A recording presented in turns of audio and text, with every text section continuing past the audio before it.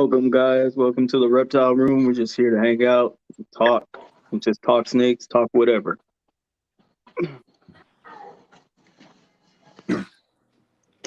So go on. What you were talking about, Tyler? Go ahead.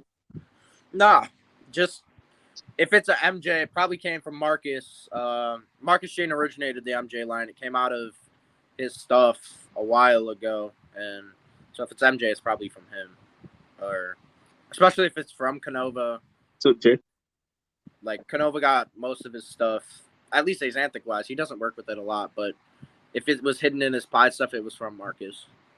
Yeah, I had picked it up, and actually Summer from Canova worked with me a lot. Yeah. And like to make the deal go through. And I had asked a little more about like the snake itself. And she told me that it came from a different line, and I kind of like asked a little more impressed, and I wish I could pull up the actual like message so I could tell you guys more about it.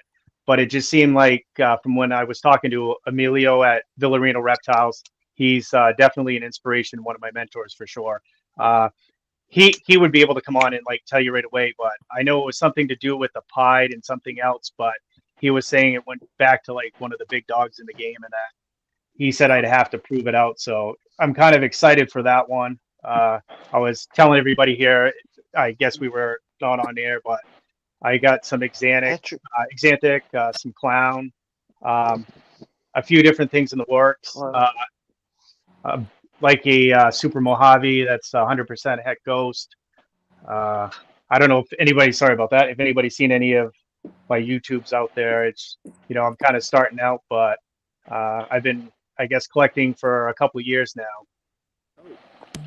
You have a YouTube though? You have a YouTube channel? Yeah, I do. It's at Mainly Morphs.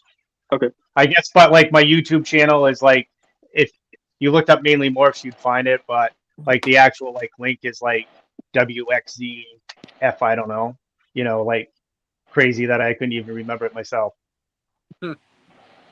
Yeah, I need to start a YouTube. I got people telling me to start a YouTube up and down.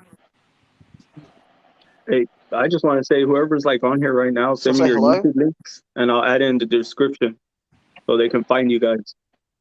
Hello, Chris. What's up, Benji? Hey, Quentin. Benji.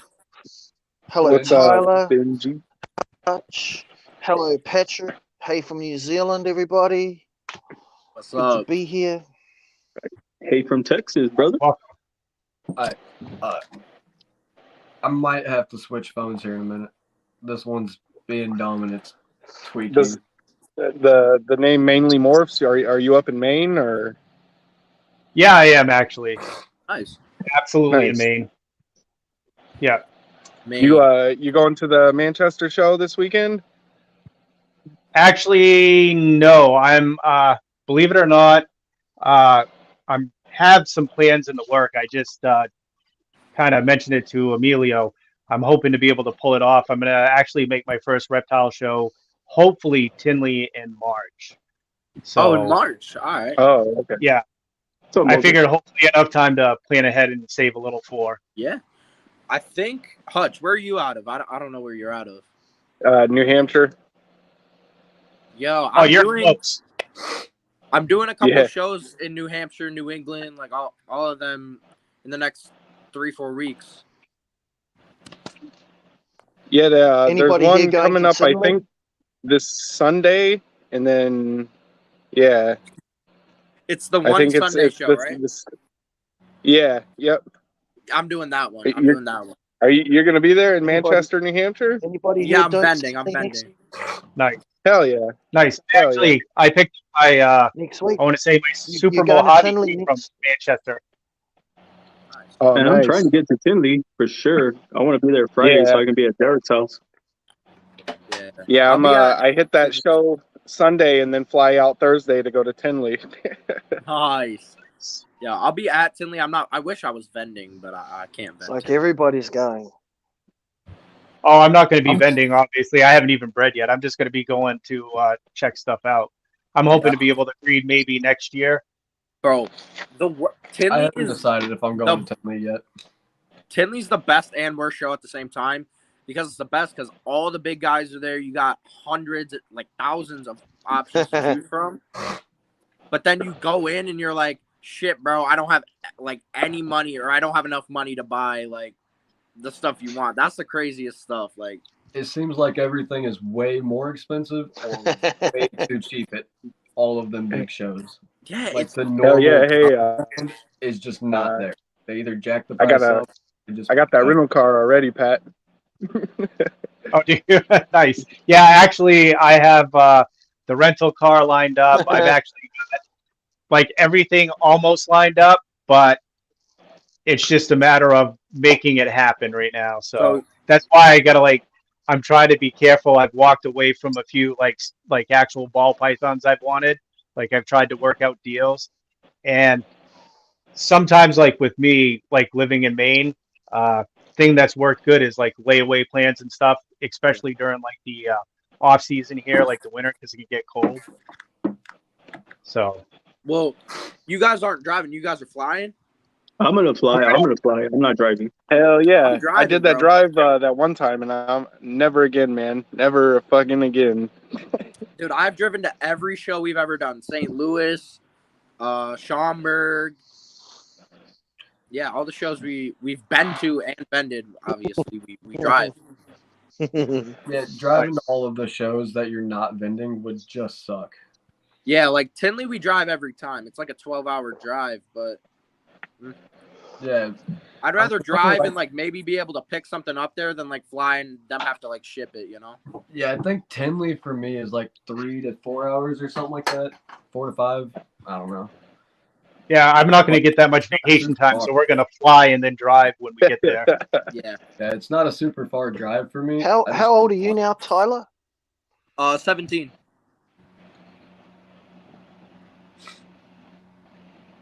Either 17. What? How old are you, Tyler? 17. Yeah, I'm 17. I don't know. I think the phone's cutting in and out.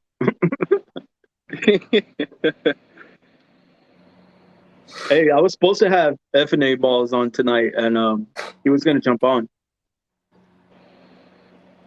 But he said he got stuck doing something. Oh, well, yeah, I thought you were under 20.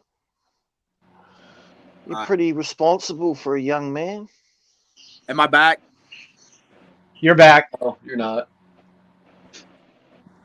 Bro, Pat was like, responsible, man. Good. What's that? No, I heard him. Dragon Soul You said he was Reptiles, his 17. name's Pat as well. Yeah, I lag. I do lag a little bit. Dude, Patrick, I met him at Schaumburg. Super nice dude. I don't know. Oh, really? AJ? Fred or AJ? Which one? Both? Usually. Talking about Pat. No, he's talking about F&A balls. They were supposed to jump on tonight, but it was just going to be AJ, and he's coming in and out, so that's why. He's like, yeah, I know Emilio at Villarino Reptiles said he might drop in, but I'm not sure if he's going to be able to. Hopefully he can. Well, I sent it out to quite a few people. Wait, who just left? Hutch and I think Hutch was losing connection, and Benji's phone probably died. Oh. Hey, Michaela. Well, yeah. Thank you, Patrick. Thanks for the love, brother. So, Pat, how is how Cup, since you're new to the community, how's everybody like been treating you, like coming in? Honestly, really well. That's good. Everybody like on any of the chats or like the live streams, they've all been like really stand up. As far as like when I go to purchase something, I usually try to find people that are willing to work with me. And I know that some people, from what I gather, they don't have as good a luck with some people versus the other, is what I'm guessing. So, yeah. And what's too bad is like they don't know the people that I've worked with or that I'm committed to like making payments. And like if I do something like that, I always tell them, I go, it may seem sporadic, but like I always pay it off, but I give myself a cushion. But like I've talked to Emilio before, sometimes people don't want payments. They want, money up front, or they, for whatever reason they have going on, and you have to respect it, that if they can't work with you, sometimes it's like, you just got to like walk away from something you want, which is hard, but I've done it many times too. Yeah, that's tough. So Emilio's mentoring you right now? Well, I say he's a mentor. He's an inspiration as far as like I've done a lot of research and I've purchased quite a few ball pythons from him. But I always reach out to him. He always like when you get something like from him, he pretty much with him you join a family. You know, it's he's there for me if like I have any questions. Like lean on like, hey, you know, and he he'll guide me. He actually told me like when I started just getting my first few snakes, he's like, "You're gonna breed." I'm like, "I don't know that." He's like, "You're gonna breed," and he's like, "He's right. I'm gonna." You know, I've got Yeah, a a dozen ball pythons, and I'm got one in the works with him now too. So That's awesome. Dude, he's a nice guy. I've never bought a snake from him, though. I just met him a couple months ago now, and he seems like a really cool dude. oh, he is. He's a hell of a nice guy, and I mean his ball pythons are beautiful. No doubt. Oh, yeah. Have you seen Tyler's ball pythons? Tyler's? Actually, I haven't looked them all up, and I'll be honest with you. But yeah, got some nice ones, Tyler's. Yeah. Nice. So what lines do you like?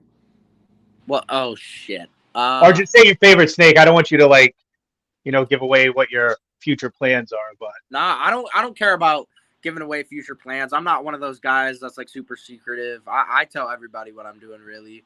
I got my biggest stuff right now is Clown Pied and Monarch. Yeah, that's my favorite stuff. My favorite gene ever is Pied. And then throwing Clown with it's just great. And I just got into the Monarch game. I might be picking up a few more animals from Claudio at KC Reptile Lab soon. We're trying to work something out. Hat Monarch, visual Monarch stuff, female wise, and I might be picking them up too soon. But I have a lot of stuff. I have a lot of animals. So how many do you have right now? I'm up and over 300 right now. Holy, yeah. Man, I got to catch up. No, I got a lot of catching up to do. Yeah, I'm 17. I started my first ball python I got when I was like 7 or 8.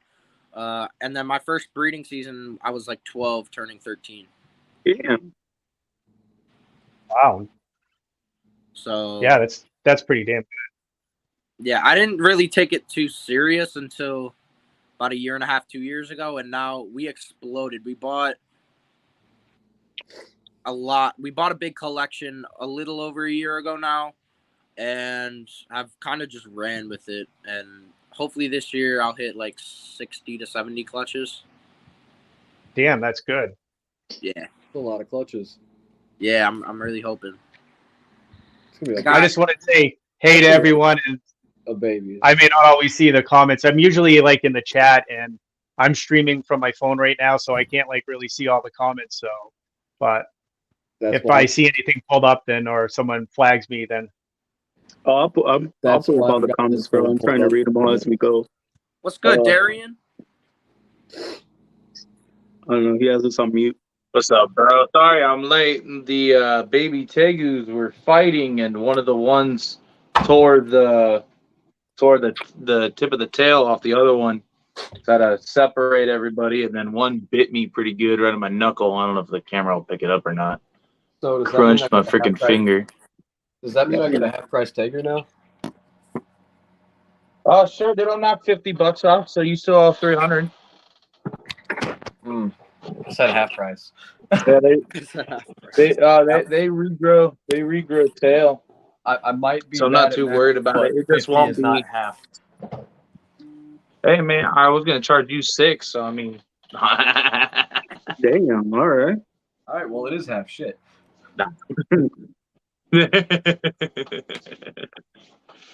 No, we are. It was one of the, not one of the lower end, but one of the kind of. He would be basically one of the lower end. He's not super high white, but he's like a moderate red. Yeah. Because they're from the high white red tegus. That's I think he left some teeth in my finger, dude. He was just gnarly mad for some reason. So like he bit the other one and did a death roll all of a sudden, and I was like, I don't know what his issue is. So I pulled him out, and the other one kind of missing tip of his tail now. Here, actually, I'll show you. Yeah, I have it separated right here. So I put some little bit of Benadryl on it. Hey Pat, do you plan on working with anything else but ball pythons or just ball python? Right now, ball pythons. Honestly, I kind of like the looks of those, like the geckos, the crested geckos. Okay. So maybe at some point I might get a couple of those, but right now I'm trying to stay focused just with the ball pythons. Yeah. Yeah, just I don't want too much I don't know, sometimes I guess my feeling is if I stay with one thing, then I can focus on that one and hold on, try to like really tune in with what I do. Let's see it better. If I can stop trying to whip me with it. Whipped it clean off right there at the tip. Damn. I got his tail too, Tiger. Why is your phone so blurry? Me? Is it really? Yeah. It might be because I'm connected to Wi-Fi. Oh. Tail's down. Did he eat it? Dude, I think he ate his own tail. I don't see it.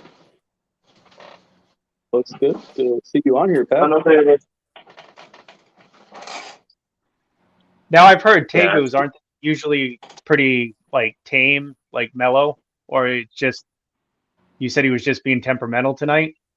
Yeah, he was just being temperamental. So these are babies. As babies, they're really flighty because they're so small, so they think everything's out to get them. And so I don't know what it was. I went to feed them, and I think it was more of a dominance thing that they were fighting. But this is the tail of the one the one I put out. Bro, that's horrible. Now they grow those back though, don't they? Yeah, so when he grows it back, it'll look just like this, but the white will be more of a black.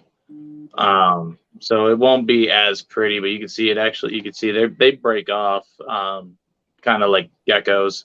Just this wasn't flopping around. Oh, hey, it actually is. It's got some nerves in it. But yeah, I just saw it. I saw it in his mouth, and he did a death roll, and I was like, oh no, gonna go the whole tail, and there was just like one piece of it technically, because they have 3 technical parts that'll break off. And so this was technically the first joint to break off. So yeah, 3 joints within the tail that break off? Yeah, basically. It depends on like the severity of where they're grabbed. That's why you should never grab tegus by the tail. Unless you grab them at like right behind the legs, where their vent is. Then you can grab right there safely. But for the most part, you never really want to hold on to a tegu's tail, or else they could possibly lose it. Wow. Yeah, I don't think I'd ever try to grab like anything by the tail. Yeah. It just falls right off. Same thing with Cresties. You try to grab it by the tail, they just let the tail go. That's the one thing too about with Cresties that I always thought was weird is they have a one-time chance to have a tail, and then after that they're a frog butt. Like they don't grow their tail back, which I always thought was weird. I don't know. I'm gonna say something real quick. I don't know if Blakers is still in here. As far as I know of, Justin got released from the hospital. He was home, but something happened again that he had to end up back in the hospital. So as of right now, he's back in the hospital again, Blakers. So that's about as much as I know. It was an ulcer or something in his stomach. They're trying to remove that, so he has to have another surgery. Wow. Can't catch a break. No, he's that's what he's Trish was having a telling me. rough go right now. It's rough. Yeah, Trish was telling me it's been rough for them, and she was supposed to go back to work, I think tomorrow, but she's not going to go until he's home. So, I mean, I wouldn't. I mean, I know how that feels because I see my mom. Like, my mom didn't go to work for like a good month, especially when my dad passed away. So I know what that's like. That's why I'm here taking care of her, because she always cries herself to sleep at night ever since my dad passed away. So I know what that's like. I'm not sure I'm not sure if she knows this or not, but she can, if she's not going to work or anything, and she still needs that income, of course. She can file for FMLA, through her work, and she'll still get a check. It won't be as much, but it still helps out, and that way she doesn't lose her job for not being there. Yeah. But that's something to look into because that's how Destiny did it when she was in the hospital with Lucian. But we're actually got we had set up something. I made a flyer for like support with everybody's logo that wanted to support. I'm gonna try to do it probably this Thursday, dude. I'm thinking about it, or this Wednesday. I'll probably do it Wednesday. Let's just try to get as much donations as we can to help Justin and Trish for like hospital bills and whatever. We got a snake up for raffle or like auction off kind of deal. Yeah. Yeah. Have So- you asked like people in the snake community? I haven't even posted a flyer either. It may be either this week or next week, dude, just to give it some time. You know what I'm saying? Yeah. I'm gonna talk to Darren after this, see what he wants to do after the show. Me? Yeah, you, bro. Because Oh. it's either gonna fall on Wednesday or Thursday. Oh, okay. What is that? Well, Wednesday, Thursdays are your thing, bro. Yeah, no, it's Monday and Wednesday, my thing. Oh, yeah, because I do Tuesday, Friday. Oh, okay. But Friday, I won't be doing anything. I have a live animal auction for like chickens and stuff. That I'll be at most of the day. Well, I know we got that show now on Saturday with Emilio, but Emilio was like, I can't do every Saturday, so it's every other Saturday. So we won't be doing it this Saturday. It'll be next Saturday. Okay. Yeah, if I do go live on Friday, it'll be earlier in the day than later. Yeah, it's just like everybody has to make a schedule. Yeah, for real. Grace. Oh, and you got Lucian's birthday on Friday. What's up? Yep, what do you- Lucian. His birthday's Friday. I'm taking him to Monster Jam on Saturday. Yo. Oh, that's badass. He's gonna love that. He's all excited. He wants to go. He's all excited, dude. He's like, I want to go see monster trucks. I want to see monster trucks. I was like, okay, that's what you want to do. I got you, little dude. I got you.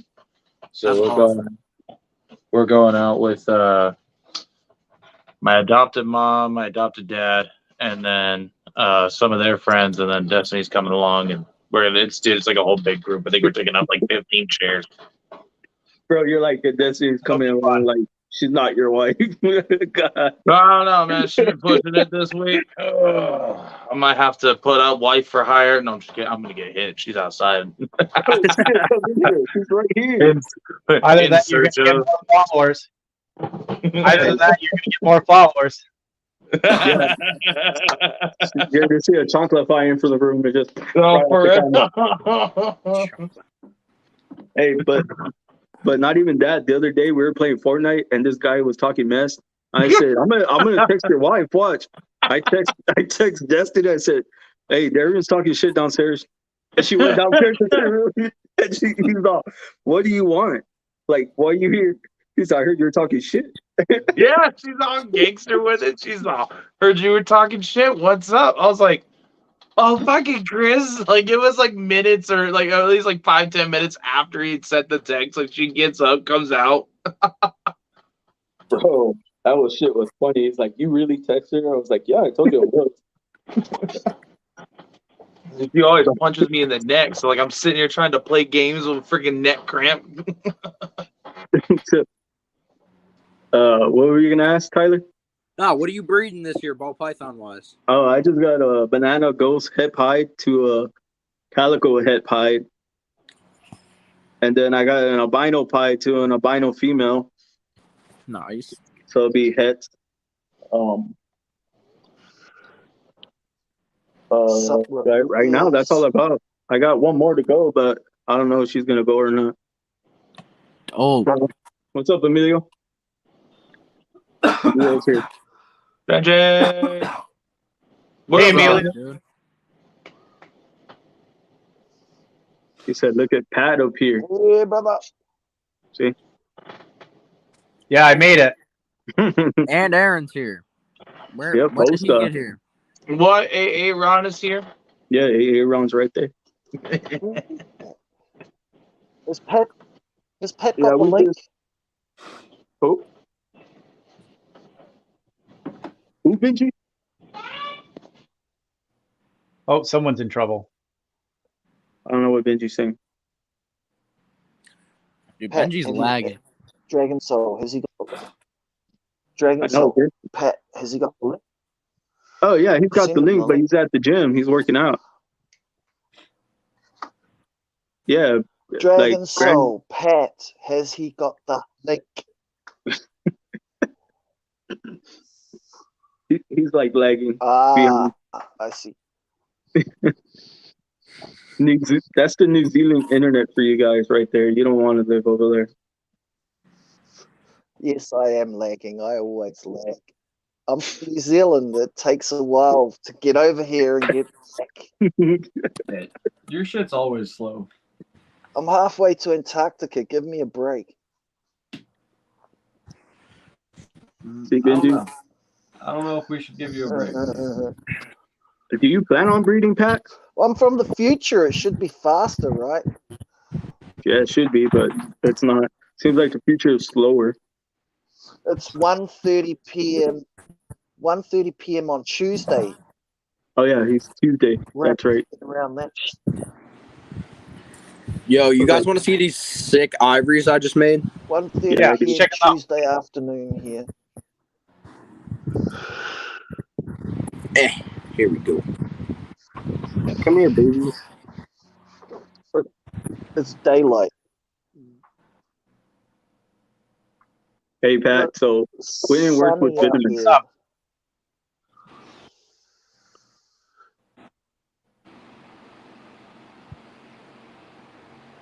Oh, I can see that, Hutch. I definitely see Pat doing that. Sorry about the smoky. The connection is trash.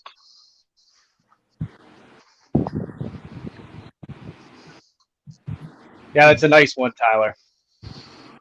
Yeah, I got 3 of them in that clutch. Oh, hold up, Tyler. Let me put you on solo. My bad. You're good. These are leopard KRG Solo. ivory hepides. Dibs. Hold on. Wow. You can't call this. He's already reserving stuff. I saw those when they were still in From the Tyler's incubator, right pool. after they came out the egg. I called dibs. No, you can't call this. What happened, Tyler? Who had I'm just first sexing. I'm dibs? seeing what I'm getting rid of and what I'm keeping. Any males or are they all girls? Hold on. This one's giving me a tough time. I got 2 female, 1 male. He's Dibs on male. examining Dibs on the male. coagulars. Dibs on a male. All right. Here he is. Yep, dibs. That's the male. Goddamn, that's gorgeous. I'm gonna sell my wife, and I'm gonna buy that. Possible phantom, 100% hepide. Super yellow belly KRG. Yep. That would go I got- great with my KRG girls. 2 normal ivories that are hepide. 1 male, 1 female. How much is a good wife? How much is a good wife worth? I don't know. I'm This hoping girl it's a got me lot. earlier. It's that What's single the gene going rate KRG. for a good wife? $2. He said $2. Because you're always slacking during takeover. Show them how to host. This guy, he's showing off snakes. What do you want me to do? Levi always talking some kind of mess. Bro. Check that. That's single gene KRG hepide. Female. Damn. Hutch says 375, Benji. He said, "What up, Levi?" Hey, Or one. Mr. Levi. J, I what could up? show off knives. I could show off guitars, but Or Oh, dude, we got a baby sidewinder. Oh yeah, I know. I heard. So it's so pretty. It's so Those it's are so beautiful. Darian, There this is the other It's a KRG male in the bitch class. for my blood. nice. That's just the normal KRG, right? That's I like Phantom the $2 Yellow Belly a lot more. KRG. Nice. Because this is single gene KRG. Don't fall. That single gene, that's with Phantom and Yellow Belly. Oh, hold on. I'll get you right now, Pat. That is really cool looking. So, See, I yeah. just love the KRG. What you got, Pat? Let's see it. Oh no! So this is what I picked up from Emilio, but she's kind of like hiding a lot right now. But I'm trying to see if I can get her there, and I'm trying to do it without her. My phone just went mental. She's due to eat, so I don't want her to like. But she's actually shedding a little bit, so I'm not as worried. But if you can see, she has a little bit of an emoji on there. If I can. Other side, yeah, But there you she's actually she's a pied 100% head exanthic. I didn't do a video on this one, but I've got a few different pied head exanthics. This one I'm definitely anxious to. It was a break. moonlight. But she's pretty calm. That's dope. What happened? Did she hit you? We missed it? No, yeah. It's a multi-G KRG, but I need it. No, you don't. I need it. No, you don't. I need it. No, you Hey, 100% Destiny, need he it. sold you for $375, Destiny? No, Work to you? I didn't do that. Huh? I didn't do that. Check this big girl out. She's getting huge. I was gonna trade you to Tyler in a year because Tyler's only 17. What's up, bro? Ow! That's gorgeous. Ow! My neck. That's champagne, right? That's Blade Clown Pied female. Oh, Blake Clown Pie. Looks kind of champagne-ish. But that's gorgeous, though. That is super gorgeous. She's in shed, too. Keep me. Damn, dude, you got some fire, Tyler. Always have some fire. Yeah. Like, What else, bro? what is going on, Get guys? ready to This girl I was just went getting to the Monarch last week. Fight? What's up? Fuck around and find out, woman. What is that, Pat? I was starting to put her up a little bit, but she's starting to get a little more comfortable. She's starting to peek her head out, but she's in shed as well, so I That's gorgeous. know she's not seeing as well. But I know she's gonna pop even more. I mean, once she sheds, like always, it's amazing how nice she looks. You know. Yep, they always, like, with that fresh skin, they always pop more. Oh, you just shed. Hey, we can't say the F words on the live. Yeah, Dave. Darian, how about this girl? I'm gonna do it anyway. Hold on. Tyler. A lot going on right now. I'm trying to see what's happening there, and at the same time, look at your snakes. I'm missing. Darian, there's a pastel KRG double head hypopide, breeder ready female. Ooh. I'm in pain, but I want it. Too bad, bro. I'm not selling her. She's going to a hypopide this year. Because Damn we it. didn't do anything. You're the one that said you were selling your wife to Tyler. Ow. Well, it's more of a trade because I want that KRG. Oh my goodness. Put her ass to work. Yo, I just saw a banana special clown in person. This girl is going straight to my my special NC yellow belly clown. She's cinnamon and she's banana hat clown. Going to a special NC yellow belly clown. You Damn, that's crazy. You like jabbed a knife. I mean, do you blame her? Puma head G straight like her. Hey, in a half hour, they're about to, I guess, talk about what's going on the Iron Dog show in a half hour. Dope. About what's going on, I guess, with Justin and everything else. I don't know if y'all want to go see that, but that's in a half hour from now. Darian, if He's you dying. want a female that has size that's KRG, the only one I have is this. Chris, you're failing. I know, my bad. Ooh. Nice. KRG Phantom Fire Yellow Belly 100% het pied, like 650, 700 gram female. I want it. But I got her You sisters. accept kidneys. I got Damn, her that's pretty. sisters right here. That's her sister, so that's with leopard. That's KRG Phantom Fire Leopard Yellow Belly het pied.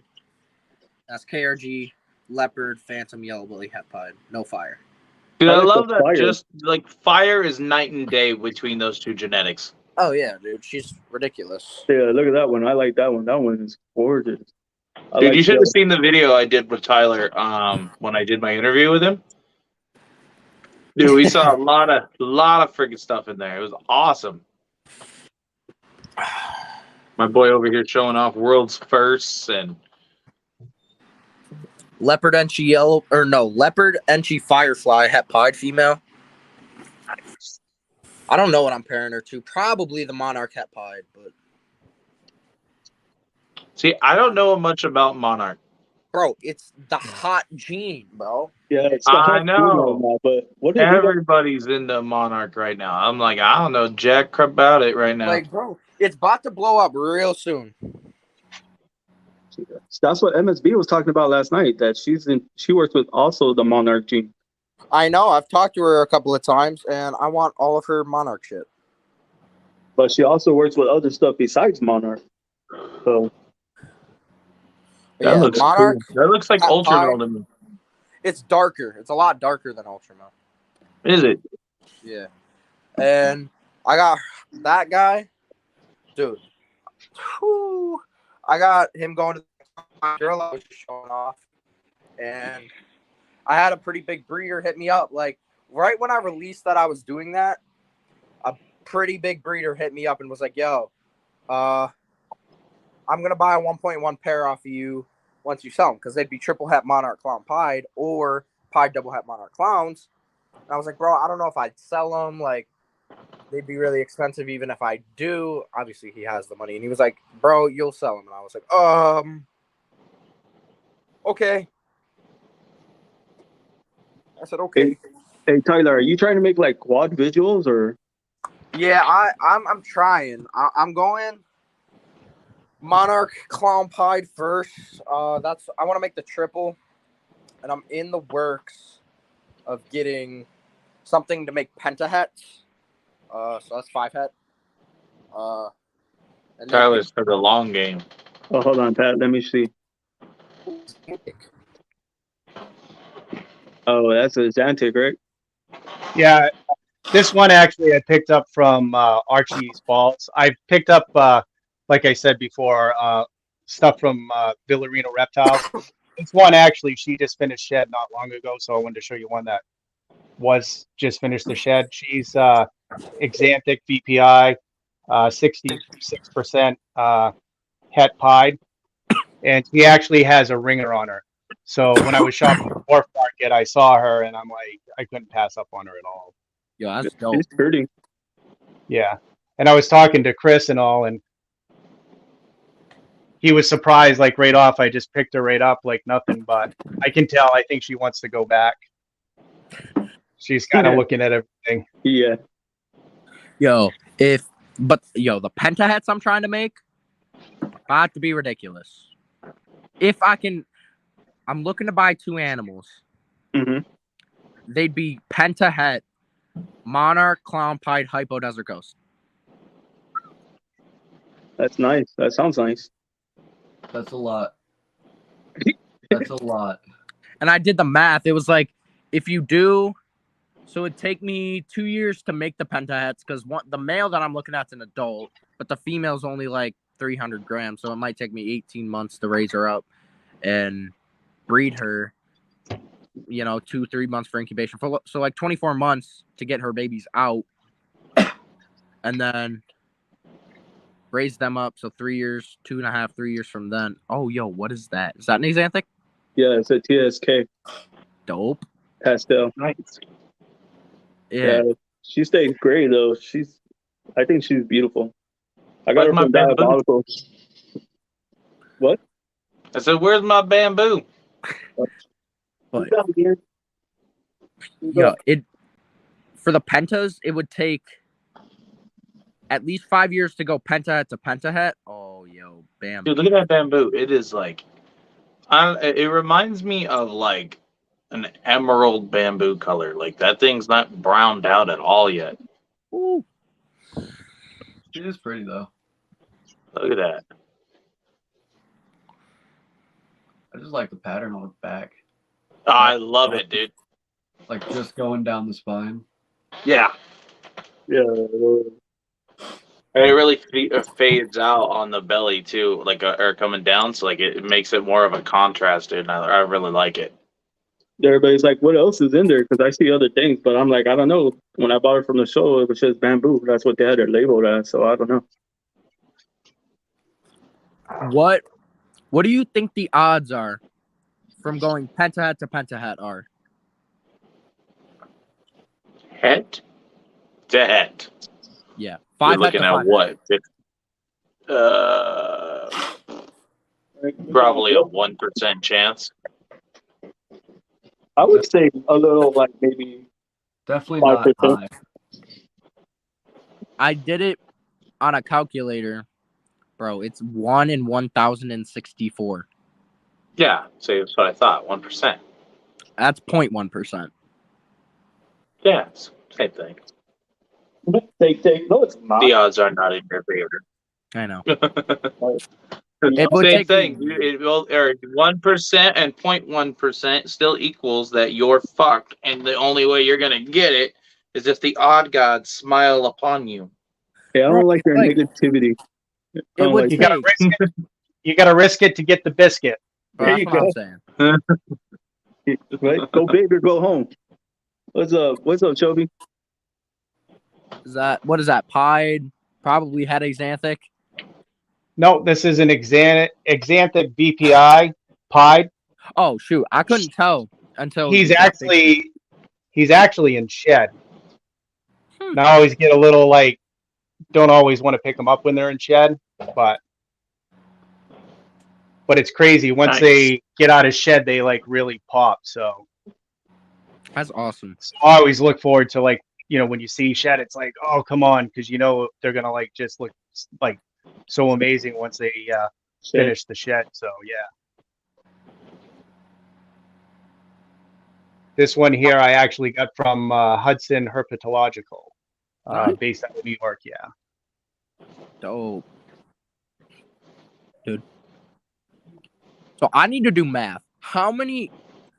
Wait, what is 1,064 divided by 8? 8 times 8 is 64. So, True. What but about then 164? 1,001 I want biscuits. goes in 8 times. Then you'd have what, 200 left over? Oh. But I'm here like trying to hold this guy. I'm so Thinking bad about at what mental he's math. gonna do. Oh, biscuits. Levi wants biscuits. He's saying what biscuits now? Fucking Levi. Oh my god. Levi should be at work. Why is he not working? Hold on, let me get a calculator out because I'm not good at what math off the top of my head. Please do it, because The I'll need to know. The real question is, if Levi's not at work, why is he not on here? Because he's being a baby. What is it, Tyler? What was it again? 1,064 divided by 8.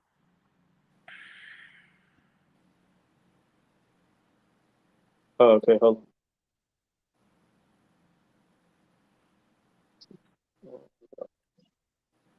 It's not that it's 0 there it is.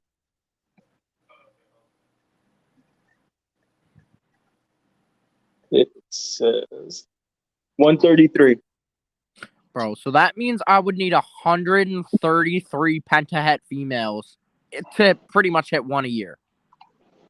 Yeah, Pat, in a half hour they said he'd be going live to talk about what's going on, I think, with Justin. I don't know. I saw the pop-up. Hold on, it's still right here.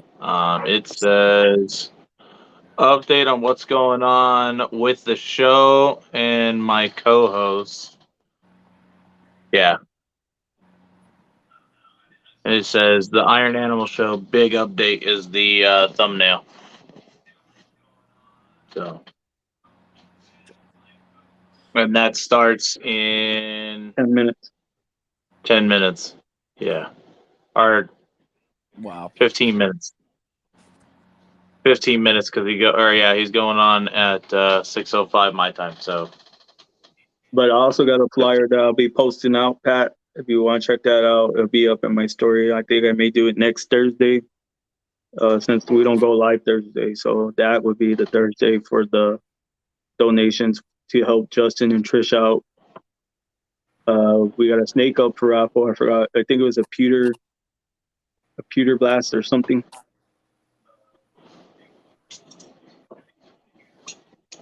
that's nice of you, bro. We lost. Yeah, We lost. Tyler always losing connection with this phone. He either lost connection or it's past his bedtime. No, I'm just kidding. What is it? Is Easter. Hey Quinn, do you plan on breeding your venomous snakes? Yeah, He's doing it right now. Yeah, I've got my Samar Cobras paired. Well, she's actually gravid, I think. I've had 7 confirmed locks. Most of those were accidental. Nice. Yeah, most were accidents. And then I've got my female monocled Cobra. She's been paired up. She's on break time right now. She'll go back with a male again in 2 or 3 days. Damn. The other monocled, I don't know. Every time I paired her with the Lucy, they don't really play nice. She just kind of bites him in the back of Any the head. gaboons? She playing kinky, bro. No gaboons. What happened to yours? You still have it, or it died too? No, he sold it. I sold it. What? I don't plan on breeding gaboons. So there's no, I mean, as much as I like them, there's no point in having a 4.5 foot gab with no plans for it. Did you see that Eric got a rhino? Yeah. Yes, a rhino viper. He told me while I was live. I was so jealous. Yeah. Dude, I've seen it. So it's super cute. It is a pretty one. Bro, I want to It's see not it. it's not the locality that I want, but it's funny because him and I were looking, or he was looking for the same locality that I really like, but he found that one. And he ended up getting that one because it was pretty. What did you do to your snake hook? It is custom. Like, my buddy makes these.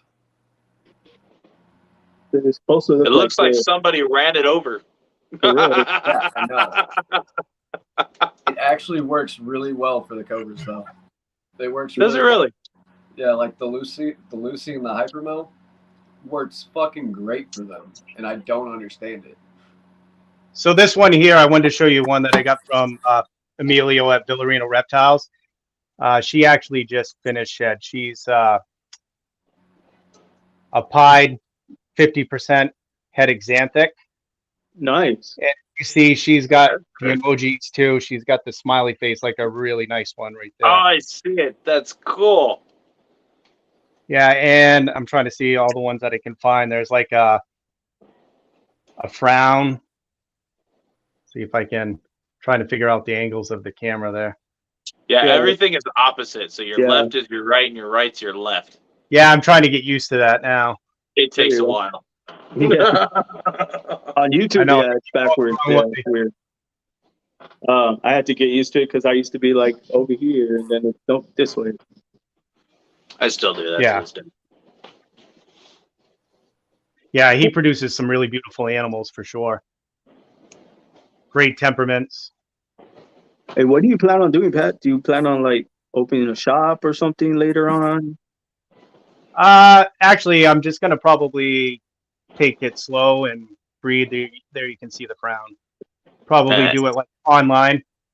I actually have found out, like on Morph Market, you didn't even need to breed yet to set up a shop.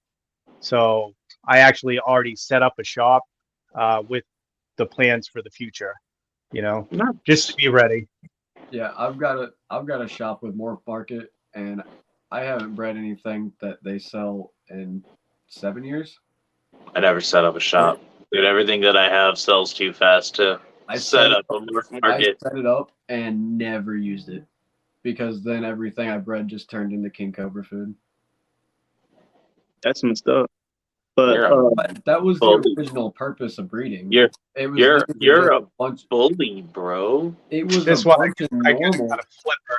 It You was can a almost see bunch of like normals that I bought for like $20. oh yeah, those like little she has pumpkins. like a jack-o'-lantern on her too. She's got like a smiley face, a frown, and she's got like a jack-o'-lantern practically right That's there. cool. That is Right. really cool. Turn that frown upside down. Yeah. And again, Emilio at Villarino Reptiles produced this beauty here. And I know the other one that I showed that's 100% het pied, she pops like even more than this. It's just sometimes when you know how the shed is, it's like, they're in shed. But you also know what's coming next. Like every shed is just a little bit different or a little bit better. And you're like, okay. And then the minute they shed and they pop, you're like, wow. No.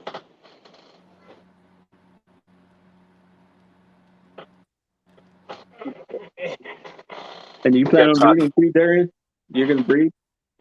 I'm gonna breed. What are you talking about? I'm breeding now. Yeah, but you're not breeding ball pythons or anything like that, right? No, I am.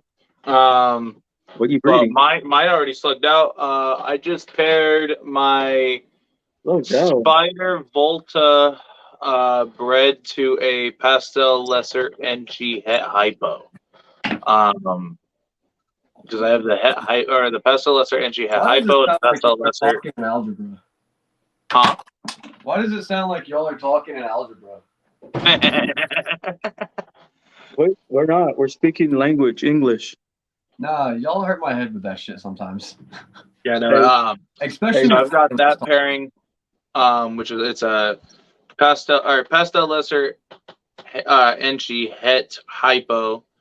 And what I wanted to do with that was depending on what comes out of it, I want to plug that into KRG later in the future and maybe get some bigger KRG females in the long run. Because Volta doesn't really change the pattern or anything. The only thing that Volta really does is just make them a little bit bigger. Their clutches get bigger. And that's even a hit or miss. Sometimes they just have bigger eggs, but the same amount as a normal royal would have. So I'm just kind of playing with it and see what happens, you know. But we'll see what happens with that. Right now, all my major projects already either laid for me already or slugged out on me. So two I was super excited about was the pastel lesser Enchi het pied that I bred to my KRG het pieds, but they both slugged out. And then I bred that male to another female and she slugged out. So I think my male's shooting blanks. So Sea of Serpents said, like Stan said, what's your favorite codom? And I'm probably going to get it wrong because like as far as what's dominant codom, like I know, but I know I love the Xanthic. I love leopard, although I don't have any. But like clowns, I like clowns. Yes, you're on the right path. Clowns is where it's at. I'm trying to do my first clown pipe, but we'll see what happens. And I got the leopard too. I got a leopard, pewter leopard. I'd have to say red Xanthic. Or the HRA, which is basically that red Xanthic. Pewter Nice. leopard. She's shedding. Nice. My big boy. That's the one that's like a silvery gray when it sheds out, isn't it? Yeah, when it sheds out, and then when when it's done shedding, it's pretty gray. Dude. He's beautiful. I'm going to try to put her back again. I tried once, and she liked being where she is. So So I got a random question. It says, what is UVB and why do reptiles need it? What is Ultraviolet. UVB? ultraviolet light. Yeah. See, I never understood the difference between the UVB and the UVA. Probably just different spectrums of the actual UV light. As far as the spectrum from the sun, you figure you get like so many different spectrums of light, whereas artificial light, you don't get all the full spectrum. So it has Makes to be sense. something to deal with it, with a certain type of light that the reptile needs itself.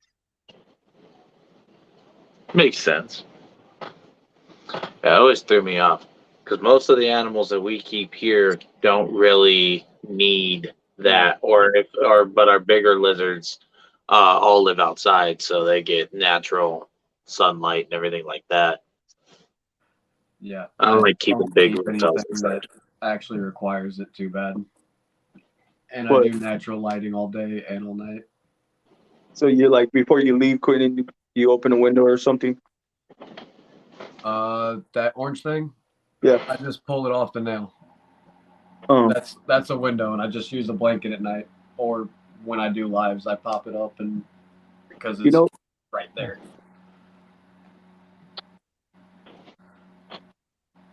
they picked up a little while back a leopard vanilla het rainbow building her up. Nice. That should be a good one. Oh, Dude. What's up, Pat?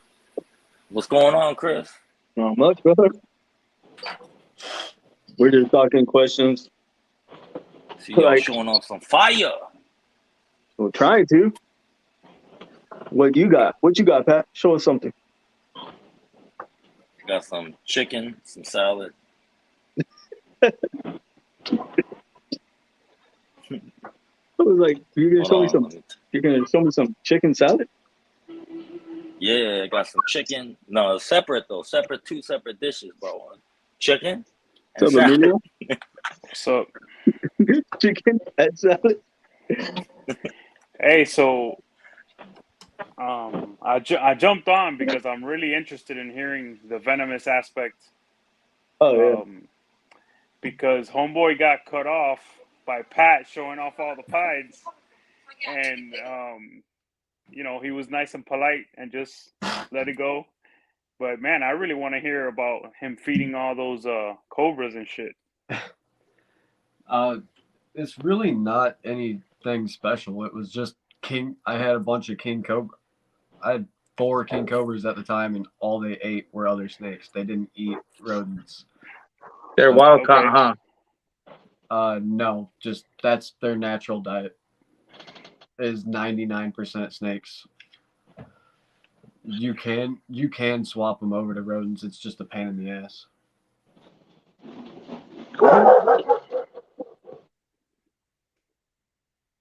So, question: how do you get the food, or where do you go? I had a question for Quentin, but I guess he jumped off. But I'm just coming up with questions as I go along. Like, I was gonna say, can you feed your king snakes live prey or not? Yeah, what happened? Mm-hmm. Other than that, I think Rainbow is going to be much bigger in a few years. I've never even heard of Rainbow. Is that a new gene? It's Fairly fairly new, new. I guess. And ball Yeah. pythons? I was like, I've never even heard of Rainbow. Now they got cotton Kinda like- candy. It's kind of like banana.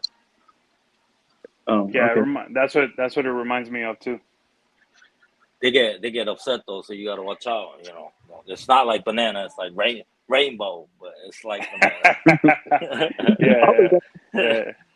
You don't want to shit on nobody's project, It's a sensitive subject. You don't want to compare nothing to banana, man. It's a banana. I'm like, it's just like the cotton candy gene. I never even heard of that either. Like, what the hell is cotton candy? There's a lot of genes, bro. Hey, Chris, check out the shirt, Chris.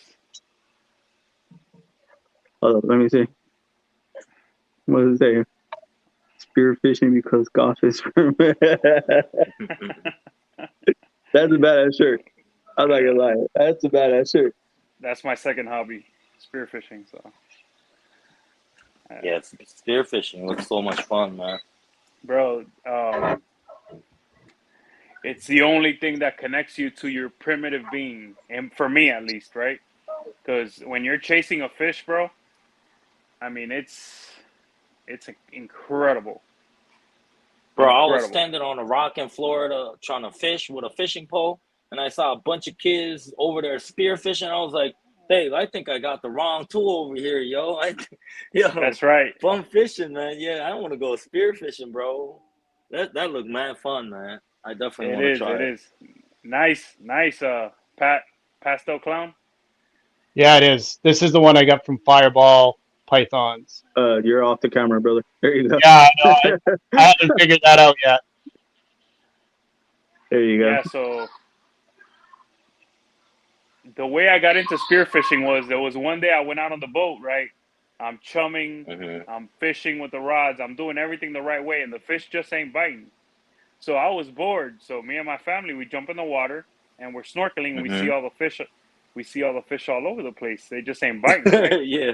It Yeah. must have been a full moon the night before, and they must have fed all night. And I was like, okay, this ain't happening again. I got the gun and never looked back. Yeah. Now when I go rod Yeah. fishing, it's only for mahi.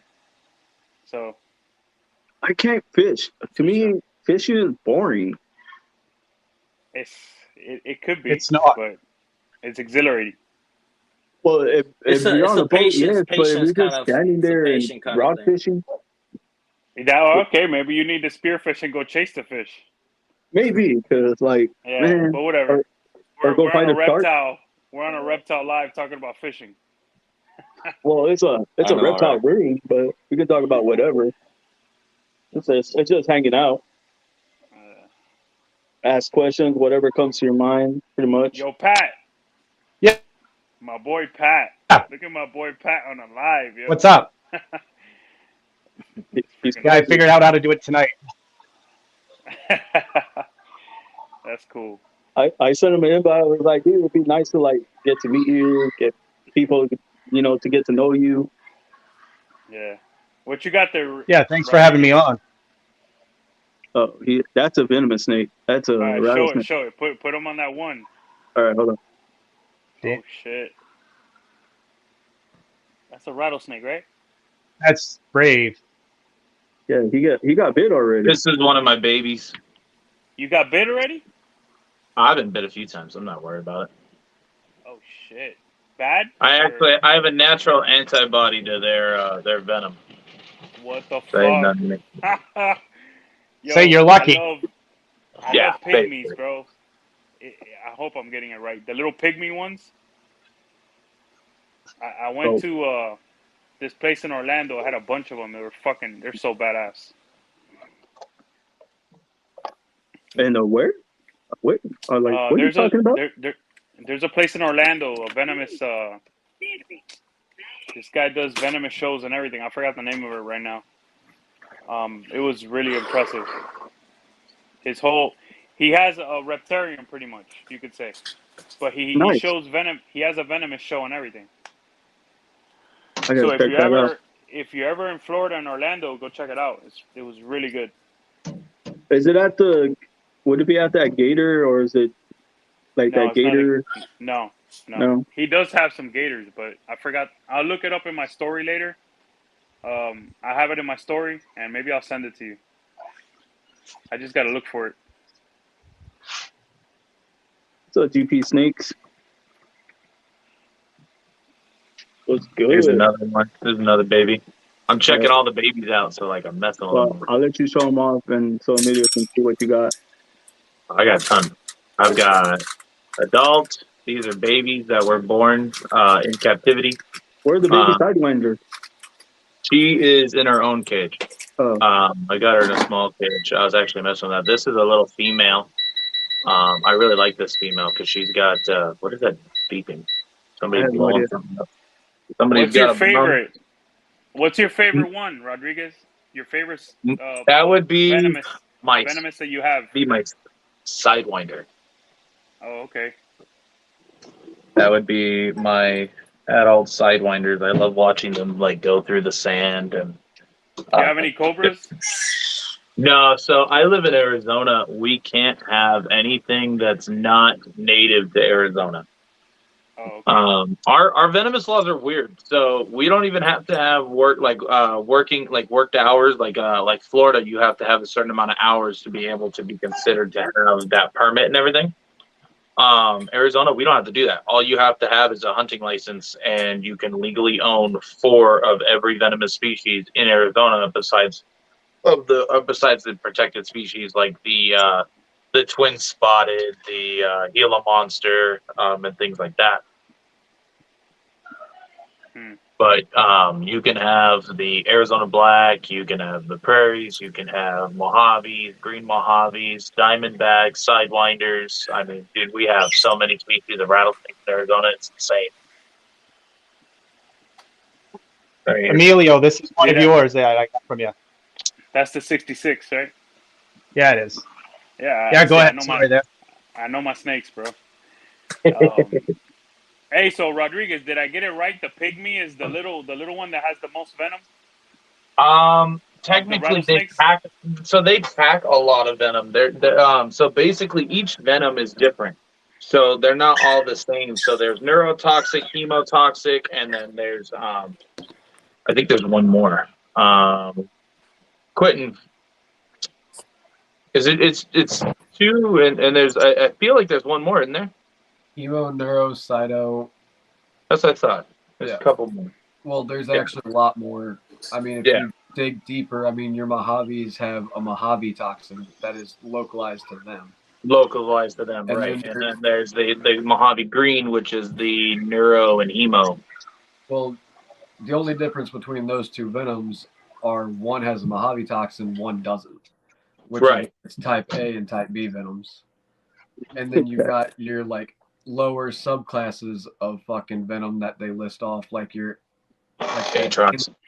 like hemotoxins. I don't even know what the fuck those do, in all honesty. But I know they're there. All right, so I gotta ask this. There's a bunch of different types, and they're just confusing. Now I gotta ask: have you been bitten as well? Yes, I have. Holy shit! So him and I are actually in the same boat. Yep. We both have been bit a few times by the same species, to the point to where our body now naturally has antibodies to fight off that venom. All right, but let me tell you something. The guy that I saw at that Orlando I'm gonna call it Reptarium because I don't remember the name. Dude, that dude was missing part of his finger. I've got a small chunk taken out of my thumb. Like, I don't even know if the camera will be able to see it or not. Damn, yeah, you can see it. Yeah, you can see that. Hold on, let me Damn. He's like, I don't know if you can see it. No, damn, you can see it. Like, he wasn't subtle about it on any of it. Okay, no, the bright red, like the red spot, I slipped my thumb open earlier. Oh shit! No, like, like yo, there's Levi, what's up? There's a whole divot. What up, bro? Hey, man. Levi's here. I'm out. Hey man, I want to keep all my digits, bro. For real, right? Yeah, just don't get bit. Just don't get bit. It's a real easy thing about venomous handling. Just don't get bit. And yeah. That's easier said than done. Just don't get bit. No big deal. Sometimes. Yeah, just don't get bit. A lot of times it's just like reflexes. Like, you don't even have to think about it 90% of the time. They're so fast, bro. They're so fast. Bro, I got the reflexes of a 2x4. Miss me with that shit. No, so these are all the baby. Cool. Hey, Rodriguez, that shit is so fucking cool, though, bro. I love that shit, dude. Yeah. So Rodriguez, how did you? Their bodies, you can kind of reflex it. So Rodriguez, how'd you build up your immunity there? So I've been bit. I've been bit a few times as a kid. So living in Arizona, rattlesnakes are everywhere. And so I have, Darian. Yeah, I guarantee it. My stupid ass has been bit so many times. And you know what's messed up is the messed up thing is I didn't get bit by handling these animals except the one time. I was gonna say I watched you. Yeah. No, it was dark. If you could see, then you sucked. I couldn't see shit. But no, so what happened was I was out hiking most of the times, and I either stepped in a bush or fell into a bush that just happened to have a western diamondback in it, and either got Huh? How do you be bit that many times accidentally? Like when you weren't fucking Stepped with it? on one as a kid, as I think I was 8 when I stepped on it, and then the other one I was like 10 or 12 when I sat on the other one. Yeah, I totally felt bad for that snake, dude. I deserved to get bit both times. Like, you know, I stepped on him and I sat on him, so like I was fighting. See, and that's the weird thing, because I'll walk up to them outside like wild rattlesnakes and just grab them by the back of the head. Like, I won't use hooks to relocate. I'll just fucking reach down and snatch them. Well, like, and that's And the then thing you out here, get dude. bit Is 3 most times of the on ones accident. out, most rattlesnakes out here, dude, won't even rattle at you. Like, I have plenty of videos of when we go herping and stuff, and I'm literally a foot away from them. I've got the camera up in their face, and they're not effed up trying to bite me. They're not rattling, nothing. But when they're, I can literally, I've walked up to prove a point to somebody. I literally walked up, put my hand up under one that was coiled up, and it was looking at me in the face, and it's flicking its tongue, and I'm just chilling with it right on my hand. And then once I put it down, that's when it tried to strike me. Hey, so Rodriguez, how long? What's your first Nobody name, by the watching way? this? Is that a tiger? What's your first name, bro? My first name's Darian. Darian. All right, Darian. How long do you keep those babies together like that? So technically, I will be how do you having to feed 'em? separate. So I just drop mice in there, and then they start tagging them and eating them. You don't get one that just tries to eat them all? Nope. Nah. Well, actually, no. There is one that I want to keep from this litter. That actually is a freaking hungry hippo, and that one I'll probably end up doing. Also, it's pretty cool because it's got a unique tail. So instead of having black and white bands and like continuous, it's black, white, black, white, black, white. Some of the white bands had actually ate the black band. So it's like a little bit of black and white, and then really white for about that much, and a little bit of black and white, and then really white again, then like a little bit of black and white. But on the top of its tail, it's got like as if somebody drew with a Sharpie from the top all the way to the buttons. It looks like somebody drew a line on it. It's weird. Bro, bust it out. That one's so cool. It breaks the rule of the Western Diamondback. Yeah, it really does, dude. It's a weird, like, unique pattern. Let me see if I can find it in the death pile. No, I came on to talk. I came on to just talk to you guys about the venomous real quick. I'm gonna get off soon and let you guys talk. I've been to Tom. I went to Tom Crutchfield's place like 10 years ago, and he gave me the whole tour. His freaking like cobras were insane. His albino rattlesnakes were insane. I mean, Tom's my buddy. He's got a bunch of cool shit. Yeah, it's Tom's cool. It was me up with cool. a freaking big monitor. I was like, he has Cobra cool right now. shit. Super cool. What, Chris? So I was like, Quentin has Cobras right now. Show him one. Yeah, Show there's me 13 one. in this room. no, I know he's got them. Yeah, I was gonna say there's 13 of them in here. And he show just me a reaches king in cobra there. if you can. You can leave it in the cage. I don't want you to get bit or some shit. Oh no, dude, he pulls them out. They're like puppy dog tame. Yeah, they're like puppy dog tame. That's the crazy part. You You ain't say seen nothing that like when I that, grab bro. when I'm opening the cage to the one that's like not puppy dog. That's Oh, my it's favorite, a bro. female, huh? King cobras are my favorite. But This They're so. this one's in shed. Is this See? it? What Just the pull- fuck? just pulls it out like nothing. What the fuck? Holy Oh, that's my favorite shit. one, isn't it? Yo, you This need is the banging or some Hypermel. shit? That's the boy, right? Stonewash. He said that's a toy. No. No, I said that's the boy. Oh. No, this is the female. Now, are you Where's immune where's too? my boy at? What? Are you my immune boy at? too? No. Damn. What is that? I get poked by their fangs all the time, and I feel it every time.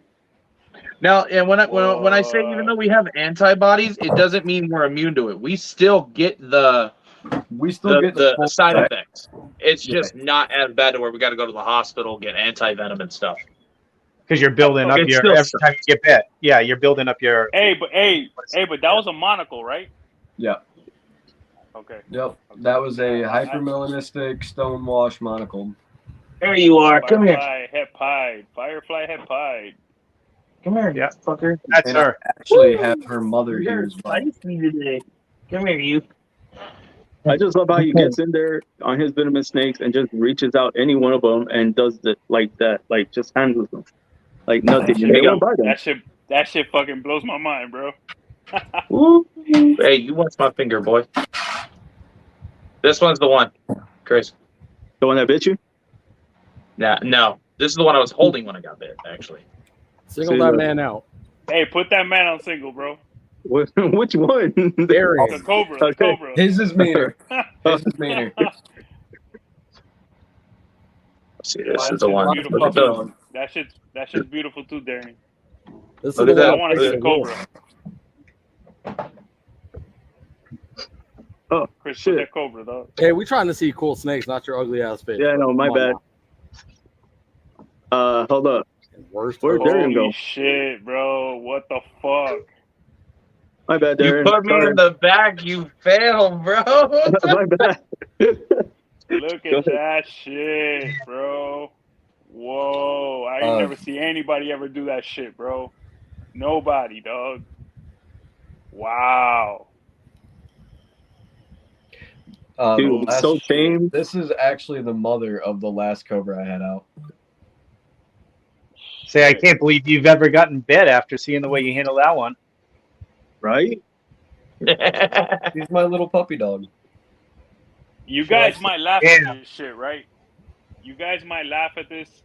Much like all of you, I caught lizards and I found ringneck snakes in the backyard when I was a little kid. But yo, I used to watch G.I. Joe, man, as a little kid, the cartoons, and I think the whole Cobra, fucking the bad guys, they got me on snakes too, man. Cobra, you know that shit. I mean, it might sound funny. But Nah, it's I true don't though. know. I think that was part of my shit. My getting wired early. You know what? I take my statement from what was it, last night bag. Or I don't know. I think it'd be tied between the king cobra and the albino Burmese python for being the most iconic snake in the world. King Cobra. I think You the know King what? Cobra, bro. Unpopular opinion, dude. I'll take a hypo Burmese over an albino. Oh, I would too. But as far as like take any icons hybrid. go, I take My any favorite was yeah. the granite. The granite berm to me was incredible. Nah, Hold on, I got you. I think a lot of people are going to see the way Quentin handles that Cobra and are going to want one now. no, that took forever to tame. I've got 6 monocles, and I can do that with all 6 of them. And the amount of time I've sunk into them, like just handling them with hooks and freehanding. And they're consistent. It is obnoxious the amount of hours I've got into them. They're consistent.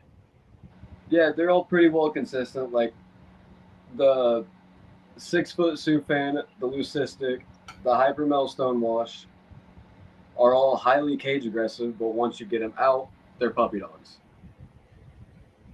And what would you attribute that to? Just now, like I could say I've seen that in other species. That's probably that they just rather you not touch them at all. Well, the cage aggression that's their home and they know it. It's like somebody coming and ripping you out of your house. You wouldn't go quietly. hey Darian, you don't need that snake, bro. Let me hold that for you.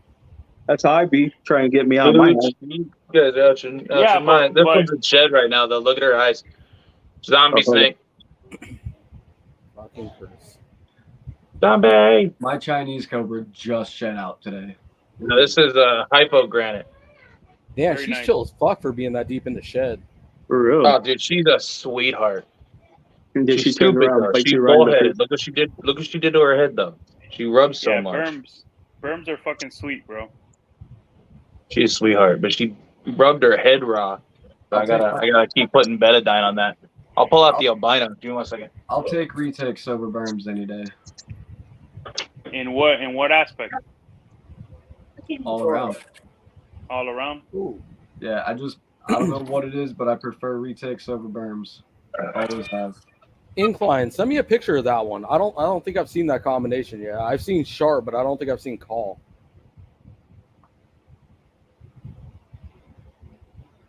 Oh yeah, I forgot. He lives in Florida, right? They can't have retics there right now. They can't have a lot of things. They can't have berms either, right? I think No, the ones that most had python. them, the ones that had them got grandfathered in, but anybody from that date forward had to get a permit. No, Permits no impossible. new permits.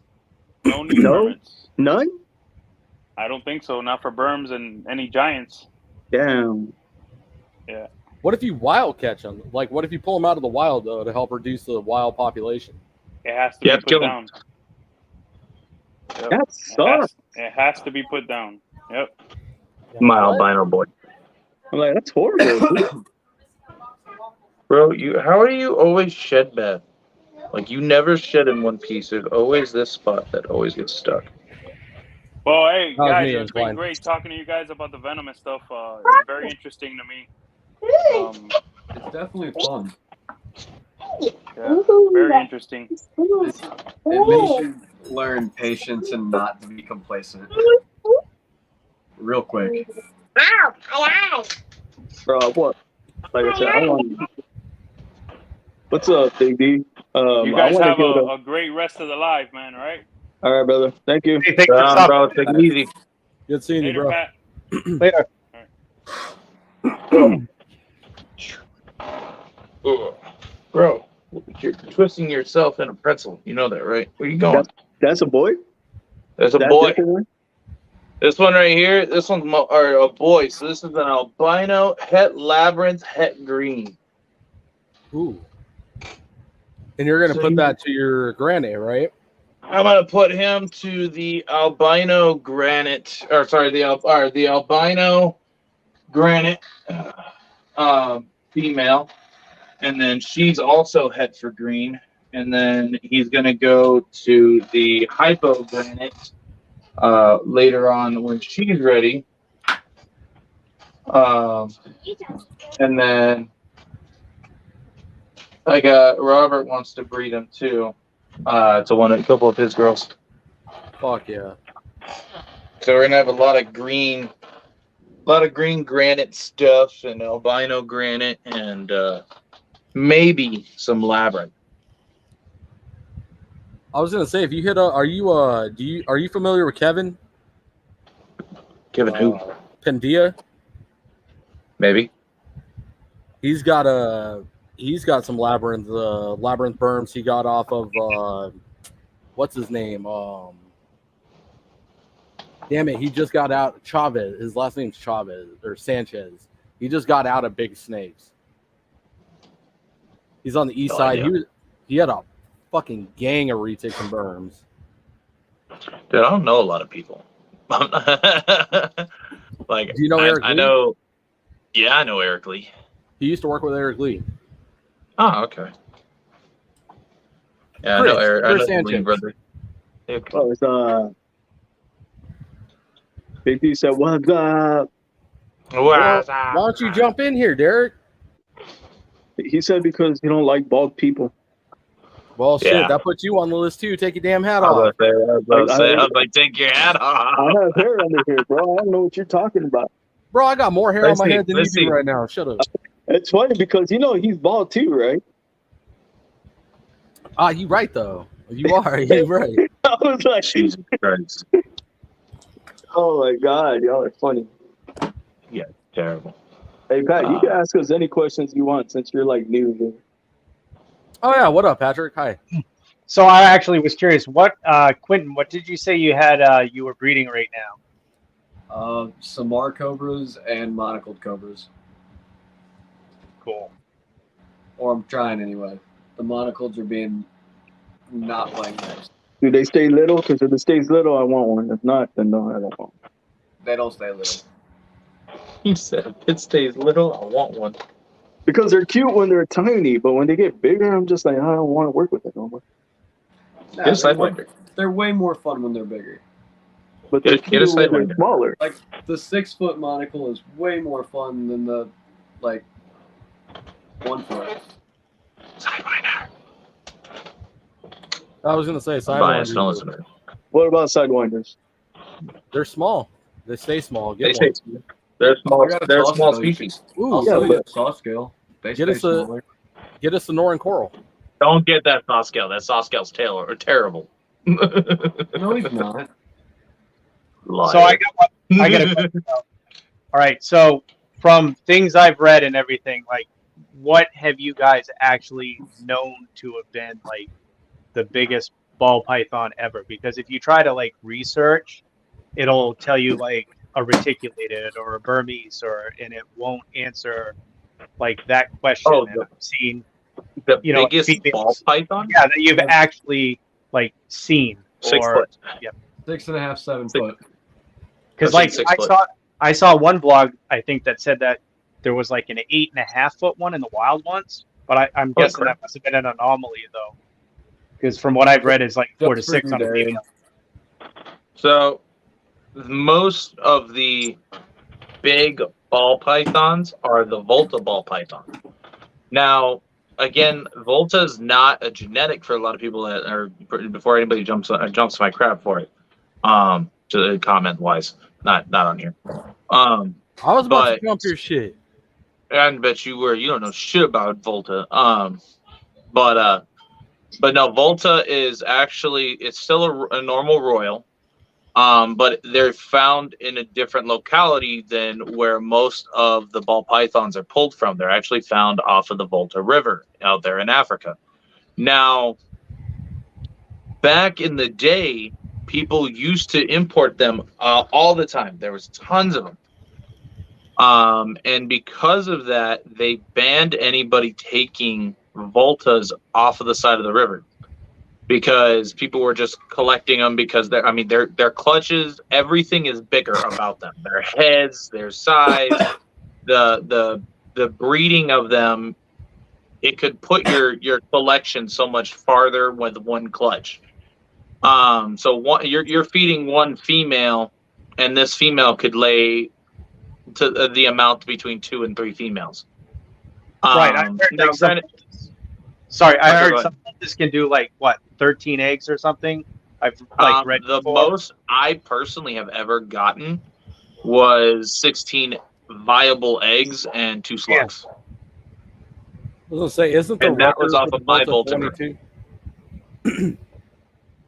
Isn't the record 22, Darian? I could be wrong on that number, but I think like viable. That sounds about right. I heard something pretty outrageous like that before. Somebody told me that it was up there.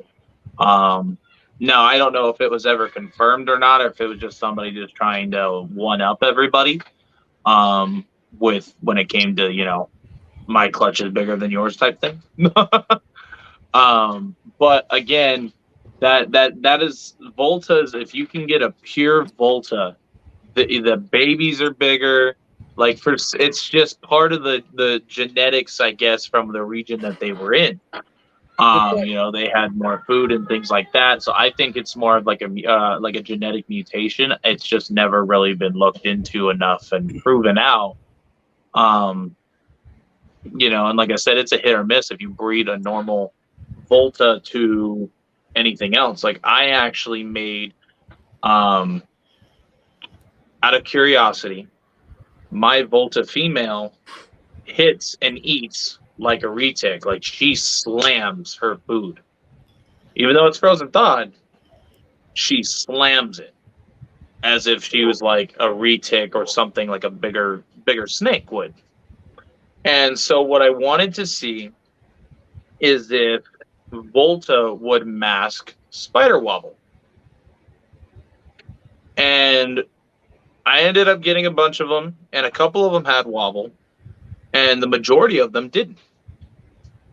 Because again, Volta is just normal, so it's basically a normal to a spider. It was nothing super special. It was more of something that I just wanted to see. And I ended up selling all the babies. I didn't keep any of them.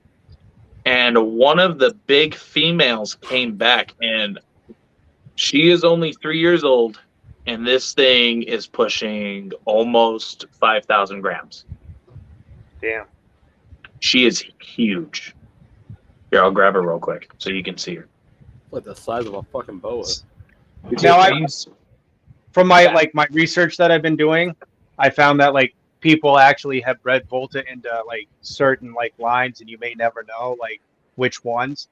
But it just makes me wonder, like Volta, because like they might have bred it in, and it may not be listed as far as like having Volta in it, like through like multiple generations. But it just makes me wonder with all the morphs out there, if all of a sudden, like you figure, the mathematical, probabilities and the genetics, you look at like, Mendel and like, the Punnett square, all that stuff. If like several generations down the road, all of a sudden you get a snake where, boom, it's showing like, primarily like Volta size. And yeah, and that's definitely a possibility. I wonder if it's going to end up being like the super dwarfs. So this is just the opposite. 3 years old. Ow. Being a dick. Just nip my finger. Come on, you. Did you try to solo somebody out and you just kick him? No, I did it. He fell out. Oh. But see, the thing that gets me, like when I ask about like the size and stuff, is as far as like what I heard about like if there was an actual ball python, if it was verified over like the 6 feet or 8.5 feet, like I've like researched, if possible. But if you figure out like the possibility of anomalies, like at some point, if you look like what the tallest human being was in the world, that whatever reason, that all of a sudden at some point is someone going to get some kind of an anomaly, with the ball python size wise, or something else that is unexpected. That like a catalyst for breeding, something else that hasn't been seen before. Right.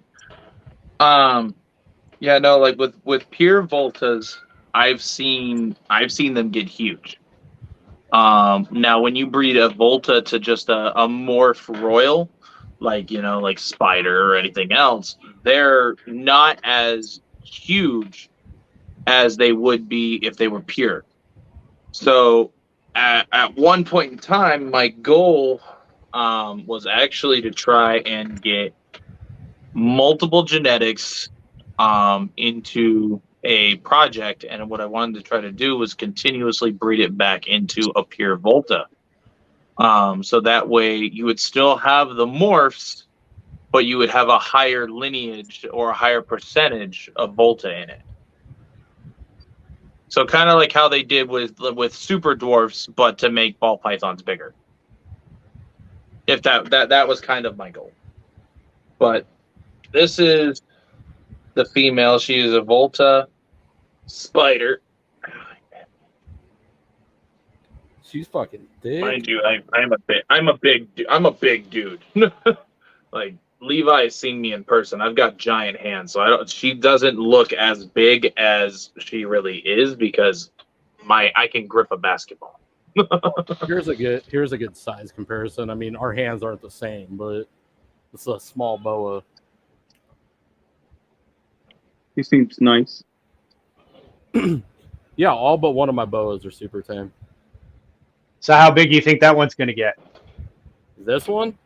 If she gets anything like her mom, she'll be 9-10 feet. Damn. This is her starting to ball up and constrict my hand a little bit. Okay, so let me out. Ball python's got to be like 5 of her. Am I feeling? And my fingers. So look at that head though. Darren, what else you got going in your favor? Incline just kind of triggered my thought process here. The spider gene ball pythons tend to run on the bigger side too, so you combine 2 of the larger quote unquote anomalies that there are out there.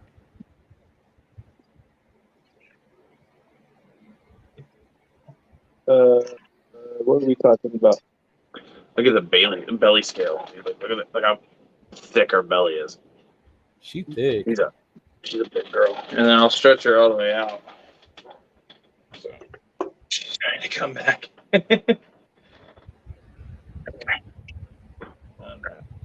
But she doesn't have much of the spider problems. Like, and I wonder if, and I'd have to do the same pairing again, but to breed the Volta back to another spider, if she's all the way down towards my belly button. There you go. She's got a good grip for just a fucking ball python, dude. It's just like, it's really stupid strong. And that's a Volta? That's a Volta? Volta, yeah, it's a Volta spider. Oh, okay. I wonder if she's huge. Yeah, she's a Volta spider, so that's why she's that big. But she's only 3 years old. That's pretty. This is the one I got from Key's 1,000 subscriber giveaway. Okay. What is that, a pinstripe? Yeah. Yeah, pinstripe. It's het albino, het pied. Oh, that's beautiful. By the way. I know, I keep going. There you go. Nice.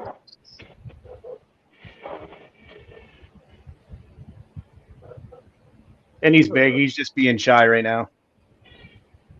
But he is. He's a beautiful, beautiful ball python for sure. He's just kind of finishing up shed too.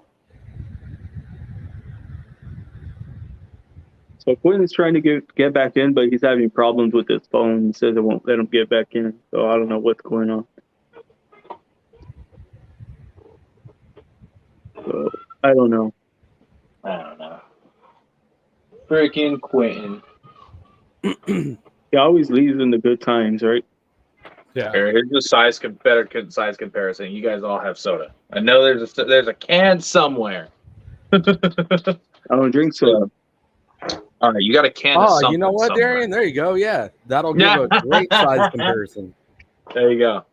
All that shows it to me is that she's huge. Oh yeah, That's the whole point in this. And by the way, Incline, here you go. If you're into hypo. Well, Incline asked too. My killer spinner eats twice. What should, if I let her, she never misses a meal? I don't know. I feed my ball pythons until they stop eating. Yeah, I mean, give it if you're feeding it 2 prey items, you can always go up in size. I mean, there's a couple things you could do. But you know, most snakes tend to, I don't want to say gorge themselves, but it is their mentality to eat meat. So, you know, they're opportunistic. So, you know, if you allow them to continuously eat, I mean, it might even take 2-3 rodents. It's probably not healthy for it. You know, but like I said, you know, if you believe that it's full and it eats 2 rodents, then I'd consider either doing a larger size rodent or just do the 2 rodents. I mean, this one eats this one will eat a medium and a small.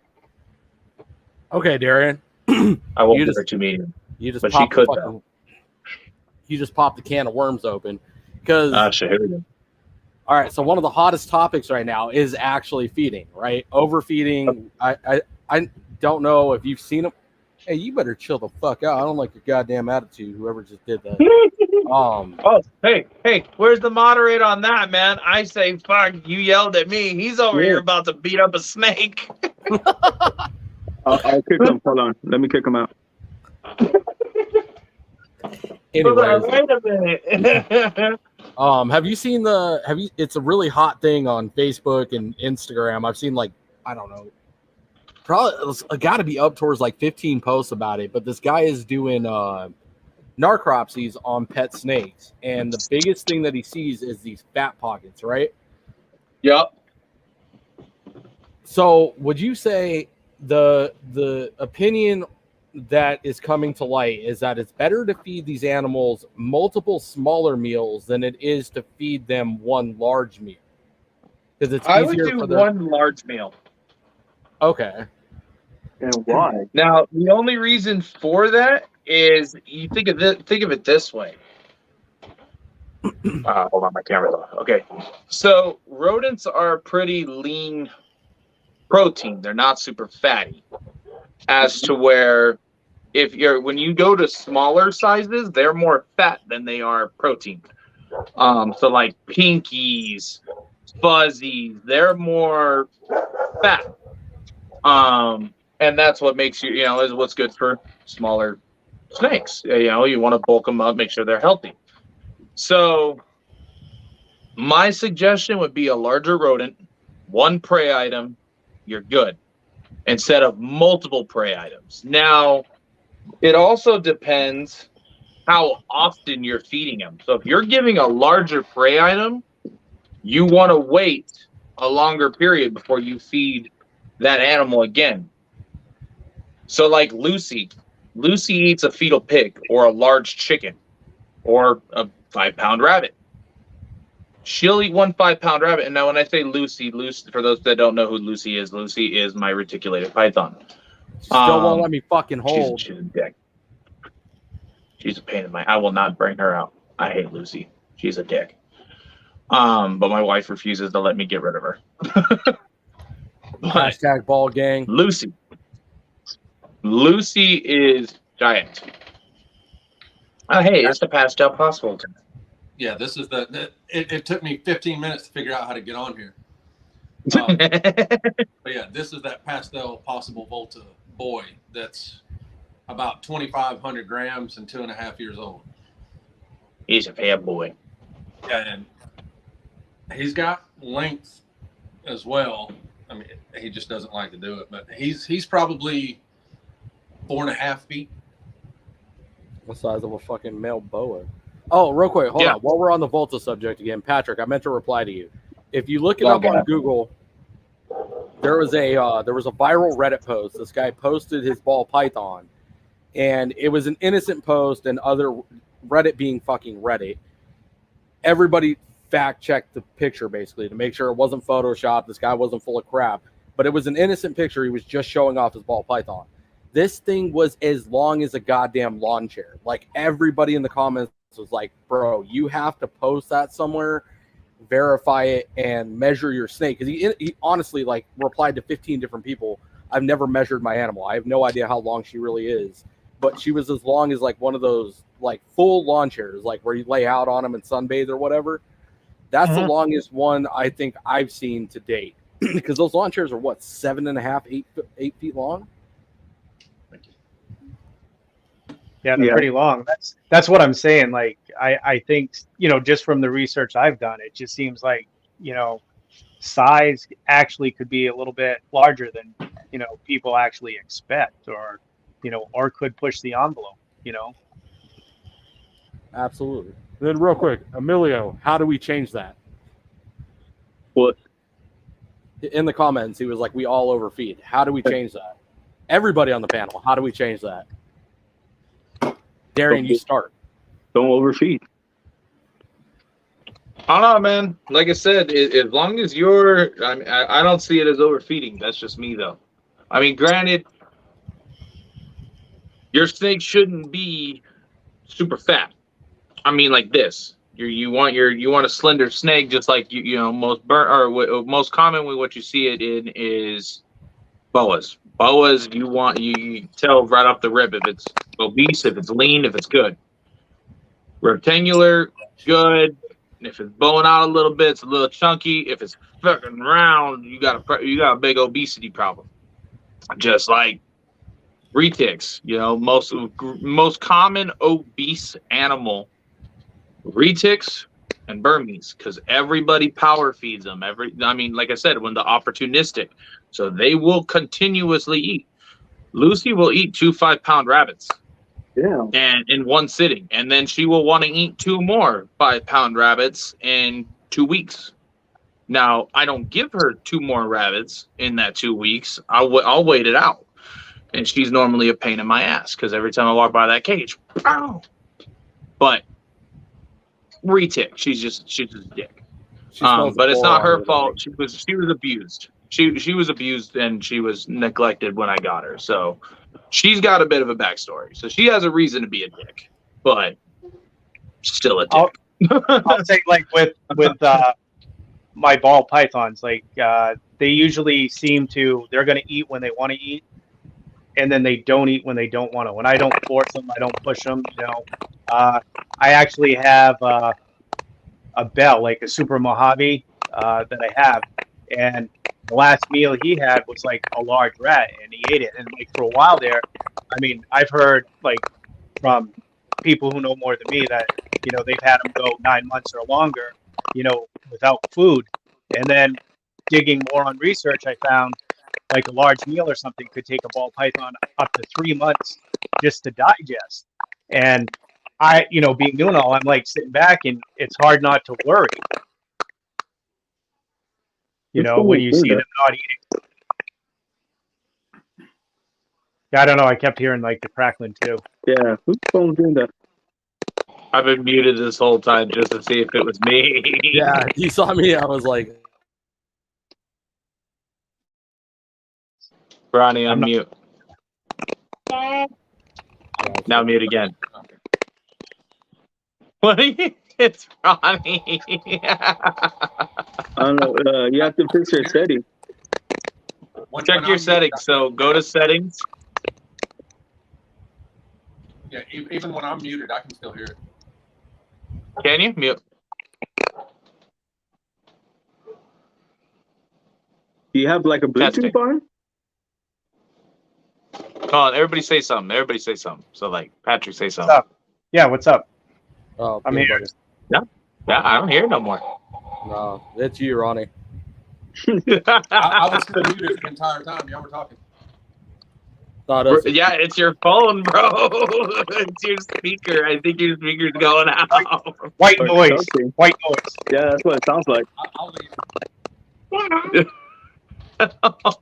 He just has I to didn't want him to leave. Oh man, no, he didn't I was have trying to to. help him fix it. I think he has to fix his settings. That's it. That's Yeah, all I think he do. he might have to change his setting or something. It almost sounded like a fan was going off or something. Put that up there. Something in the background. I have a fan on, but it's flowing the opposite way of the speaker. So I just You got won't hear I got one of the noise cancellation things. Lucia, what's up, buddy? No. Lucian, headbutt your dad for me. Yes. Punch him in the gut.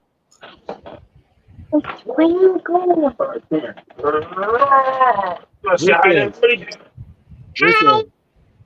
Hey, how you doing? You're getting big. Your hair. You're growing hair. Costumes. Costumes? Mm-hmm. I want to be a superhero. You want to be a superhero? Uh-huh. What 2 ears? Like long ears. Do you not have 2 ears already? No, a long ear. Oh, a long ears? Uh-huh. Like he wants to be an elf. Loki from Marvel. He wants to go. I know he wants to go hunting, dude. This kid is obsessed with it. He wants to go hunting and fishing. Huh? You want to go hunting? I want to go fishing. You want to go fishing? Yeah. Yeah. What do you want to go fish for? Eat some fish. Eat some fish. Yeah, I love fish. It's so yummy. He's never eaten fish in his life. It's But so yummy. good, Dad. I just got it. Oh, you did? And I kill it with a knife. Stop hunting or stop watching my hunting shows. Hey, Joe. See, Emily likes Lucian. Look. Lucian. Joe. Look, everybody's saying hi to you. Bleh. Arr. Ow! I Ow! bit your ear. Oh. Did you bite him? New phone. Who this? There we go. Your phone. He still has his phone. No, I was on my old phone. Oh, well, So now we're on the new phone. Hey, you sound weird. Yeah, you sound way better. I bet you. Say hi to Uncle Ronnie. What's up, Lucian? How you doing, He's right big there. man? Right there? He's right there. I know. Here, Okay. hold on. Here, I'll click it. Right There, here. see, it's zoomed in a little bit. He's right there. Oh, what's mine? He's right there. Chris, I got solo this one. running out. So what's going on in Florida, Ronnie? What's up with the USR? What's all this talk? Like, I since mean, you live up there. honestly, there's people who know way more about it than I do because it's about diamondback terrapin turtles is what they're going for right now, and I know zero about diamondback terrapin turtles. But what they're basically trying to do is get the FWC to okay just anybody who wants to be able to breed them, so that way they can stop with the take from the wild, try to end taking from the wild. So I talked. FWC is not having it. So I talked to Daniel, who is one of the main people that runs the basically USR Florida over there. Now there's his boss, I forget her name, and then there's him. Elizabeth. So from what I was understanding from what he was telling me is they don't want anybody having them. They don't want to do it at all. They absolutely refuse. And what they're trying to do is, because there's so many being smuggled from Florida to different states, all the way up to, I believe they were in Japan and China. They're all over the place. And so what they're trying to do is to supply the pet trade and leave the wild ones to be wild. They want to do insurance colonies, basically like how the rhino iguana was done. Everybody was breeding the rhino iguana, and now we have such a great abundance of them that we have no need to try to steal them from the wild, which is also a good thing because they are endangered at this point. They're losing habitat. They're not doing too well out there right now. So we have at least if they ever go extinct in the wild, they'll never go extinct. Period. They've been able to be bred in captivity so well. But the terrapin,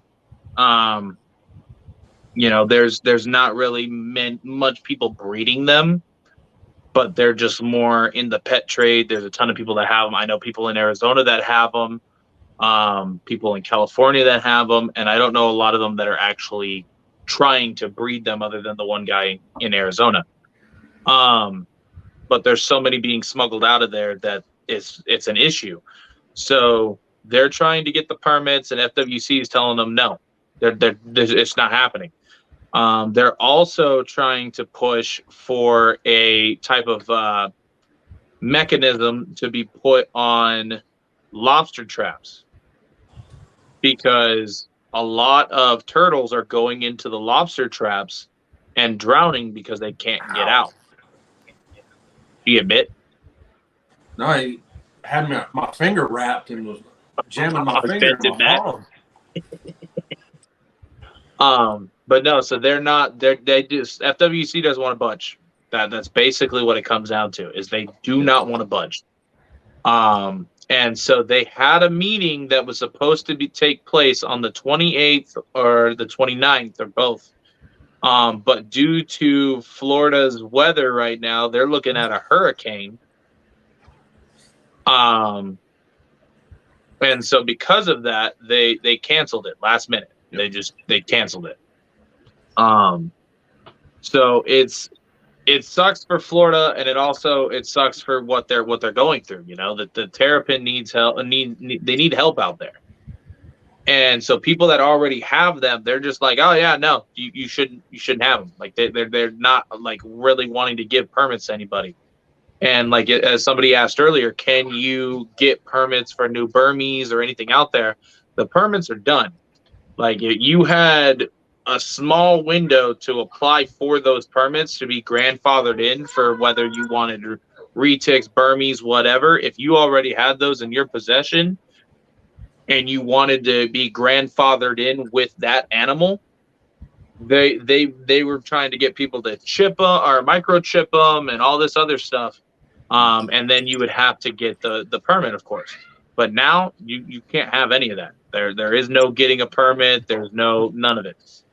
Yeah, Yeah, I and know, like Maine, there's been a lot of controversy and stuff like with the lobster industry lately, and like a lot of people out there. And I have to say, I personally don't eat seafood. I don't like it, but I will say, a plug for Maine, like, support your local fishermen, and, support, the lobster industry.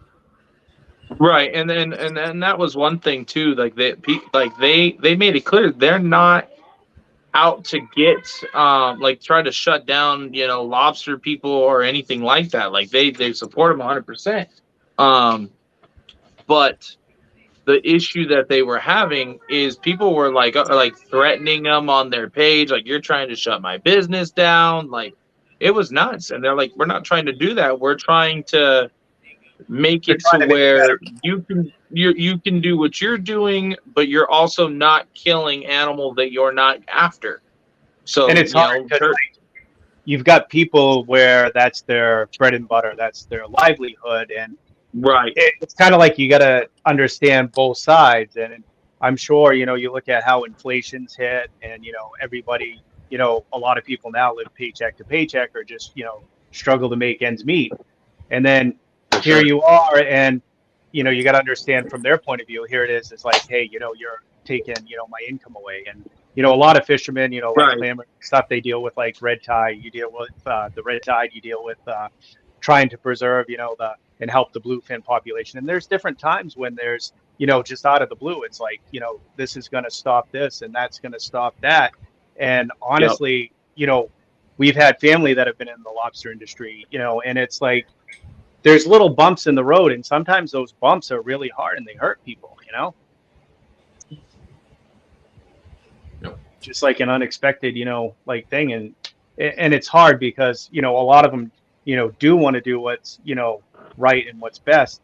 And at the same time too, is it's like, it's a lot of pain for them too, when, you don't have that income and that paycheck, and you're trying to, pay your car payment or your mortgage or your rent or, whatever it is, and it just hurts because you don't expect it. A lot of them like try to, kind of be like a squirrel, and, store all your, your nuts and stuff, just in case something bad does happen. But sometimes you don't. And I've seen, years, I've been around a little while where it seems like for them, it's just one struggle after another. And, years back, like lobster prices just dropped, and like there were a lot of people who were like ready to give up on it. And it hasn't been, like an easy road for a lot of people.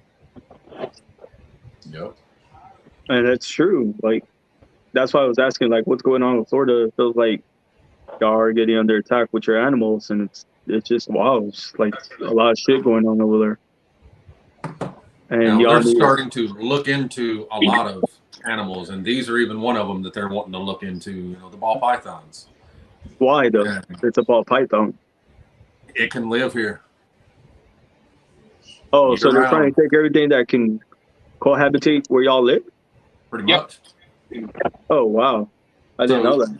We're talking our geckos and everything. Like, they're coming for anything that can live and sustain in South Florida. So what about cats and dogs? Not a word. Damn, that's messed up. Well, I told y'all not long ago, like, I got the boa, and I just got a BCI boa. She can get, larger than a ball python, but she's not going to be considered one of the huge snakes, and that was something that they had already been discussing, was banning boas down here now, because there's boas in the wild here now too. Oh yeah. I can't remember where it was exactly, but I know there's a place where like chickens became like an invasive species, where they actually like overpopulated. And I think it was like an island, and it's like there's all these like wild chickens and roosters like running around. Yep. I think it's Hawaii. So it's getting crazy down here, and it's really good to see though. There's a lot of people coming together that aren't even in the state of Florida, and even over the diamondback terrapins. Like I said, I don't know anything about a diamondback terrapin. Like, I don't really know the whole story. I got a lot of reading to do and a lot of learning to do from Daniel. But It's with everything.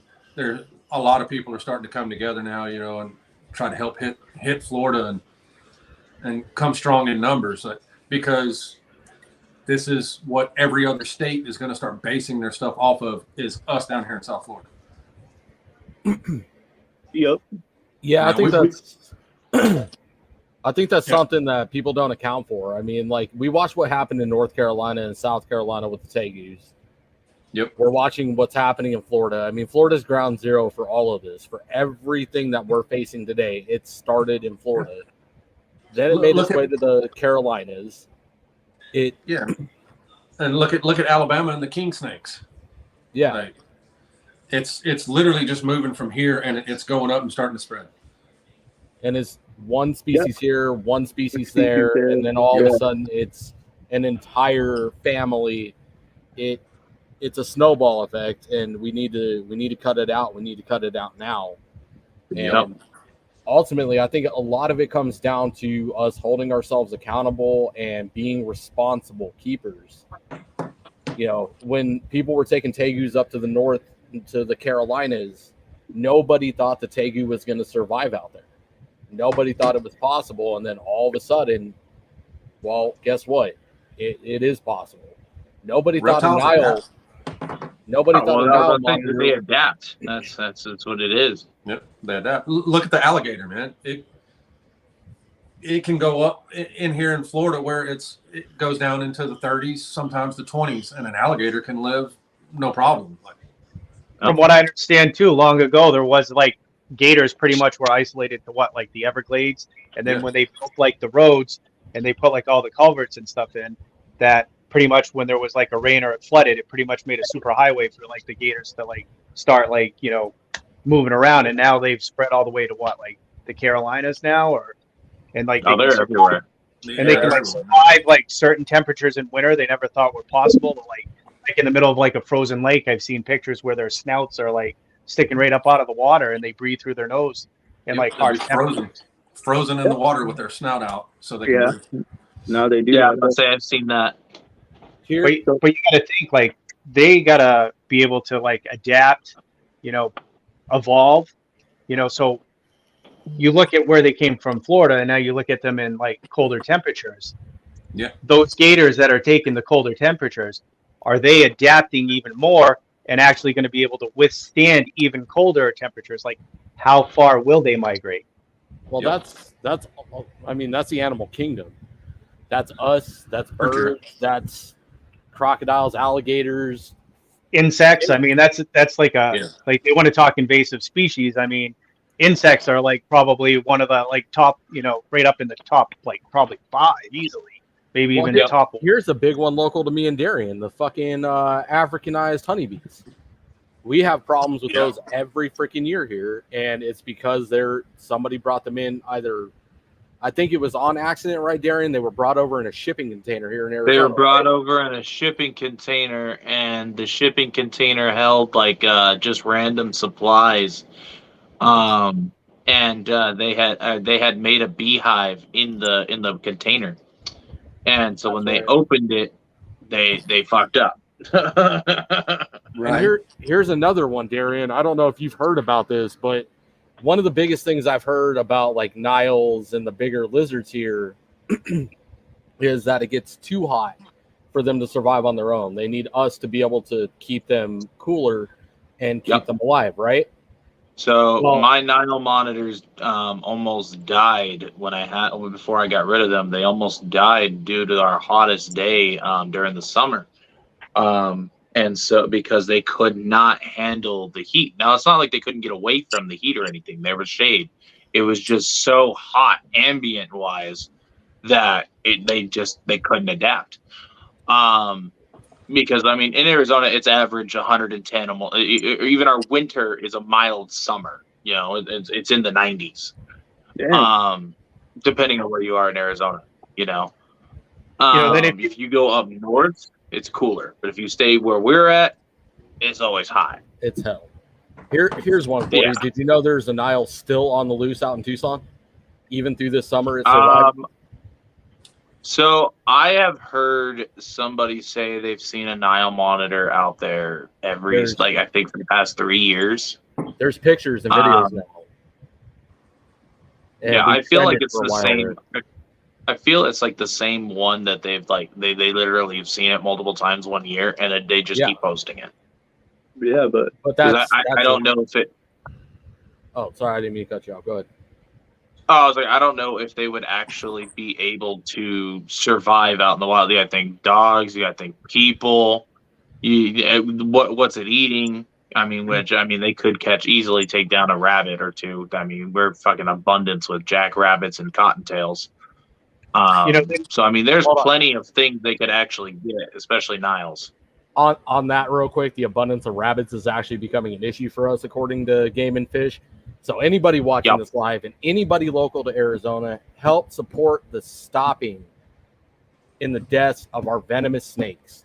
They play a huge role in their population control, and our rattlesnake roundups fuck it all up. Oh yeah, big time. See, and my thing is I don't know if we even do rattlesnake roundups. I know Texas does that, but I don't think Arizona does.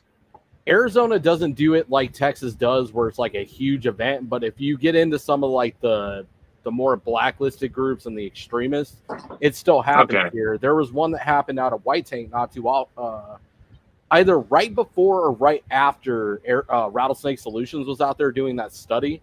One of the hikers was telling me there was like a group of 10 people that went out there and they had buckets with dead rattlesnakes, and nobody gives a shit. You know, they're going out the same times we are, and nobody's going to say shit.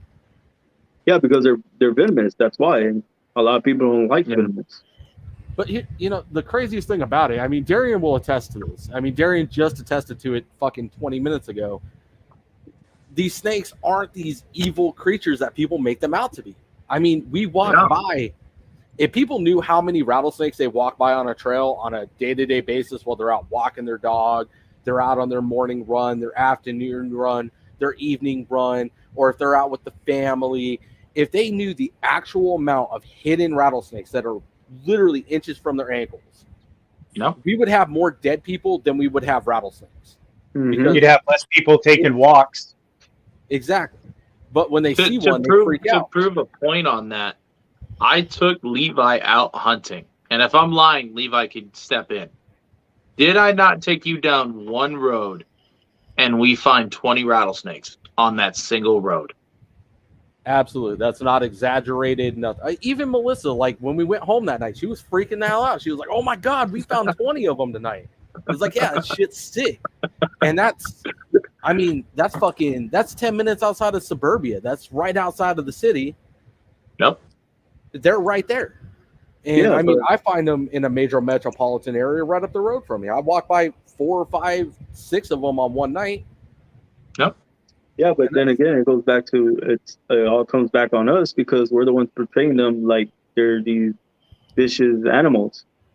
No, we don't do that. They demand their respect. That it is what it is. You know, you have to. These animals aren't something that you can just pick up like a ball python. They demand their respect, or else. You know, then you got. Oh, sorry. Go ahead. Sorry, no. I was going to say, if you look back in history too, like you look at like what we just went through, like the pandemic or whatever. But as far as like look at the bubonic plague, you know what I mean?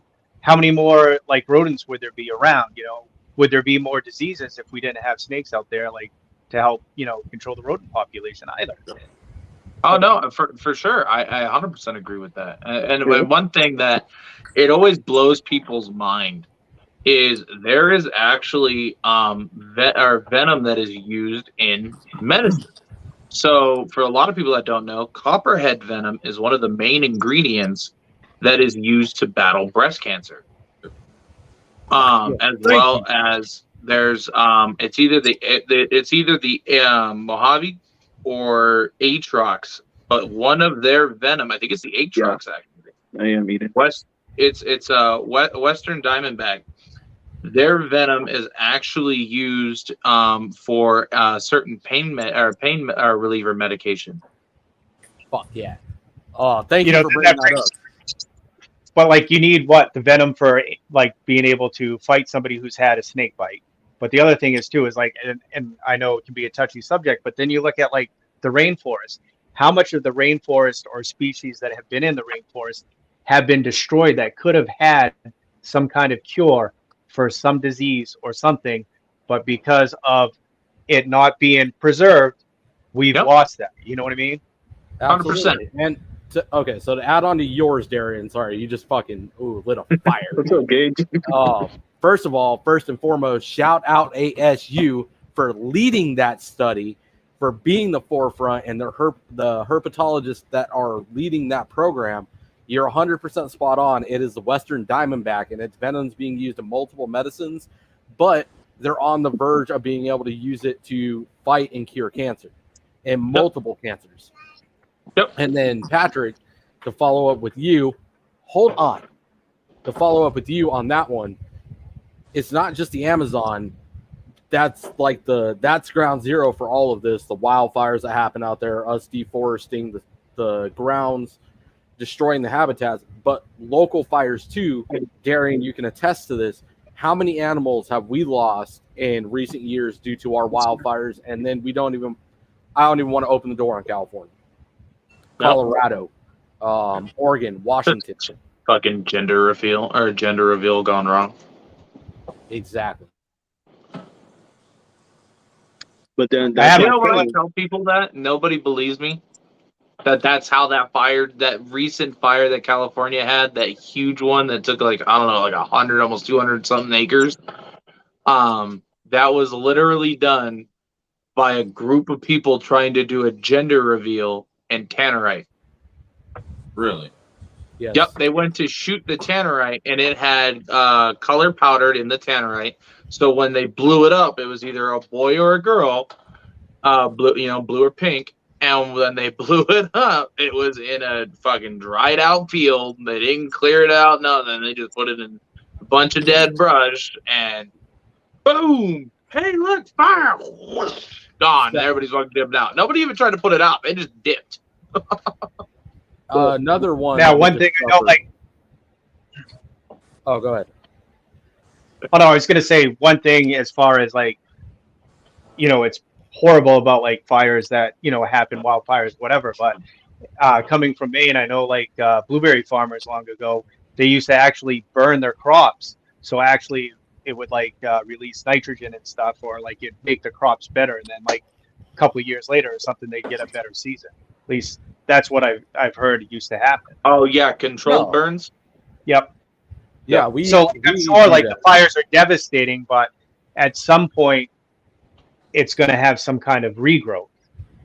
Right. Yeah. Well, with death brings life. It's the circle of life, and I believe that with everything. I mean, if even let's put it this way. Okay, so if somebody runs a snake over, it's bad because it was eating a lot of pests, if you'd say, But then on top of that, now that this animal is dead, it can feed hawks, it could feed owls, it could feed the ants, which clean everything up. There's the what is it thing? What am I trying to think of? Cycle the food life. chain. The food chain. Right. So basically, this apex predator is now dead. And I say apex for what it is. Now that's dead, it's not just a wasted body. Nature now absorbs that and takes it in and then puts it to work in something else. So, and I believe that with everything, controlled burns are always good because, like I say, with death comes life. I mean, hell, in Arizona, we fucking catch so much more fires than anything else. I mean, I think Arizona's constantly hot. We just thought at some point we just start spontaneously combusting. It's freaking ridiculous. Most of our sorry, go ahead. Go ahead. No, I was going to say most of our wildfires are actually caught by people pulling off the freeways here. Like when you're going up north in between here and Flagstaff, one of the biggest causes of wildfires is just simply the heat feeding off the cars because we're so hot and dry. Yep.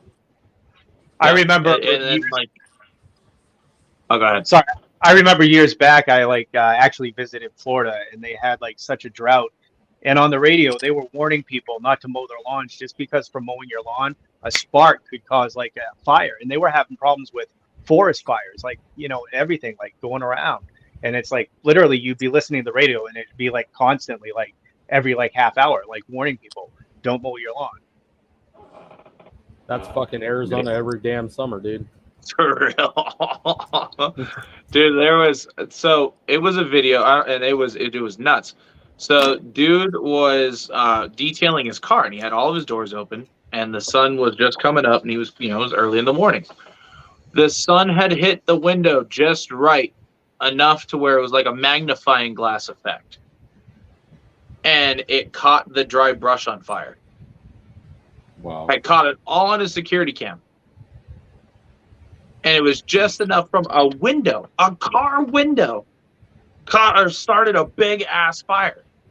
And what made it worse, and it was the fire that actually happened up north, up there, and I want to say it started around Dewey, Humboldt, or in that area of Arizona.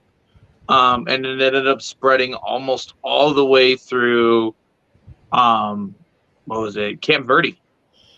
And just this last weekend, we actually went up north to Flagstaff, and it was nuts seeing all the green and the new trees that have grown since this fire.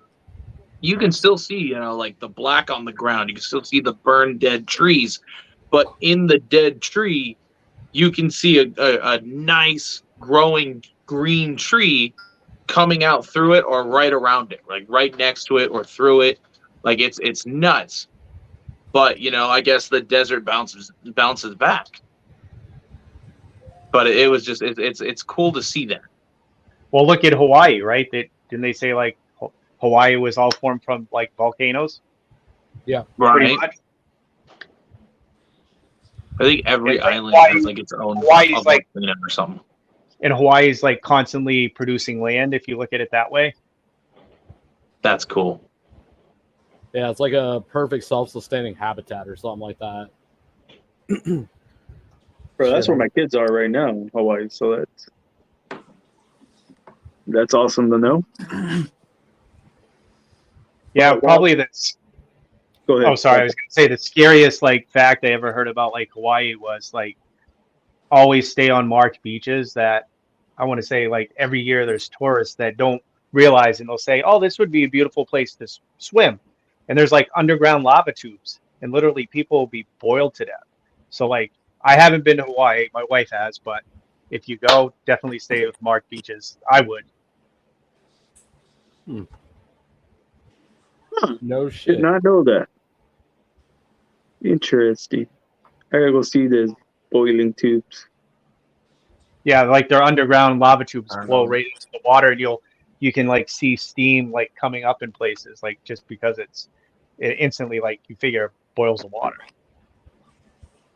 No shit. Yep. Did not know that. Right to bed. Well, yeah, I have a feeling my phone's going to cut out here pretty soon. Oh yeah, someone just mentioned Yosemite. Same thing. I've heard people walk off marked trails, and they'll end up getting boiled to death just because they got off the marked trails. I've heard that too. Like at Yellowstone. Yep. Huh. Yeah, you got to be careful. You got to know your surroundings. Got to know where you're at and understand how to navigate the wild. I mean, we get people out here that get stranded in the middle of the damn city up a damn mountain because they don't know what they're doing. It happens in the Everglades here all the time. Oh, it's fucking Florida. It's easy to get turned around in the Everglades if you don't know where you're going. I don't know where I'm going. I've never been to Florida. Stay on the airboat trail, and you'll be just fine. Ever since I got into the reptile game, I forgot the Florida man existed. Oh, bro, I look at Florida man stuff all the time. It's crazy. On my birthday, the day I was born, on October 8th, 1993, some Florida man landed a plane in the yard of the White House. He was arrested. That makes me want to see what Florida man's on my birthday. Bro, but what I was trying to say is back to what Florida and stuff like that going on is because, well, like why they're doing everything they're doing is because the way we show videos of us, like how these animals are like biting us, or the way we feed our animals, or it's because of what we portray to people. Yes and no. So to counter your statement there with somebody that I despise. Oh God. Who, Darren? No, I love Darren. Okay. Okay, I was about to be like, you want to see a good retic keeper? This motherfucker right here. The man I'm talking about, you want to talk about obese, poorly cared for, reticulated. I know where this is going. Go watch Prehistoric Death. And first and foremost, that man is the exact reason we're in the fight that we're in. Yes, it's entertaining as shit. Oh, look at this scary retic. Oh, I'm taking these eggs. Oh, I'm getting bit at. Yeah, a lot of people find it entertaining. But on the other side of that, you got the crowd constantly that's monitoring us, constantly going, hey, that's not okay. There's going to be a little kid that decides to pick up a giant retic and blah, whatever their damn ludicrous story is, but then they get all the bleeding hearts involved and it builds traction. And to be 100% honest, that tarnishes me, that tarnishes Eric, that tarnishes Darian, that tarnishes every damn big snake keeper in this lobby right now. Because Foam died. Because he said it was going to die. That's exactly what I'm saying. It all falls back on the breeder. But on the same token, it's a double-edged sword because Jay is the most popular person in this industry. Hands down, has the most viewers on you. Hold on, hear me out here for a second. Has the most viewers on YouTube, the most viewers on TikTok, the biggest following on Instagram. And you ask all of these people, oh, who was the first person you saw? Barcheck excluded because Barcheck's an OG. Everybody is. Oh, you dick. I was literally going to say that. I was like, wait, you're wrong because Barcheck, but we're excluding him, then you suck. Trust me. No. The two names that come to mind that I want to hear from the new generation coming in are Brian Barcheck and Snake Discovery. Mm-hmm. Because there's going to be the three most popular influencers, and the numbers are there. Anybody can argue with me all they want. It's Jay's. I'm arguing with you. Brian Barcheck and Snake Discovery. And then what's his name? Whatever. You texted me his name the other day, Chris. It's getting up there too. But out of those three, I would want to see Barcheck overtake number one. Damn, the eye roll though. No, I was trying to think of conversation did I miss? I was like, ooh. Hold on. Damn. I got to go back and look. I don't remember who it was. I'm not his number one fan. I don't really have that much against him. I just don't like his review videos because it pisses me off. Dave Kaufman was one of the first ones I saw. Well, Dave Kaufman. Kaufman. That's he's a huge name, but he's not big on social media. Like he's not a very famous person. He's famous to us. Like I would fangirl the fuck out meeting Dave Kaufman. Like you haven't met Dave Kaufman? Dude, he came to Arizona. You didn't meet him? No, I didn't. I missed him. He's been 20 minutes up the street from me. No. We're not going through this heartbreak again. I met him, dude. It was awesome.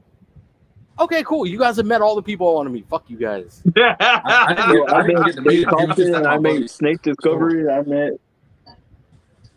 And Snake Discovery was like in the first week I started looking at YouTube videos and stuff. Snake Discovery was there.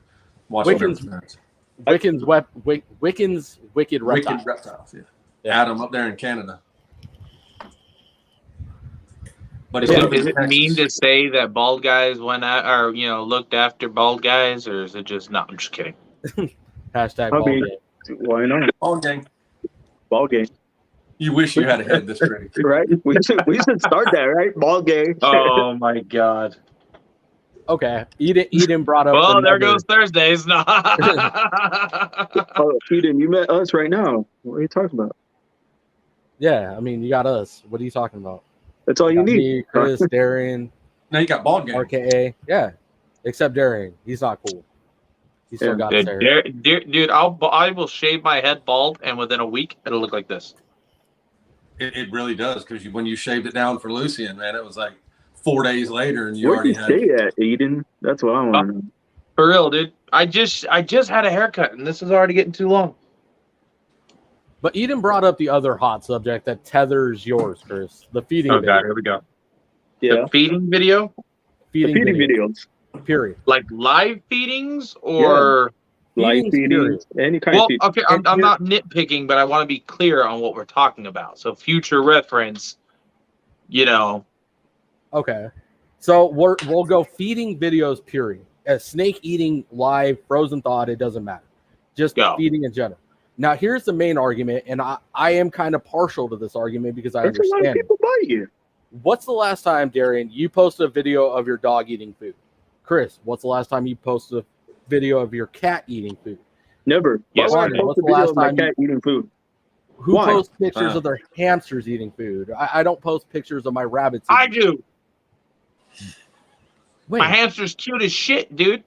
You ever seen it eat a little yogurt, a little treat? It's fucking cute as shit. I haven't seen you post that, but you should. It would help I have. normalize what we do. There I are have. I also there are- fed my dog and threw it on Facebook because it the caught a count- food or caught a piece of meat. Okay, so God damn it, Darian. There's Hey, don't fucking use me as a thing. I'm posting the stupidest shit, dude. You seen my Facebook? It's nothing but shit posts. Don't follow my Facebook. but that's It the is point not behind it. professional. Now, the counter argument to that argument is that people want to see it, right? But I guess there's a time and a place for it. The way I would put to change the aspect on feeding videos is to label them correctly. Stop hyping them up. Stop putting, frog eats what ? Like, the hype videos. Put for educational purposes only and leave it at that. that guy right here. Because there are people that want to know, like, all right, for Darian, right? People do want to see Lucy eat a pig. People are really, really curious and genuinely curious. Not like, oh, I'm going to go watch some gore porn on fucking Reddit curious. But, like, I really want to know how the animal this big can take down an animal this big and how the science of it works. Right? Those are justified. But the random ass videos of a rat getting swallowed or, the frog eating a fucking pinky rat. All the other random feeding videos. Again, the argument, I don't post videos of my dog eating his fucking bowl of food. What are you guys doing, you weirdos?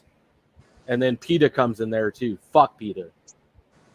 Yeah, I mean, go ahead.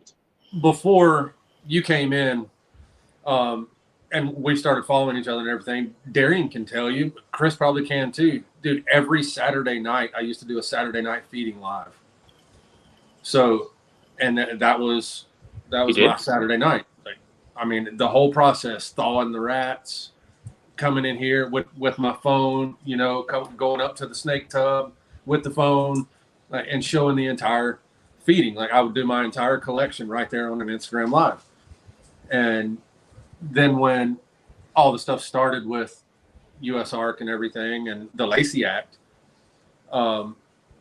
even though I was feeding, I never did the live feedings on the Instagram Live, but I only showed the frozen thawed, but I quit feeding frozen thawed on camera. Okay. Yeah. And haven't done it again since. It's been, it's probably been almost a year now since I've done a Saturday night feeding. It's all good. We thought your phone had died. Thanks, Patrick. Thanks for joining us. Yeah, thanks for coming on, man. Oh shit, there's another big name. Fucking Clint's Reptiles. Yeah. He's a good one too. I like watching him. Yes. That's cool. He got one of my buddy's animals. He got my buddy Joseph Cutter's or Joseph Carter Cutters. He got his Argus. Good night, Patrick. He used to, for those that don't know who Joseph Carter is, he actually takes mink from fur farms and he teaches them how to actually be a mink but still deal with people. And he actually turned it into a business. So his mink actually go out with a group of his dogs, and what they do is they rid the area of rats. So they actually go out to like farms and stuff that have issues with rodents like eating the grain and everything. Okay. And dude, I think he's killed like 130 something rats at one point, or 157. Like his dogs were killing them, and the mink were going in the holes and getting them. Like it was nuts. Fuck yeah, that's cool shit. You know, I miss Oh, go ahead. I miss Clint by like 5 minutes of CMB. By 5. Oh yeah, minutes. I forgot Clinton them came down. Yeah, So I forgot Clint was about that. there. I didn't Garrett go. Hartle, you know, two of the biggest people I've wanted to meet my entire fucking life. Missed them by 5 minutes. Yeah, I think Brian came down too. B or Triple B. Triple B. Triple B. Brian Cusco. Oh yeah, okay, I know what you're talking about. Yeah. Yeah. Yeah, he came down Reptile for. Cusco. They all came down from CNB. Look at the radar. I didn't go. I didn't go to that. I don't like CNB, but that's just me. But I did see Kaufman at the Mesa Convention Center. Wait, he was at our expo? Yeah, he's been to our expo before. He was there a year or two ago. Oh, nice. Okay. See, I It's met on his Cusco. YouTube. So this is what I'm saying. Like, so do you think the breeder should have like a care sheet, of course, but explain to these kids, like when they're buying these retics or Burmese or whatever it is, that it gets so big, like can get. I mean, I feel like you should already know that before you get a Burmese or a retic, and on top of that, you shouldn't be feeding or selling, animals to underage kids. Yes, you should already have done your research, but what I'm saying is there are breeders out there that see dollar signs, and there it goes. No, that's and not a then, breeder. And then the kids, that's a fucking idiot. See, then the kids go and release it in the wild. Like here, we found an alligator here in Texas. Like what the fuck? Like you don't see those here. You have alligators in Texas. There's fucking No, one in not Glendale, wildly. Arizona. Like not out in the wild, bro. That's what I'm saying. Oh, it was released. I was like, wait a minute, you have alligators in Texas. It was released. It was released in like I guess in a sewer drain or something, and they found it. It's fucked up. Okay, so here's the answer for, I guess, Darian. I don't know if you're going to agree or disagree with this, but disagree. One thing we could do. Fuck you. One thing we could do as a community is respectfully exile those breeders, because we keep them alive by just letting them do what they do. But when somebody does that, they need to be held accountable. We as a community need to hold that breeder accountable. Hey, when you see that happen at an expo, speak up and say something. Yeah, you're going to be the unpopular voice in the room, but you possibly saved the kid's life, you possibly saved the animal's life, and you possibly there's a good, strong chance you're going to be the reason the Lacey Act doesn't end up getting revamped again. Because once we start doing that and holding the people accountable doing this shit, we're cutting down on the problem. And we could even show that. USARK would have more of a fight to be able to be like, hey, guess what? We exiled A, B, C, D, and E last year that were a huge part of this problem. Now they're nobodies. They're not doing anything. They can't afford to keep the animals because they're not making money off of people buying their damn animals, because they were caught selling a retic to a 14-year-old kid that didn't know any damn better. And Darren, yes, they should know, but honestly, how many times at our expo, our little expo, do you walk by a table and you see somebody, or you walk in the crowd and there's somebody with something in their hands and you're like, why the fuck do you have that? Who sold that animal to you? You're 14 years old and you're walking around with a damn Nile monitor, and you talk to the person and they're absolutely clueless. That was my exact example. I was walking by a kid and I was like, oh, that's a really cool Nile monitor. Do you know anything about it? No, man, this guy over the table told me they're super cool and they can be tamed down, and but like hyped them up. And I was like, well, they can. They can be, but it's not easy. It's not easy at all. No, absolutely not. And you really it takes a lot of fucking work, especially exactly. Niles. Exactly. So but you really, you think it's going to happen that way. It's not, unless somebody like me, you, Chris, any of the big names that are respectable in this community step up and go, hey, this is how you do it. But we shouldn't be having those conversations. We should be preventing them. We shouldn't have to have that conversation, period. Every once in a blue moon, it should be the exception to the rule and not the rule. Right now, it's the rule. We need it to be the exception. The cats are going from Turks and Caicos. Dang. Yeah, he's right. What happened, Ronnie? What's up? I'm about to say, you good? Oh man, we're what were you on? We're already getting the outer bands of the hurricane. Oh shit! So what's going on with that? I forgot. Y'all are like right there. Well, I just said they had a hurricane. No, it hasn't hit. Damn, yeah. Well, I mean, it's hitting. I mean, you can see like everything coming in. This is coming in now. Like it's already thundering and pouring down rain. I was about to say, there's some places already flooded out. I saw some videos like 3 hours ago. Ashley had the radar up where you can actually see the hurricane. You can see the outer bands are coming right through us right now. Oh shit! Are you guys in the danger zone, or are you guys going to be all right? Oh man! Oh, right there. Okay, no, we're not in the danger zone. If you look at the blue dot. Yeah, the red dot. Yeah, the red dot right here is the danger zone. Okay. So, like, where'd you solo them out? Where it's actually going to make impacts and all that. I keep forgetting about that sold out stuff, bro. My bad. Worst host ever. Shut up.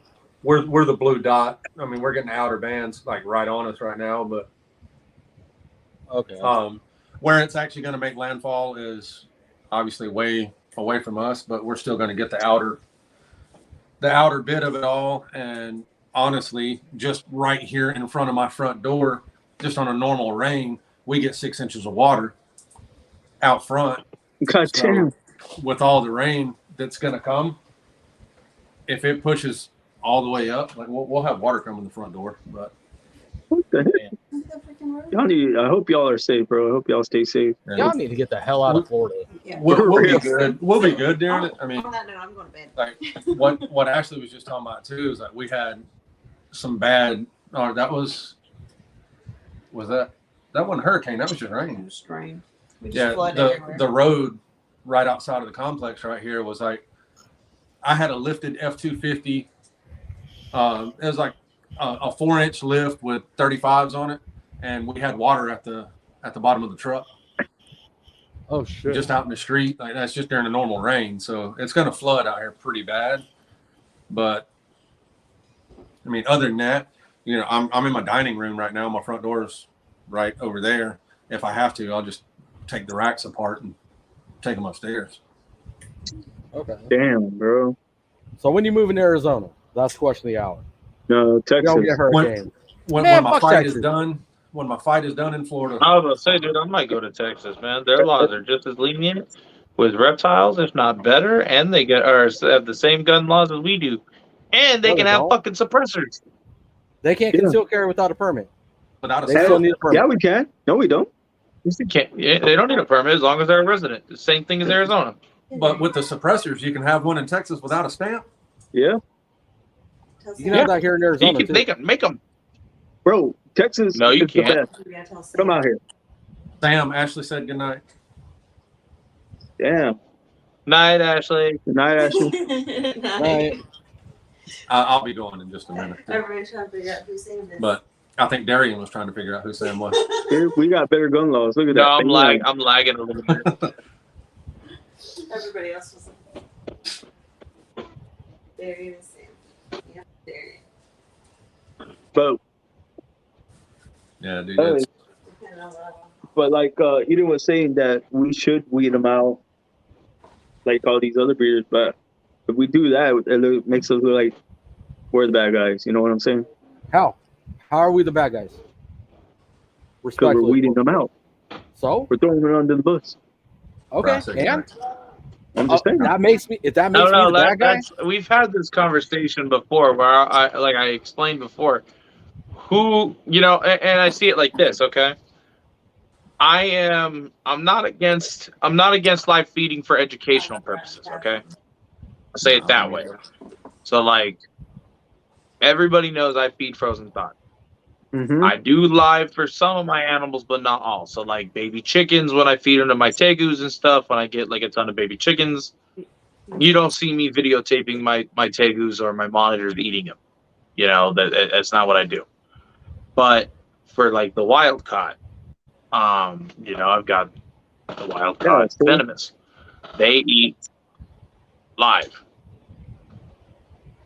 So I want to show people how the venom works with that. Now, I did a little bit of an experiment with it with the Mojave Green.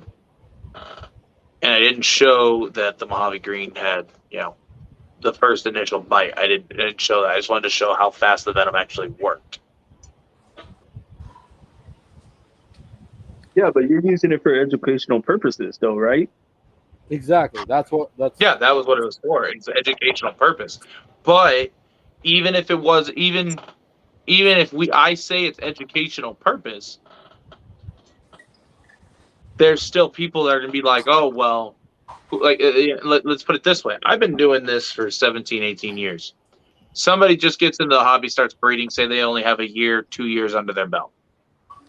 I'm not saying I'm not gonna listen to them, but I'm not going to have somebody who just started doing this and still, you know, is in you know, and still in pull-ups, telling me how, you know, that I need to be canceled because I did an educational video for a venomous, or I didn't, you know, I was training my monitor to eat a lizard, but I was getting it, you know, exercise. But Because I made it run for the frozen thawed and climb up my leg, and then eat it off of my body. You know, that's enrichment. That's exercise. That's good for the animal. But if I feed that, you know, and we get to the point of, you know, cancel culture of that, who is anybody to tell somebody, hey, you need to be canceled because you're doing this or you're doing that? That's the only other side of the coin, is what I'm saying to what Levi's doing, you know, or what he wants to do. Is there's always two sides of the coin. Yeah, mine wasn't towards feeding videos. Mine was towards the sale of animals to people, negligent sales being made. Not feeding videos. Right, but I mean, at the end of the day, it all kind of falls under the same thing. The people that are doing that are probably also people that are doing live animal feedings and things like that to grow their channel, grow their content. Right. But okay, you know, I mean, I feel like let it go. Because I mean, when it comes down to like self-policing like that, because we're the minority. The majority is against us. Right. Yeah. Right. So unless we self-police each other and we exile the people that are doing wrong, how are we ever going to end it? You know what I mean? It's like a cancer that's inside of you and you have to get rid of it. But if you let it continue to grow, eventually it's going to get out of control. We almost let the toxicity kill us. Not just a few months ago, we won the fight, but we shouldn't have had to fight that fight.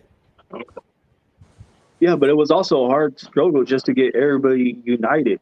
Like everybody's still against each other. Yeah, and I mean, it's going to cause a bigger divide doing this, but at the end, you'll see more people uniting when things start to change. When we're not up against big government, we're not having to have this giant entity USR back us up anymore. We're able to control ourselves, and then USR can go on to bigger, better things too. That's another subject that I don't think anybody's touched on. If we were to figure this out and get the negativity and the toxins out of our community, could you imagine what USR could do for us on another level? Let's say, Darian, right? Let's say we want to change Arizona law. We want to go to AZ Game and Fish tomorrow and be like, hey, look, we got enough responsible venomous keepers to be able to allow those permits to flow again, or even do away with the permits. We couldn't even dream about that right now because USARK is so tied up in Florida and trying to just keep our basic rights that we can't think about nice things. We want to be on the level of Texas where we can have crocodilians and wild shit. But we can't do that because of those toxins. We cut those toxins out. USARK don't got to worry about the bullshit no more. Me and Darren can step up and voice it to Arizona Game and Fish and be like, hey, we got an entire entity behind us now with the proof to show you that, hey, Rodriguez Reptiles, that motherfucker's responsible. He's got this. He can definitely maintain and responsibly keep king cobras. Like the positive side of it, just it could be beautiful, but it's the I guess it's the effort, the blood, the sweat, and tears that's going to go into it. It's going to get ugly.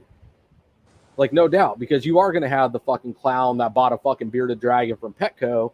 Like, hey, you guys need to stop that. Sit down and shut your mouth. You're not even out of diapers yet. But on the same side, I mean, in this community, right? Let's say Ronnie called me out, right? It was like, hey, Levi, you got to stop with the feeding videos, bro. I'm going to listen to it because Ronnie's got that background. Or Darren, you came at me like, hey, you got to, you put it on live that your boa got out the other night. Don't be doing that shit. Respectfully, of course. We got to approach everything with respect. Right. I would listen to that shit. Like, oh shit, yeah, you're right. Like there was a live not too long ago where somebody was just running around chasing a lizard on Instagram Live, and there were a bunch of viewers in there. I was like, whoa, what are we doing, guys? Like that video, like whoever was in charge of that live should shut that shit down. Should either respectfully kick the person or just kill the entire live and restarted it. We were just accepting of that. Like, I mean, I was even kind of negligent in that moment because I should have said something in the comments like, yo, what are we doing? This guy's just chasing a lizard that got out. Yeah, I know what you're talking about. Yeah. Yeah. Like, I mean, and sometimes it's entertaining. Like, no doubt, like this shit was funny as fuck watching him chase a lizard around, but it was. We're here. We know.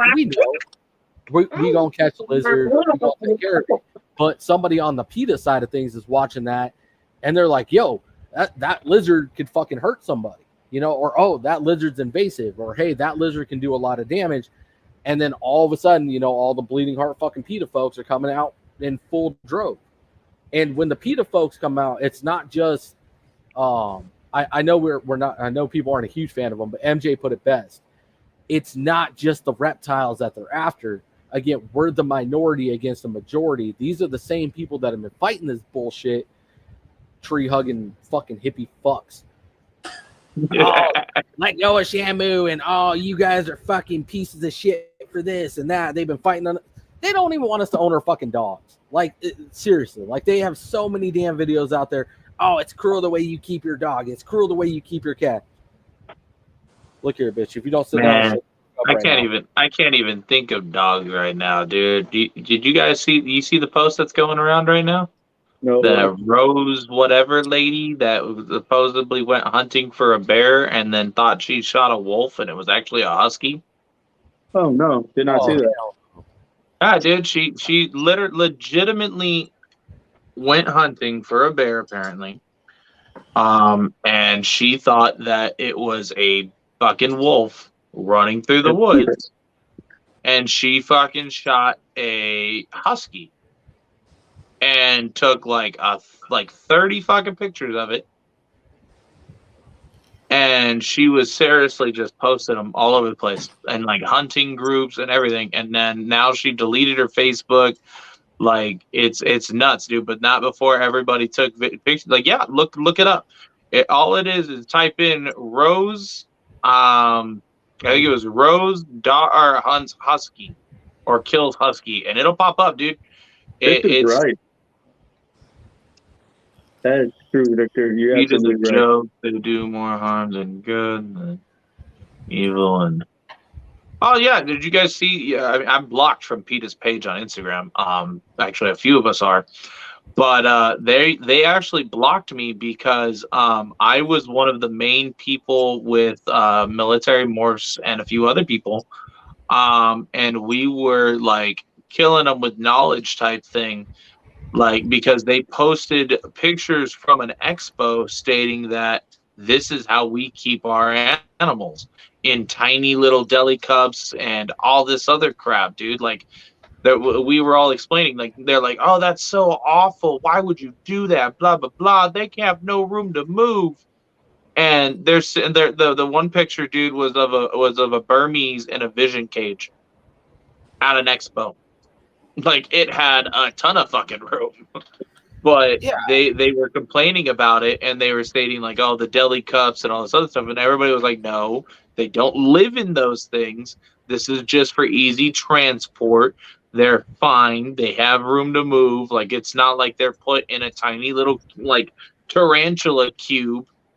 You're not trying to fit, you know, a freaking, or it's not like you're bringing, you know, a Burmese and trying to fit it, or a big 3-foot Burmese. And you're not trying to fit it in a shoebox tub. You know, like they're at appropriate size cups, and they're doing their thing.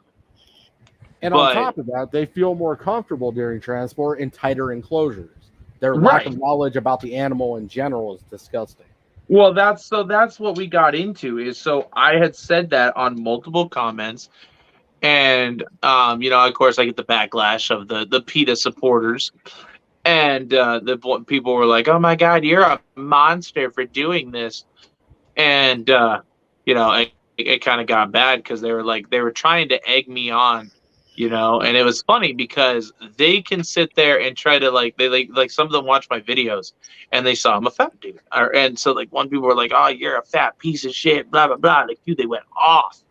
But the second I call somebody a Karen, dude, they were like screenshotting that and like posting it on their page.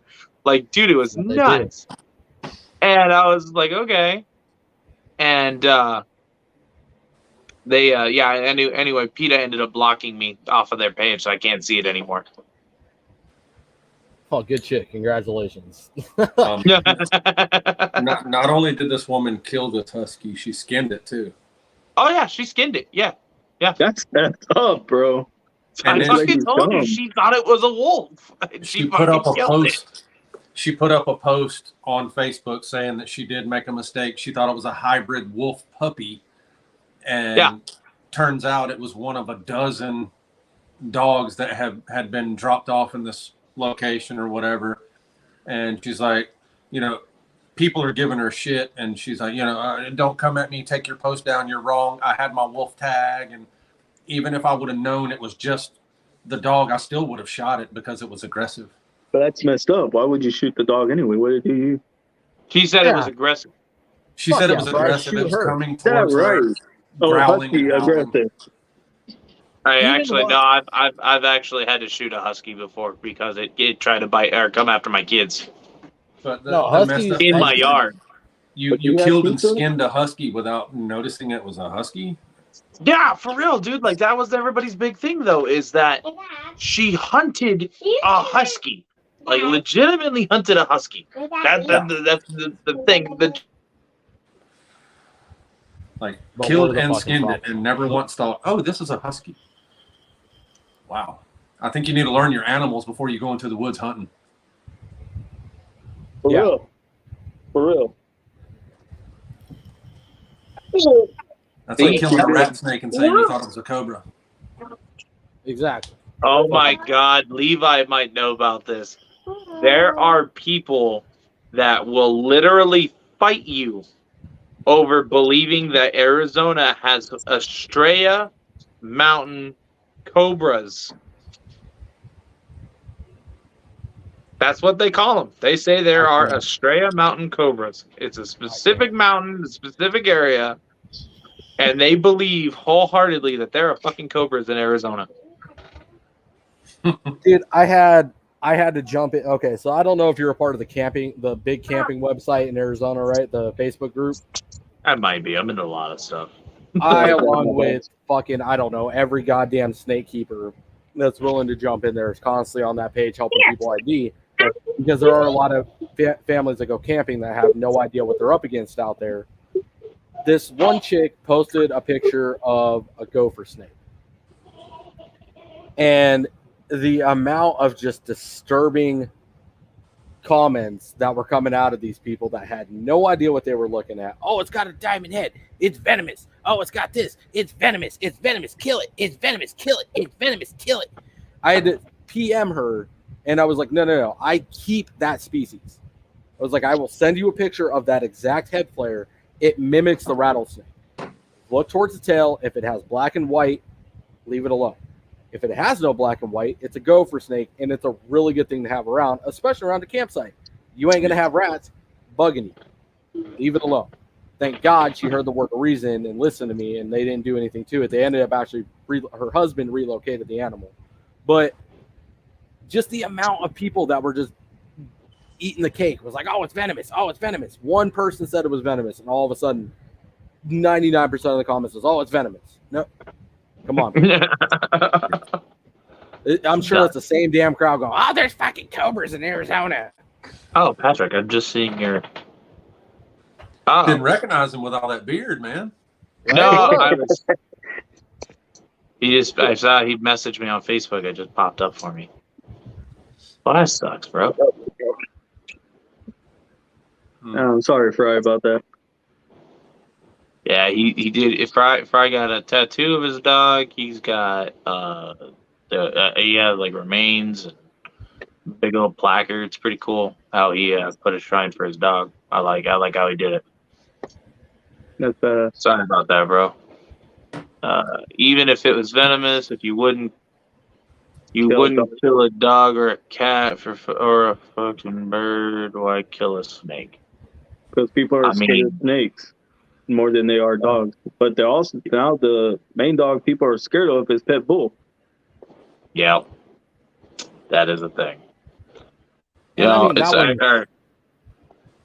I ever told you the story of how I almost got banned from Walmart because of this whole topic of hunting dog and stuff. So legitimately, I'm at the snake counter, or I'm at the hunting counter, and I'm like trying to get ammo. This dude walks up and completely stops me trying to get the 22 that's in the case. And the dude's like, "Hey, you got any snake shot?"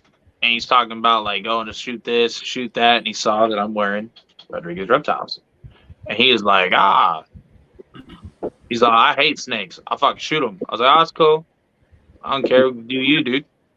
Like, I ain't gonna sit here and argue with you." But then he just kept going on and on and on. And then at some point, I was like, "Hey, are these good for puppies?"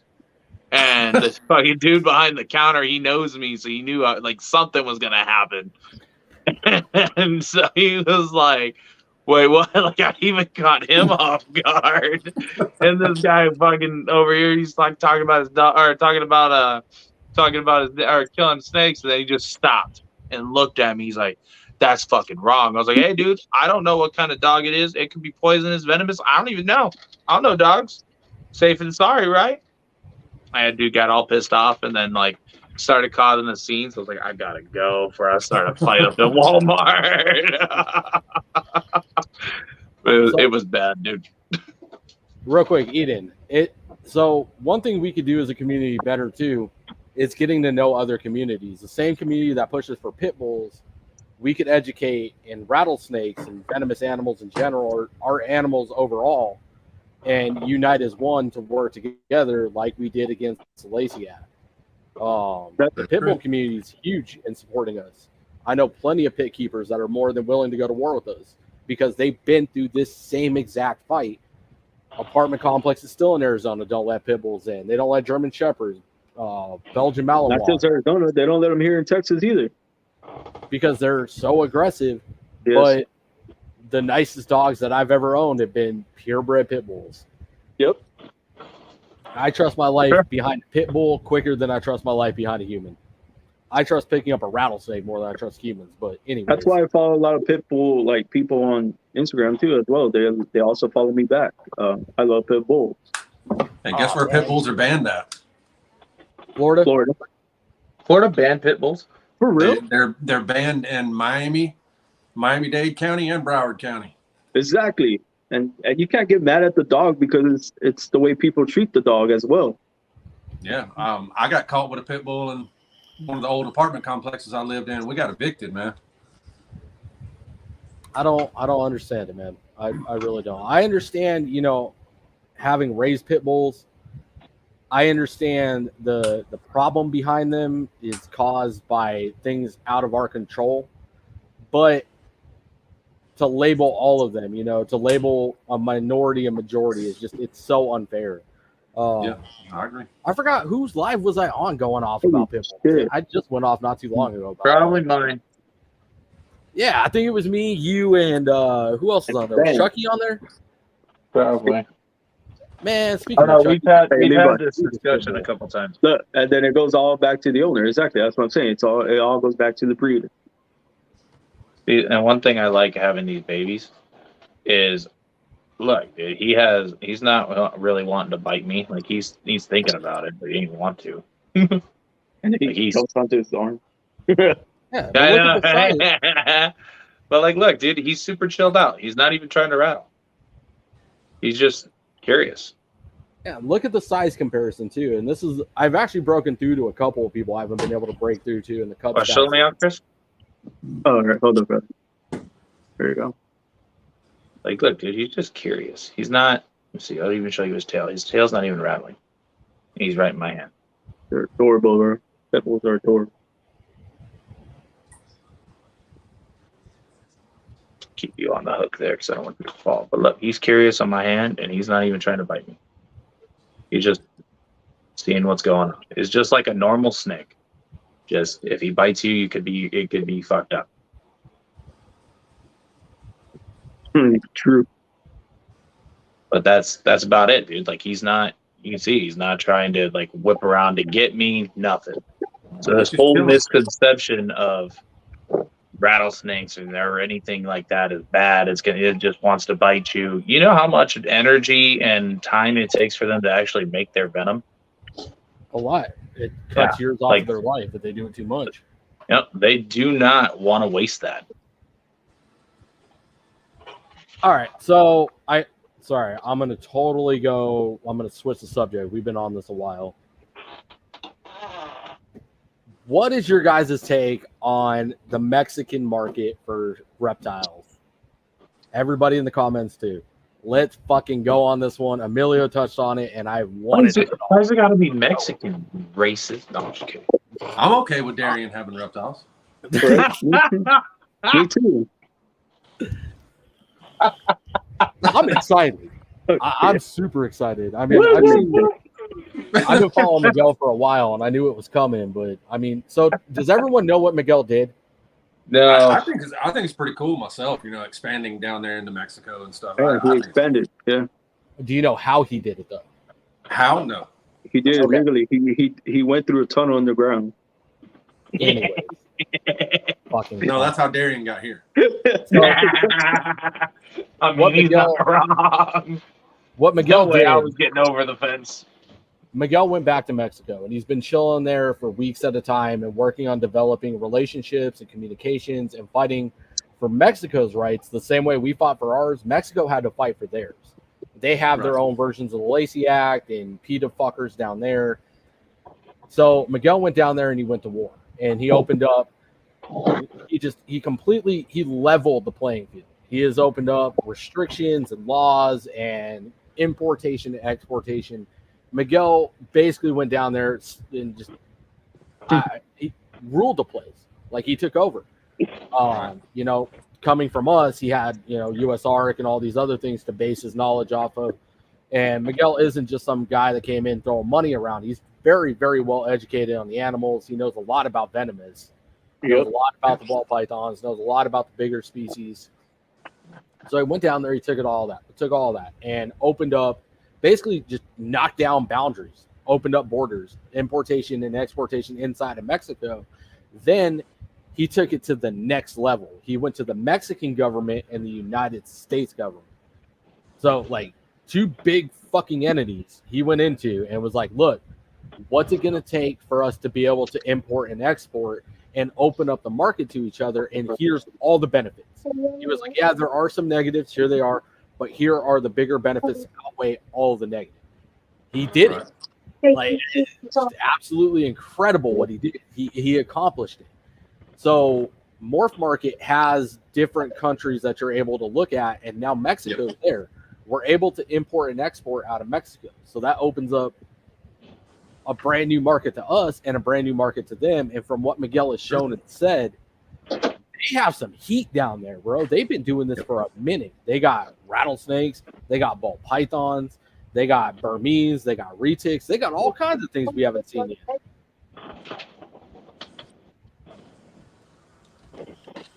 So I'm pretty excited about it. Hey guys, I gotta jump off. My phone's dying. I gotta charge it a little bit. You good, brother? But I appreciate you guys having me on and hanging out. I don't know where Quentin went. Yeah, where did Quentin go, bastard? There it is. What up, bro? It worked. I told you. That's I'm gonna Leland. get out of here soon too. You gonna introduce him to Gotta the be up room? early. Or? That's Leland. That's Riker's Reptiles. Rikers. Hey, what's happening? What up? Who all's on? It's me, Levi, Ronnie, RK Reptiles, Darian from Rodriguez Reptiles, and Patrick from Graceful Serpents. All right. Good to meet you guys. Yeah, man. Real quick, hold on. To reply to Far Out, yes, that is on the verge of happening. By the way, thank you for bringing that one. Actually, they're working on that. Isn't China about to be that too? What? Legal exported? I don't know. You can export legal to China. You can ship to China. There's a lot of restriction on it still, right? Yeah, there's still a lot of it on there. There's a lot of so shipping anything on plane wise, like other than like FedEx and things like that. When you're actually doing cargo like venomous, if you're importing overseas, anything like that, at the end of the day, a lot of it needs to be in crates. And so there is a lot of restrictions when it comes to animals going overseas because they need to have paperwork. There's a lot of process to it. Because like let's say like nitovirus, a lot of them have to be checked before they can even cross the U.S. line.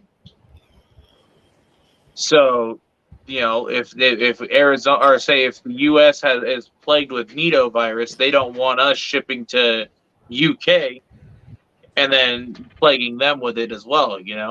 So have I been saying nitovirus wrong this whole time? Is it Nito? I call it Nito. I call everything weird. Oh, Nito, it's about the same. I was gonna say, is it like the same? Tomato, tomato, is it one of those? Tomato, one of those. I've heard crypto. I've heard crypto. Crypto. Right? I've heard crypto. Wait, who the hell says crypto? I've always ever heard crypto. Who the hell says Wait, Nito? what? Who are you talking shit to? I do. This awesome guy. That's who says it. Who says Rhino. Hey, y'all smell the bullshit in the room? Yeah. No, it smells it. I smell It's because I'm brown, isn't it? I see you, Levi. First the Mexican comment. Now that I see you. Patrick's brown. Ain't nobody said nothing about him. Patrick ain't brown. He's off camera though. Oh, I'm about to say all I see is white cages. What you talking about? Oh, Patrick's See, he's back. darker than you are. No, he's not. It's just because I got a ring light. See, Patrick looks like an OG Mexican. like You Nacho. look like a Taco Bell Mexican. Oh, this guy. And I'm white, bro. Told you. I'm white. What are you talking about? No, you ain't. My mom's whiter than you, bro. My mom's whiter than anybody on this live right now. I've got some Native American Indian. I got pictures to prove it. She got blue eyes and blonde hair. She's white. I don't know, dude. My mom's got a No, mullet. so That's she's pretty like, white. Iceland white. No, I'm just kidding. No. My mom's got a mullet. It don't get any whiter than that. Okay, I think he has everybody beat. I'm like, okay, he won. Ronnie wins. I think I got my last clutch for the year, guys. Oh, what is it? Let's see. What is it? It's in the incubator. It's a firefly het clown to a yellow belly red stripe het clown.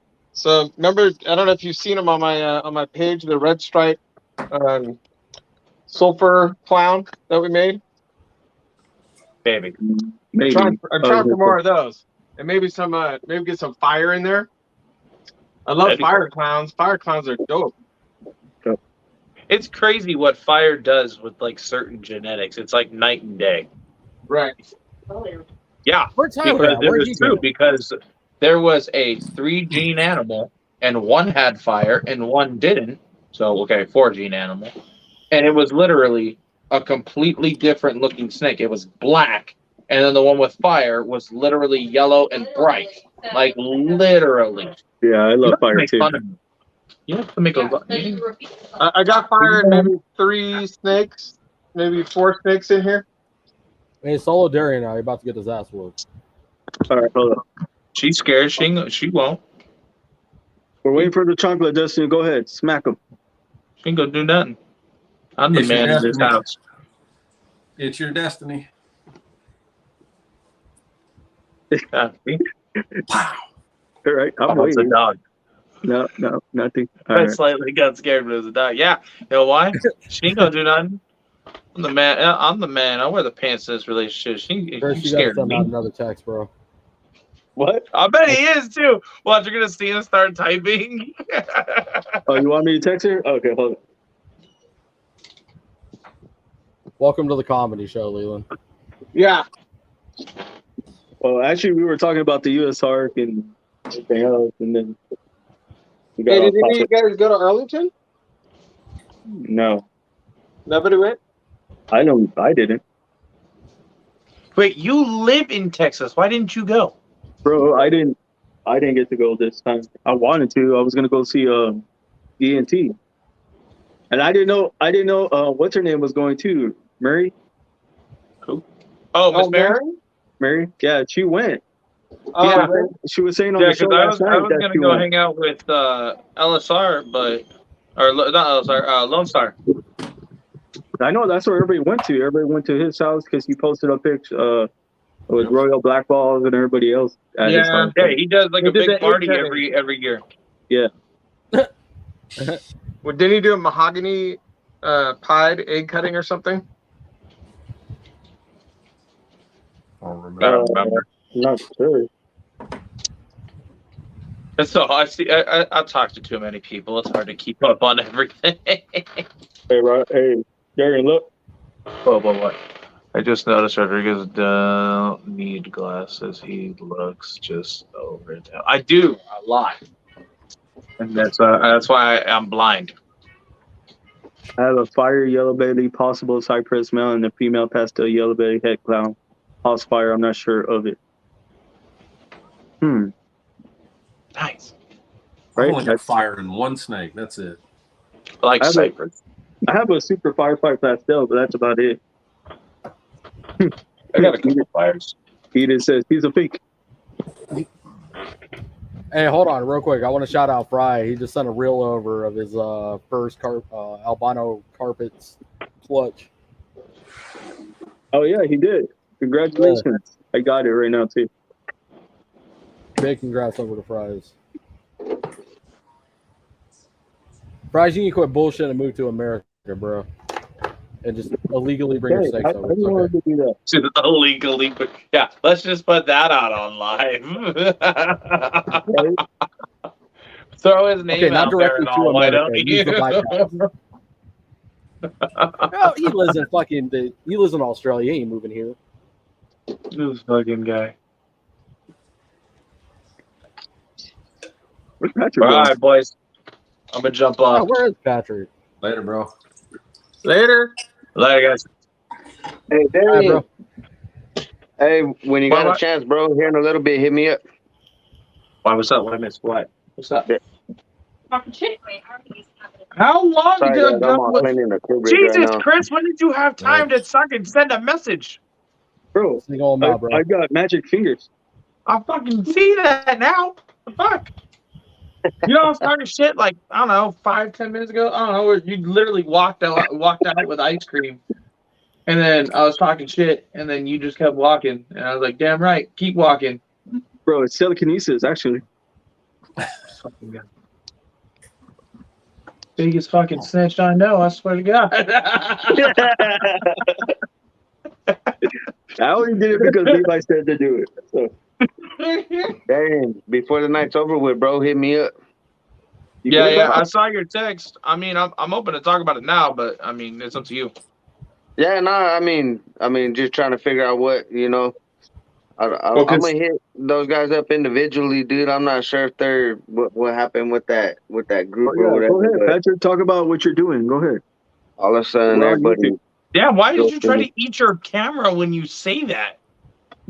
What happened? Oh, Chris, he was like, "Go ahead, do it." Oh, he's about to eat his damn camera. No, I was just telling him, like, I was giving him the, we're on YouTube. He can get that out. Anybody who lives in Arizona, whoever's watching this, can go to Patrick. Yeah. So this Saturday at 10 p.m. or 10 a.m., we're going to be doing a auction for US Arc Florida. Darian reached out to US Arc Florida, and we're going to have, who we're going to have on there, Darian? One of the... Daniel, who is basically the face of US Arc Florida. Okay. And they got a Cash App set up. So any donations that are made and all the sales and money goes to US Arc Florida directly. So none of us will ever see the money. None of us will ever touch it. We're putting up 2 animals personally. Graceful Serpents is. We got a couple other breeders here in Arizona that are willing to put up some animals as well. So anybody willing to put up animals, anybody willing to get involved, please reach out to me or Darian, and we would love to get as many people involved as possible. Victor put in a swag pack. I forgot to message you that. And I believe it's Chris's cousin that he offered to put up a snake too. Who, Tanner? I think so, bro. All right, I'll ask him. Yeah, I think he said he was gonna put up a snake for that too as well. But he told me, he was like, "Hey, I'm down." I know, we got a couple other people. I know Ronnie said that if you buy gear from him from here until then, he was gonna donate. Rodriguez was gonna donate. Yep. If anybody buys anything from our Teespring, we have over 400 products on there, different designs, different reptiles, everything from shirts, long sleeves, muscle shirts, sweaters, mugs, cups, everything, hats, socks. Dude, we got a whole bunch of crap on there. Y'all got baby oil? If you want baby oil, you got to hit up Chris, man. He's got the hookup on that. Man, we calling people all baby oiled up. Yep. And I know a lot of you guys are on our Instagrams. We got a flyer out that Darian made. If you guys want to share that around, I got videos. If you guys want to share those around to try to get this going. I'm sorry, guys. I'm trying to balance work and the snakes and the auction, and but that's how passionate I am about it. I'm still gonna find as much time as I can to try to get this going, man. Because I really want to see what we can raise for Florida. You know, want to support them. They're the head of the horse. It all starts with them, man. Like everything started with Florida. I've had some people say, "Hey, man, if it was just US Arc, I would support it." And I'm like, man, this is the head of the horse, man. This is where it's all started, and then it rolled downhill, you know. And as long as we keep them strong and stable, man, the rest of us is good, you know. So we just got to keep fighting with them too, and show our love and support to Florida.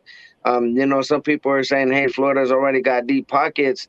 No matter how deep their pockets are, man, like as a community, we need to support them.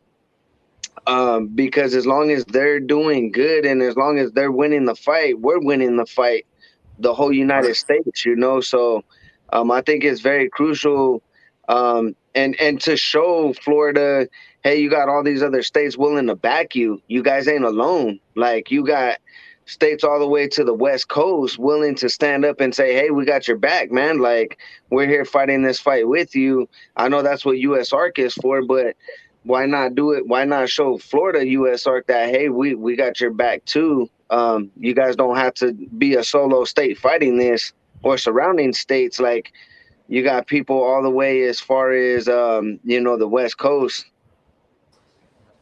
I can answer Eden's question. The reason Sorry, my phone updated and it kicked me out. You're good, brother. So the reason there's 2 U.S. ARCs is there's one overall for the entire United States, and it does include Florida.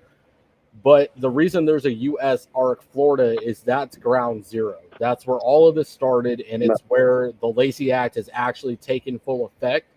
They need their own organization to be able to maintain control of what's going down there. If they didn't have their own entity, Florida Wildlife would be able to just run rampant, lay laws down, and there would be nothing left. It would be an absolute wasteland of bans. Nobody would be able to even have ball pythons.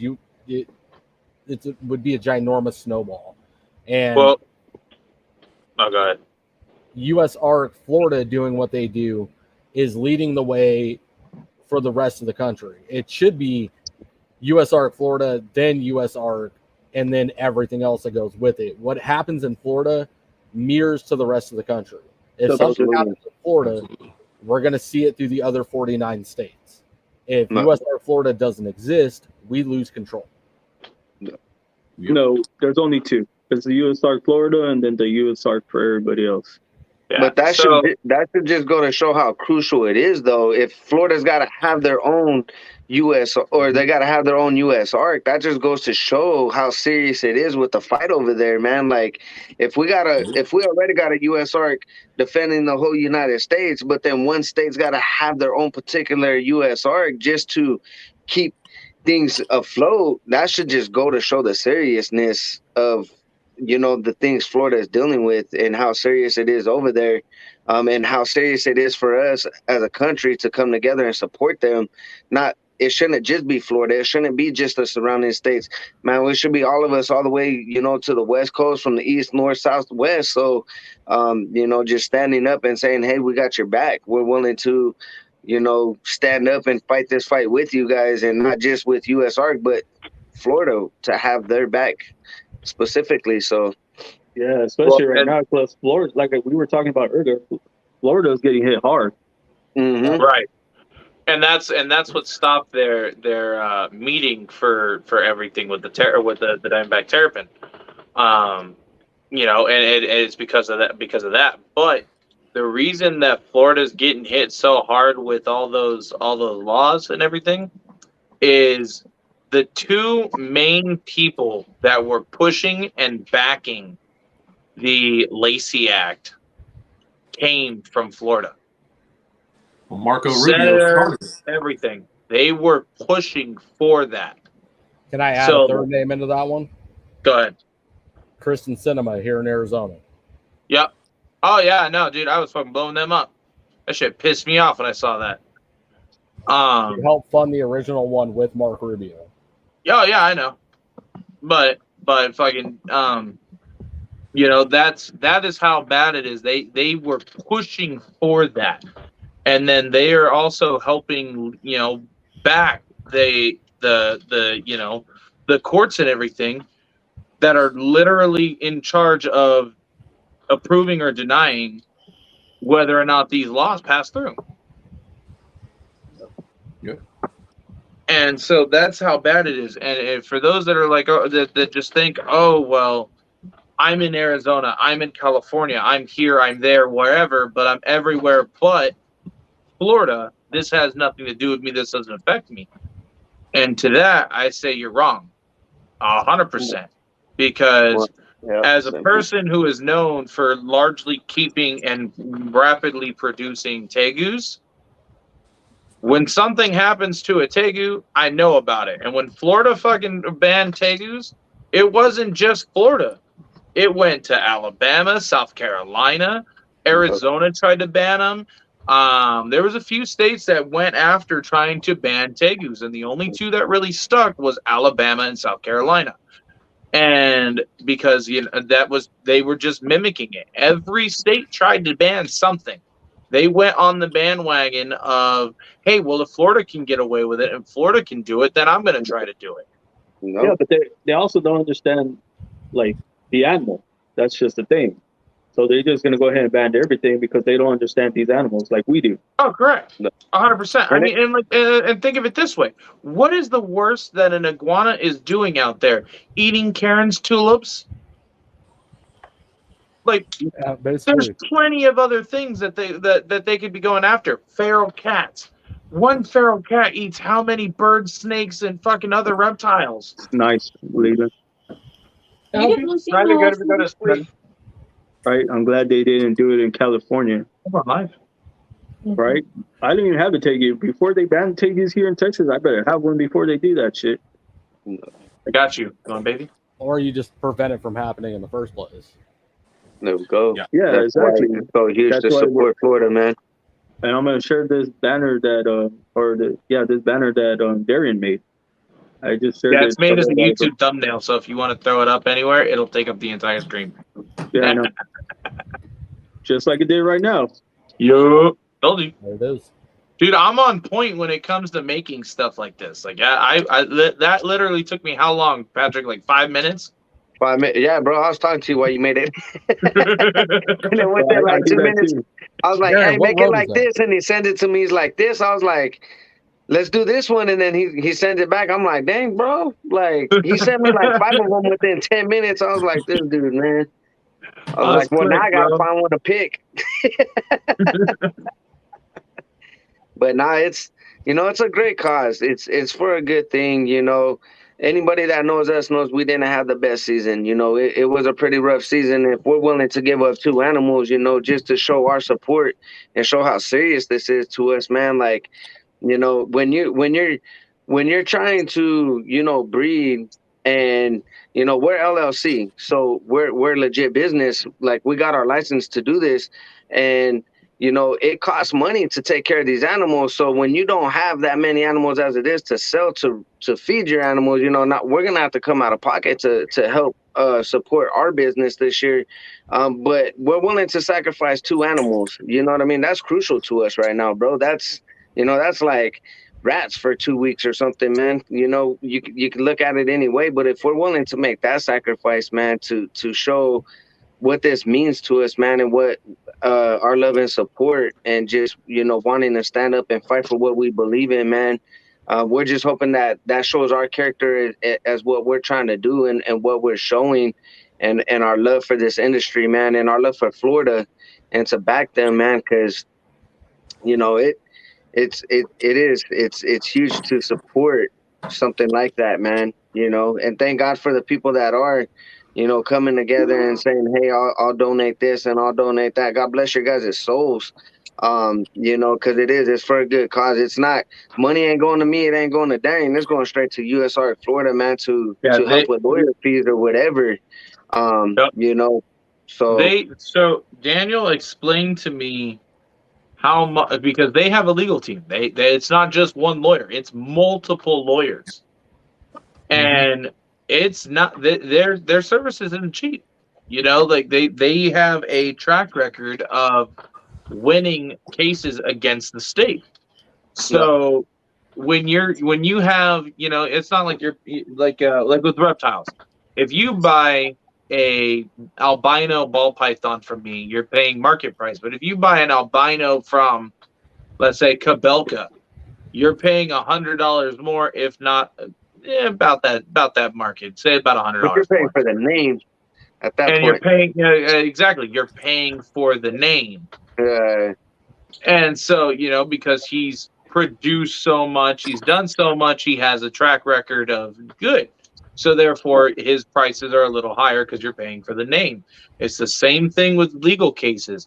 If you're gonna go and fucking represent somebody, you better hope you have some cases on your back that you've won, in order for, one, to get business, but two, to also be able to charge the price you're going to try to charge. No. I mean, if you continuously lose, you might as well be a public defender, but that's just me. Do I have my flashlight? No, they're both in the car. What? These lawyers that Daniel's talking about are the same lawyers that get involved with the overall USR. I don't know. It sounds like it's trying to get into it. They've got they've got the track record for one based off the USR. And then Yeah. Phil Gossett came out and said Okay. how they're spending. I said I ain't going out there by myself. Oh. Hold on, Levi. What happened? She found, so there's something trying to get into my shed from the roof because the tin is up, and she's freaking out right now because she doesn't know what it is. And I was like, "Is it a raccoon?" She's like, "I don't know." And she's like, "Where's the flashlight?" I was like, "In the car." And she's like, "So I got to go by the shed to get a flashlight." I was like, "Yeah." And Try to she's bring like, a big spoon with peanut butter. "Yeah, something." And so then she was sitting there and she's like, "I'm not." I thought she said, "I'm going out there by myself." I was like, "Okay, have fun. Don't get mauled." Oh my god. And then she's like, "No, I'm not going out there by myself. That means come with me." Yeah, get a clue. Yeah, go get it. Fuck that, dude. I ain't wrangling no damn fucking. If it's a, Y'all if saw it's what a happened the raccoon, last time we I'm ran not into a wrangling wild a animal. raccoon, dude. Like, no. Bring a Absolutely python not. with you. You know what? I'll wrangle a raccoon now. I'm ready. I don't know, man. Your track record of wild animals ain't that great. Yeah. I know. All right. Well, tonight's the night I get rabies and lose my left leg. I'll see you guys later. Hey, you could probably sell that raccoon to a Russian. It seems like a lot of Russians have raccoons for pets. They do, Dude, right? I want I've a seen that raccoon too. for a pet. I think everybody does. But you have to get them when they're babies, though. See, the one thing that sucks is Arizona will not let you have a raccoon or a skunk. We cannot have those at all. Like, you have to get a zoo permit to have them. It's stupid. Bro, that's what I'm But working yeah, on I right can now. go. Without a permit, I can go own a porcupine from Africa.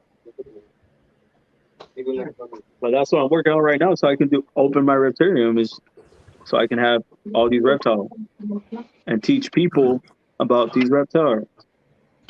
Oh, so Hey the guys, results. I'd love to keep talking, but I gotta go because she's freaking out. So So the results came in from the ultrasound.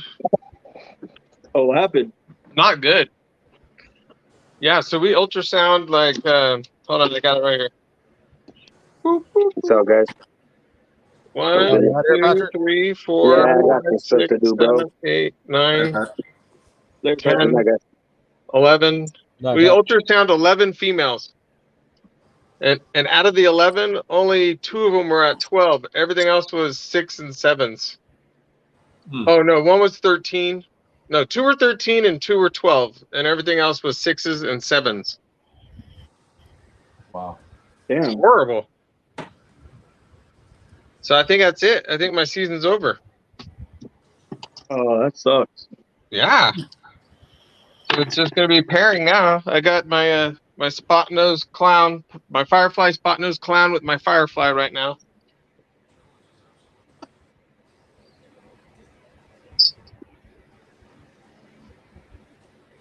And everything else I'm going to pretty much wait on. I mean, if there's 6s and 7s, I don't even, you shouldn't even pair till like 15, right? What's up, man? Something like that. What are you guys pairing at? Right now, Oh, I know ultrasound. do you palpate? Yeah. Do you not palpate or ultrasound? You just throw them together all year long? Like The a year-long times that love fest? The times that I paired, yeah, I didn't really care much for the season. I just threw them together. I did that the first season, and I threw all the males in on Mondays, took them out on Thursdays, fed on Fridays, and gave them the weekend off till Monday again. And I did that the first season, and 2 males went off of food for 4 months. And the 2 males were, one was sharing 2 females. So that was 3 females that weren't getting bred. And then I think at the end of the first year, I might have had somebody ultrasound for me. And then I ended up getting 2 more females, and 7 out of 8. Yeah, 7 out of 8 went that first year. Oh, with it's not one bad. slug. One slug out of 51 eggs. So that's See, not bad at all. I think it's just about it's about timing. I mean, I look at like, damn it, Patrick, why'd you have to jump off of here? I like what Patrick's doing right now. Patrick's he's stepping out of the bounds and doing different things. But with boas, everything from what I understand the best, it's about mimicking their breeding season. It doesn't matter what our outside is like unless there's a thunderstorm, which is the perfect opportunity. But outside of that, it's just about mimicking their cycles, about triggering them. And if we're really like the incubator discussion, if we're really trying to do things artificially, we make their microhabitat. So we control their season. We control what they believe is their season. We can mimic their breeding season. And plenty of breeders have been able to do it where they can breed year round with multiple species. I think the one species that really breaks the rules is colubers, but you could even brumate them during the summer if you wanted to, and just keep them warm in the winter. What's up, Area 51? He had some setbacks with it being cold, super cold, where he's at. Where it's cold and where Area 51's at? Yeah, he gets super cold, and then he had issues with some of his snakes getting too cold, and he lost power or something, and then had issues with rats too, because it's hot and cold there. Yeah. So Bleaker. No, I just palpate, and once I feel like, and honestly, this was my first season, and I only had 2 pairings this season, and I was palpating and listening to a buddy of mine up in Canada, and he was guiding me along with the palpating.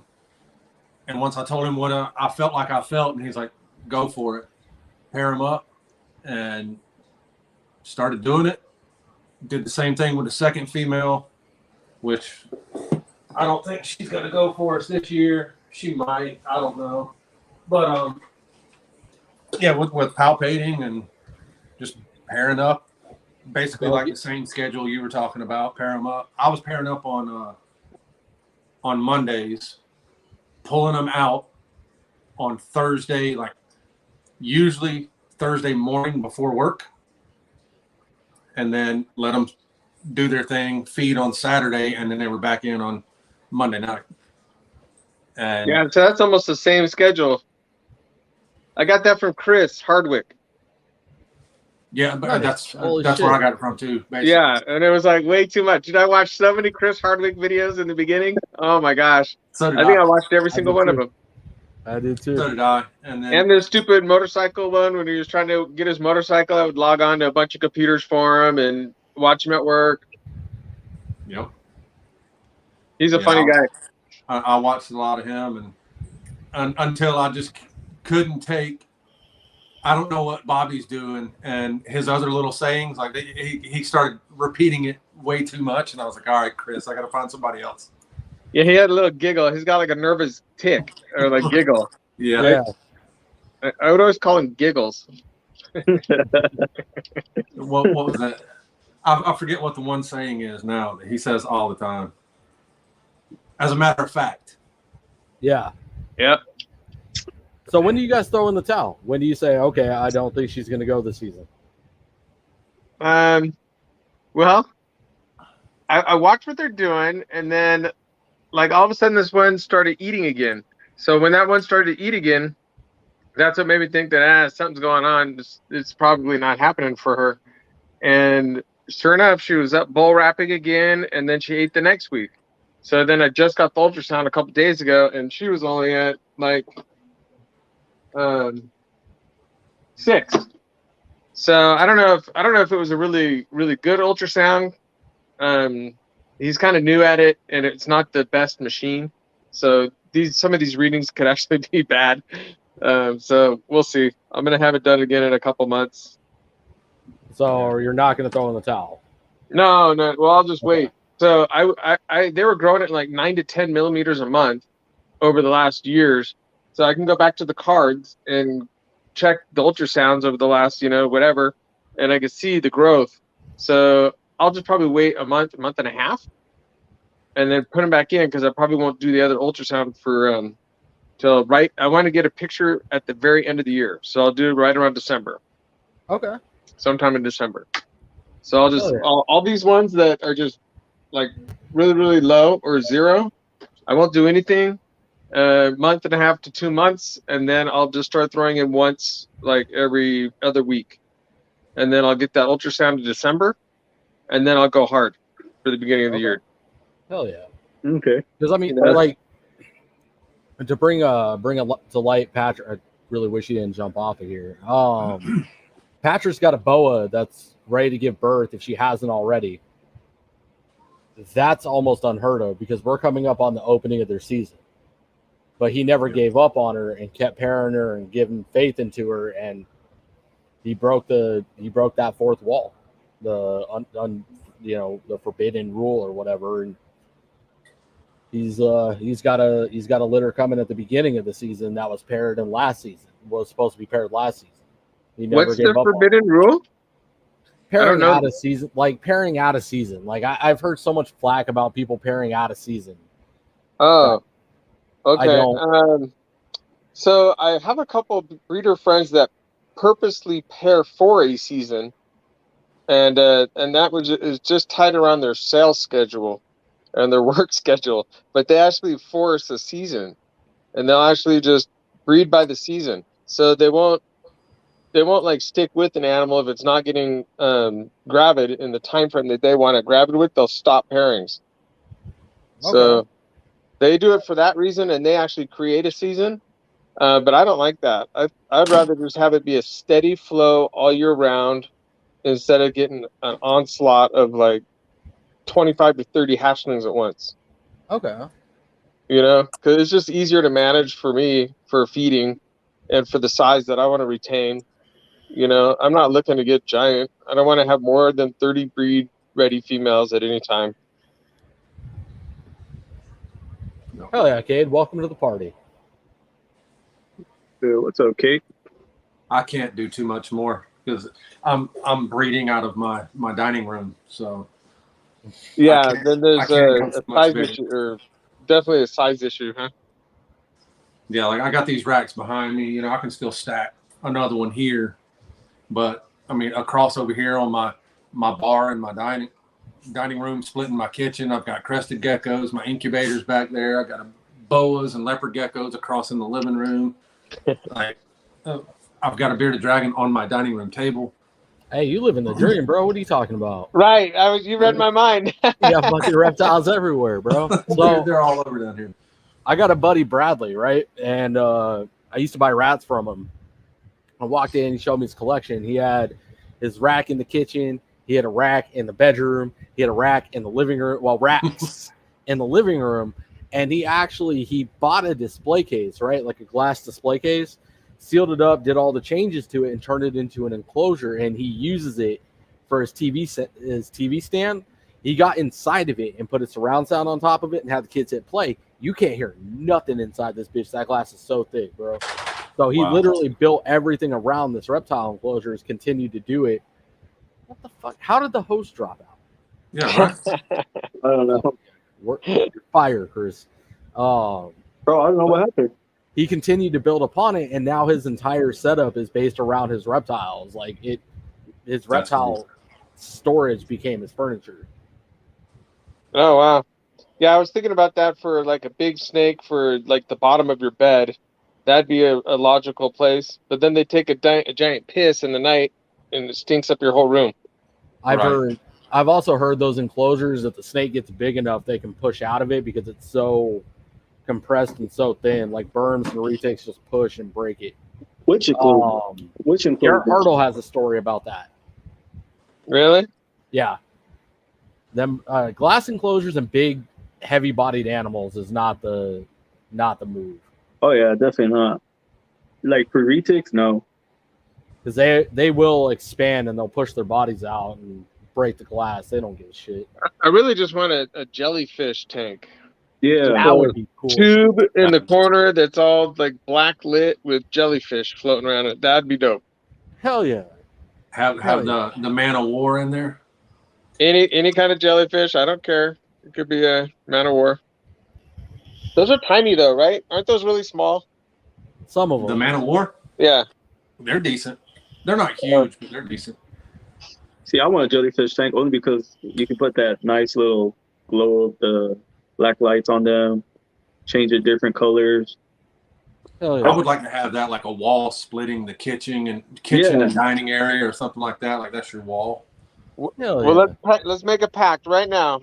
If any of us win the lottery, we have to buy each other a jellyfish tank.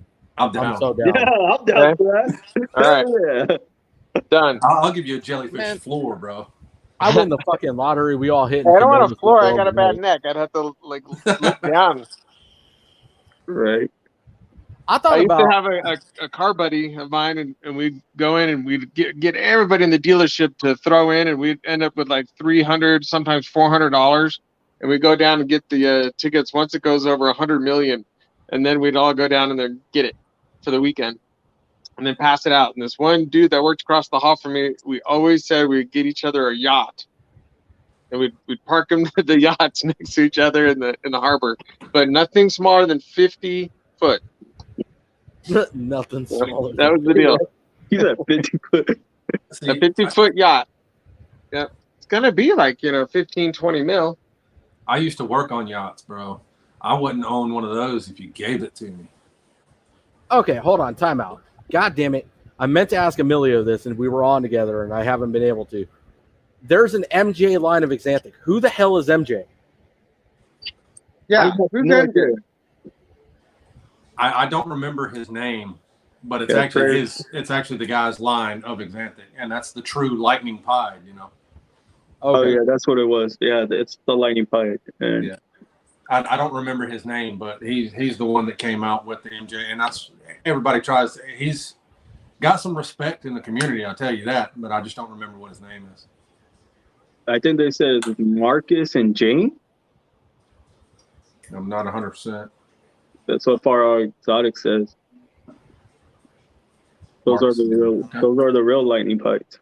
Yep. So I had to name a snake a recycled name because I'm running out of ideas. So I went back to Padme again from Star Wars. Yeah. So now I'm on the third Padme. I keep selling the Padmes for some reason. They're supposed to be holdbacks. But you're selling them. And then I end up having to sell them, yeah. I mean, hey, you're selling them. Well, it happens sometimes. The little kid looks at it and first snake, she wants this $1,200 banger. I brought it to the show just to show it. And this little girl fell in love with it. So I had to sell it to her. Victor says they are from Canada. Marcus and Jane. Oh, Marcus James all pythons. I know who Marcus and Jane is. Okay. Yeah, they have so much dope stuff, dude. Hell yeah. They were on a couple Every podcasts. single picture is like bam, I'm on the bam, website. bam, It's crazy. banger, banger, banger. Yeah, I follow them on Instagram, I think. That's how far out of the loop of ball pythons I am. Yeah, they got some crazy stuff. I was just on the website. It's nuts. I want his ultramel pied. I hate to switch up the subject here, but I want a fucking pied boa so bad. Yeah, those look pretty good. They get about 12 to 15 feet or what? Like average like 8 to 9. Oh, 8 to 9's not too bad. There's some That's like saying out there. the Cal retic. I want one of them. Those are fucking. You can jump on Word Market and get one right now. Oh yeah, they're not expensive, bro. They're expensive, but they're openly available. There's one breeder in the United States that is open about his pied project of the boas. I never I really didn't even seen know a there was pipe such boa. thing. Exactly. I feel like you're lying. This fucking guy. You're a fibber. You're a fibber. You're speaking gibberish right now. Hey, so when you're on here, you can't go in the comments, huh? Yeah, you can. You can? How? Click on chat and then go to comments. Wait, hold on. Okay, chat. Comments. But like a keyboard doesn't show up. Oh yeah, you can't type. Oh. You could just answer their comment. That's why That's I why. click on them. I keep Okay. a second. I keep a Yeah, second. you have to have a phone second device or something, like one that Oh. logs into YouTube, and you can comment in the comment section. I'm like 51, right? What, years old? Yeah. No, I did not know that, dude. I thought you were like in your 30s. You Yeah, look they didn't young. have computers and phones and things. Hell, I didn't have that when I was growing up. Pied boa, asshole. Oh yeah. Oh wow. That's pretty. Okay, it's my night. It's my wife's only night off, and they're done watching the dumbass Bachelor. So I'm gonna go watch a movie with them. That's funny. All right, Leland, you good, bro? I appreciate Later, you man. coming on. All right, guys. Have a good night, Talk to bro. you later. Later. Good seeing you. But yeah, I'm gonna go ahead and just end this. Y'all good? Yeah, man. I need to go get into bed anyway. I'm I good. appreciate You're it. not. You're a horrible host. You're a horrible host. Dude, I brought I the was party. talking. What are you talking about? I brought the life. I brought the people. You didn't bring nobody. Yes, I did. I brought everybody Everyone that kept came- jumping in and jumping out. Everyone came for the guests, not you, bro. Come on now. Yeah, okay. This is Ronnie's like second YouTube, bro. Literally. Oh yeah, you're right. You're right. And we ain't scared to show our bald heads, which you dumbass had. Bro, okay, there. You happy? Oh yeah, now that we're at the end of the live. Yeah, it's at the end. They gotta wait to the end of the live to see my bald head. How about that? Ain't nobody trying to wait to see your bald ass head. Just take your hat off. Yeah. I hate this guy. This is why I'm gonna kick him off my show. Ronnie, you wanna be my co-host? Shit, that's fine. Kick me off. Your viewers are gonna plummet. I'm joking, bro. But yeah, Ronnie, you're more than welcome to jump in when we do these lives now. I think it's gonna be every Monday. It's just the Reptile Room. We just call it the hangout.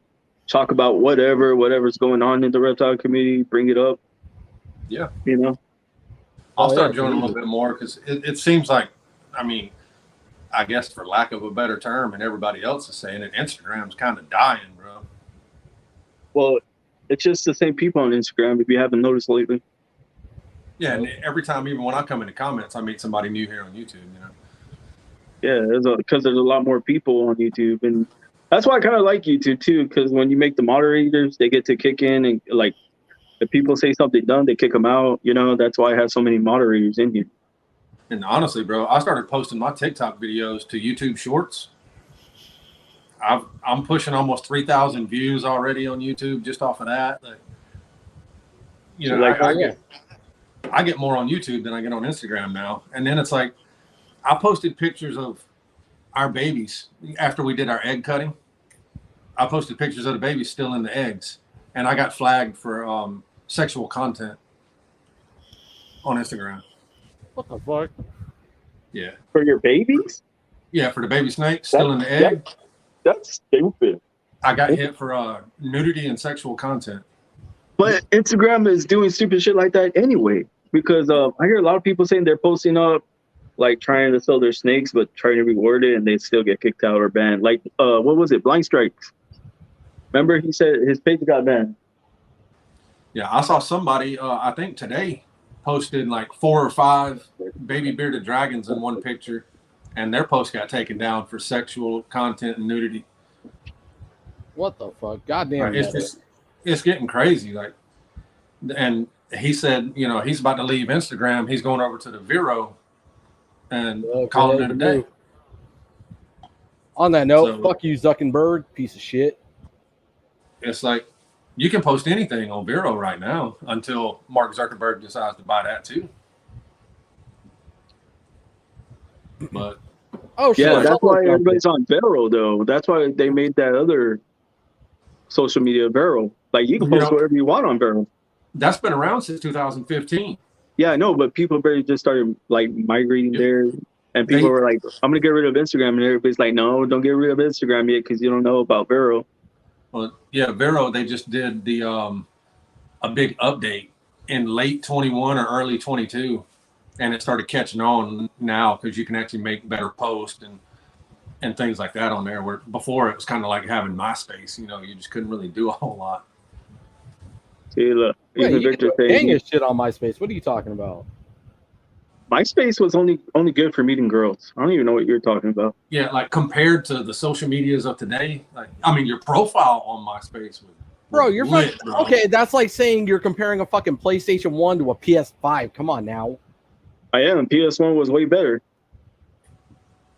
I'll smack you right now, Levi. Don't make me smack you right now. Bro, ain't nobody scared of you, Mr. Clean looking ass. Boy, raise your hand before you talk to me. Kick him in the knee. He'll be all right. See this right here? It's the back end. It's gonna come right out your head, bro. You're gonna feel it. But... Was that like your universal sign for I'm retarded, or? You son of a bitch! You. Did you see what Mr. J said? He said, "Chris, you're going to let Levi carry you again on Fortnite?" Shut up. I got to carry him on the lines apparently now too. My shoulders hurt. Right, bro. Shut the hell up. You shut the hell up right now, because I'm the one that kept running, talking. What's true? It's true. I was brought up Florida because they are getting under attack. That's a big issue right now. That's all over social. That's all over social media right now. Now that's like one thing I really wanted to talk about since Ronnie's in here and he's in Florida. Yeah.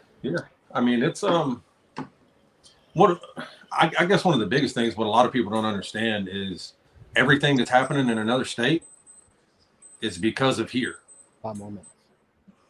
And crazy. Like I understand you want to tell yourself like it doesn't affect anybody else across the states or even in other countries for that matter, but Florida is setting boundaries for everybody.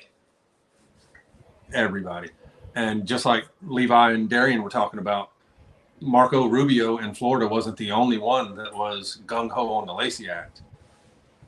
You know, any of my Arizona peeps in the building right now? If so, vote against that bitch Kirsten Sinema. Yeah. November. For Florida too. Your election's in November. Vote that motherfucker out. So Ooh. That's a trend we are going to start right now, boys. We about to get involved in politics.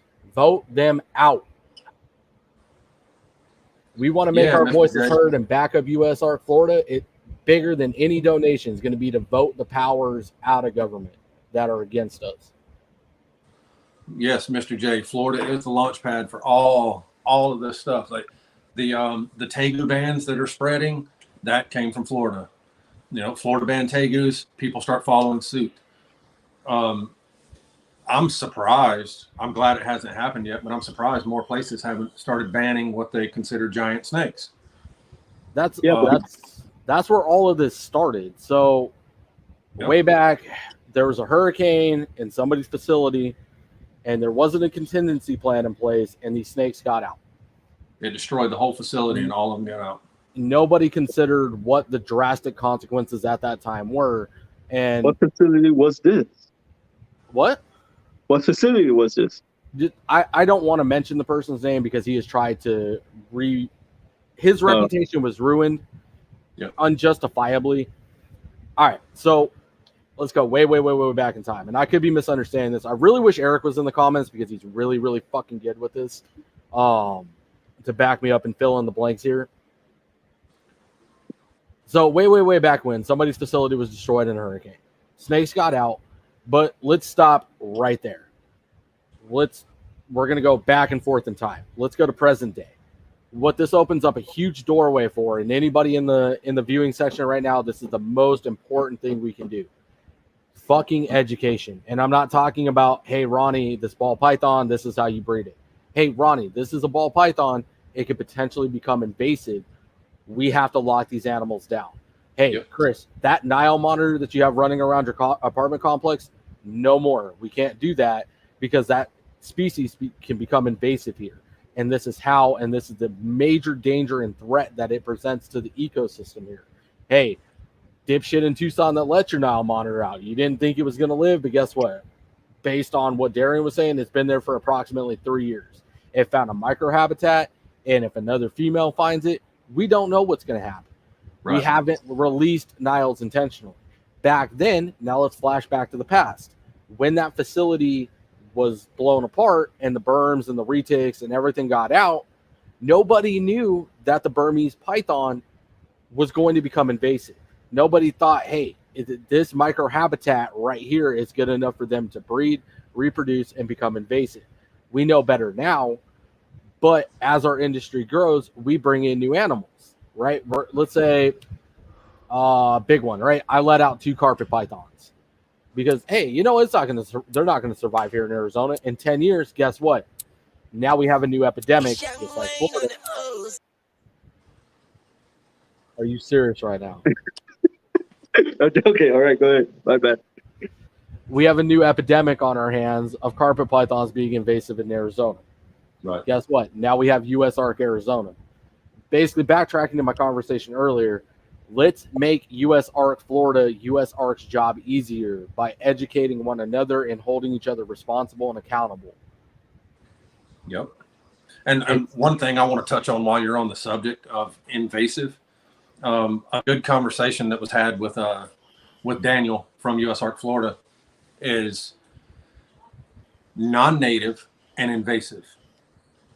A lot of people honestly don't know the difference between non-native and invasive. They just automatically say anything that's not native is invasive, and that's not the case. You know, invasive, and I'll use the same example that he used. Let's go with the chameleons that are out here in Florida now. They're not invasive. They're not hurting any of the ecosystem, any of that. They are non-native, but they're not invasive. The Burmese are considered invasive because they are doing harm to the ecosystem. They are, you know, damaging stuff here. They are eating native animals and things like that. Exactly. I mean, yeah, they're huge. That's why. And I mean, dude, there's videos out there of them, you know, fighting alligators, bro. But one of the biggest things is knowing what terminology to use, especially if you're trying to write a letter into senators and things like that. You got to use invasive and non-native correctly in Absolutely. your verbiage when you're writing these letters and stuff, like, and not using those words correctly could cost like your entire letter, what meaning it has behind it. When you use non-native and invasive wrong, it just kind of washes out your entire letter you just wrote. Absolutely. It's like using incorrect grammar and talking and slang. It just Right. crumble it up, throw it out. It's irrelevant, no matter how great your point is.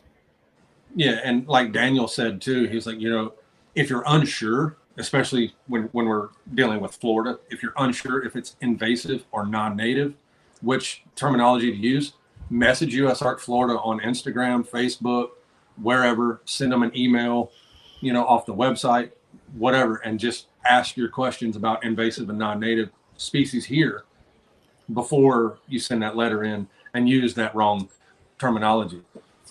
You know, we have to be proper, we have to be professional and, you know, to the point in these things.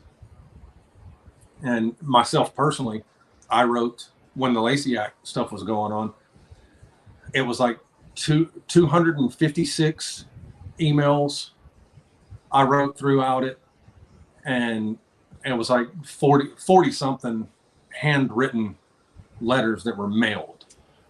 And I had Ashley proofread, I had other people proofread everything that I was doing. And now, yes, to begin with, the first 3 or 4 I sent were off the US ARC templates they had.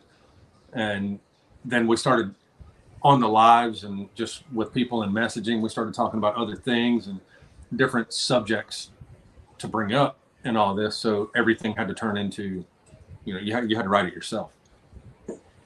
And so I did a lot with that and had a lot of proofreading done with people way smarter than me. And just so I didn't look like an idiot when my letter was the one that came across the desk, you know? No, absolutely. I back you 100% in that. But one of the biggest things, like I said, that Daniel was touching on is you have to know the difference in non-native and invasive. And so, like, here for us, I don't know anything non-native that's here. Well, the house gecko is non-native. It doesn't do any harm to our ecosystem, but red ear sliders are invasive. They do damage, a lot of it. And real quick, Eden, They eat fish populations that hurt us, that hurt our fish's ecosystem.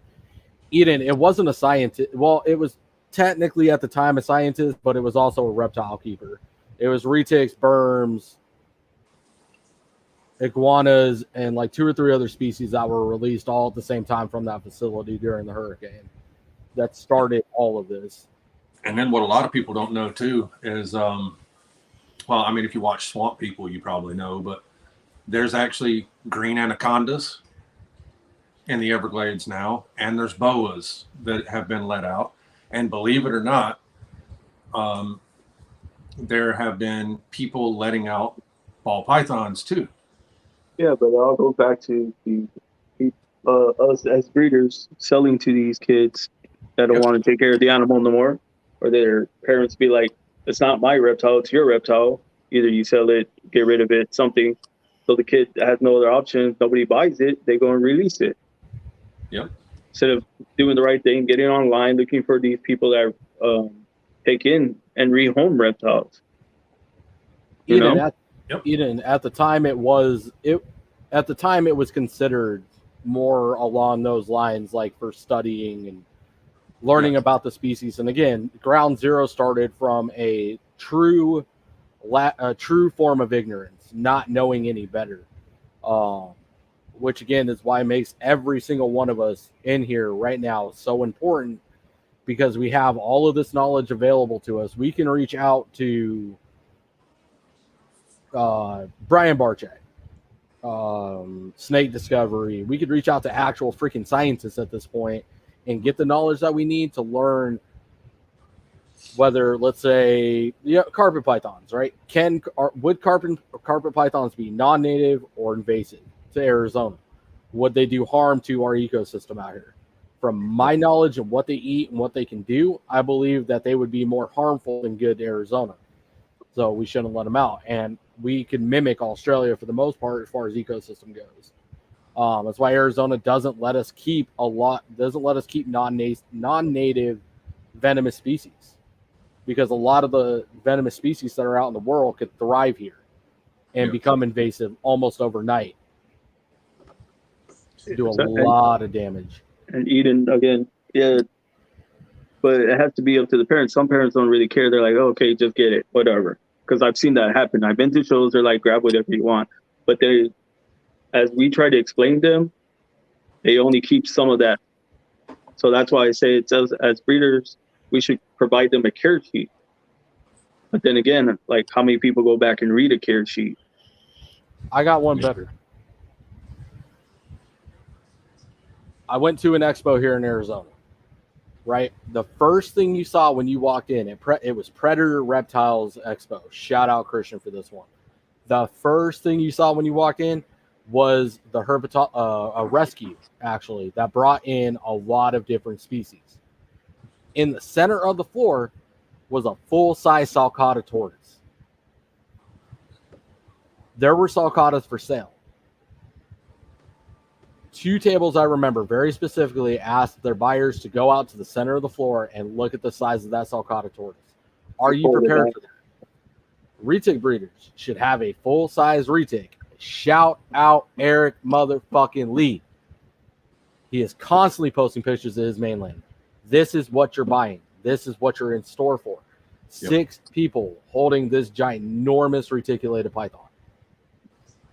This is what this little innocent snake turns into this ginormous, gorgeous, very easily manageable with the education. A ginormous can be very deadly animal. Mm-hmm. There needs to be a display. You need to show people, because that's what gets through the most. Are you prepared for this size animal behind me? No? Then please. These little ones are going to be that big. There's a ball python table right down the lane here. Perfect size snake for exactly what you want. Manageable, calm, tame. We'll work from the ball python to the next bigger species, to the boas, to the carpet pythons, and then the retics. And that's another thing that we can help educate on too. Work your way up. Don't dive in head first into a extremely difficult species. Yes, there's exceptions to the rule. I don't care about the exceptions. We're following the rule. Yeah. Work your way up. Get your feet wet. Get a corn snake. Get a ball python. Stay with the beginners. Then get up to the next level, to the next level, to the next level. As somebody that did that, it's beneficial. You learn so much in that process. That yeah, the corn snake gets boring, but at the same time, it doesn't. Because right here, Yeah, at the same time too, though. But like, what I'm saying also is find a good supporter system, like people that help you out. They're gonna help you, like with education. If you have questions, find a good group. Like in my circles, it's very little, but I have people I can go to and ask about these, reptiles like the retics.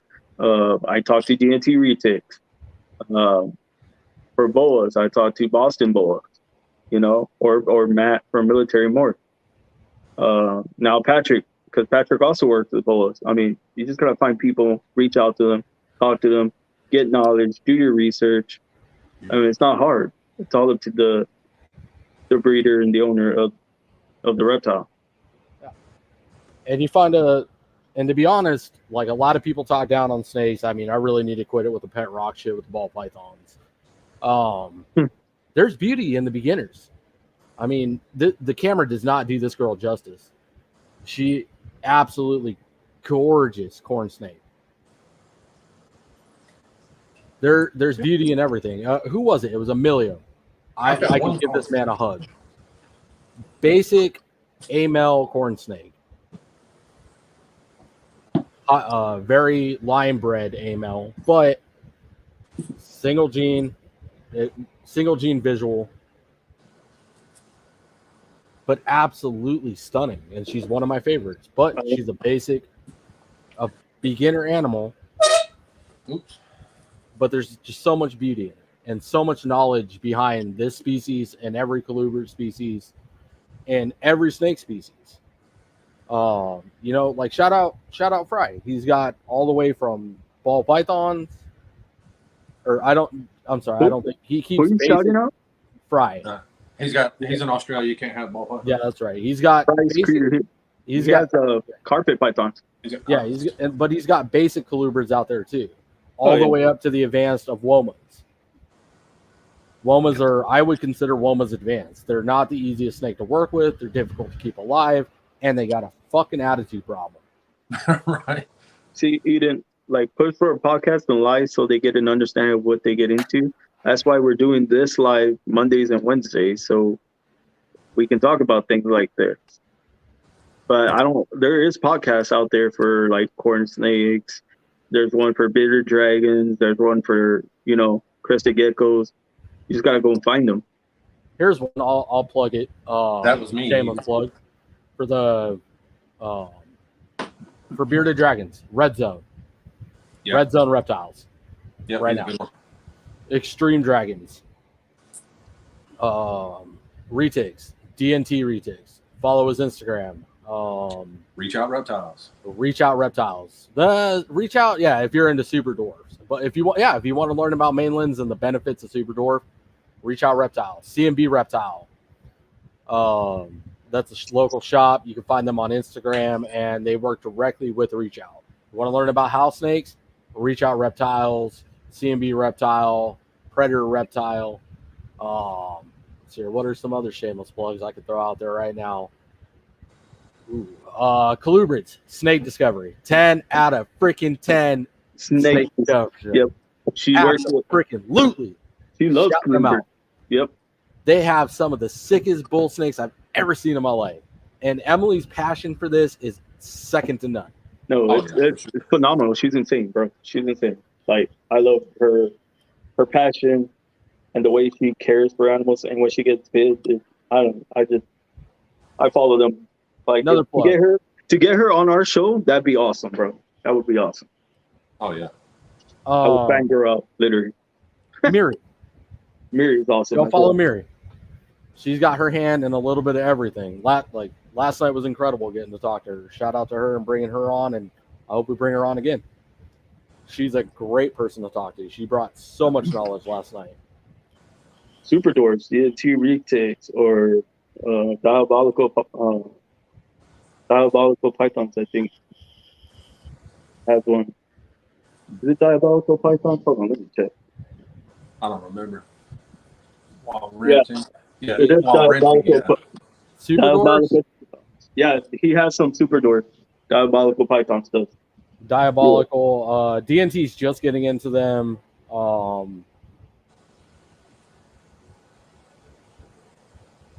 Yeah. I mean, honestly, it just okay. So, Steven, the most important thing to do here, the true super dwarfs.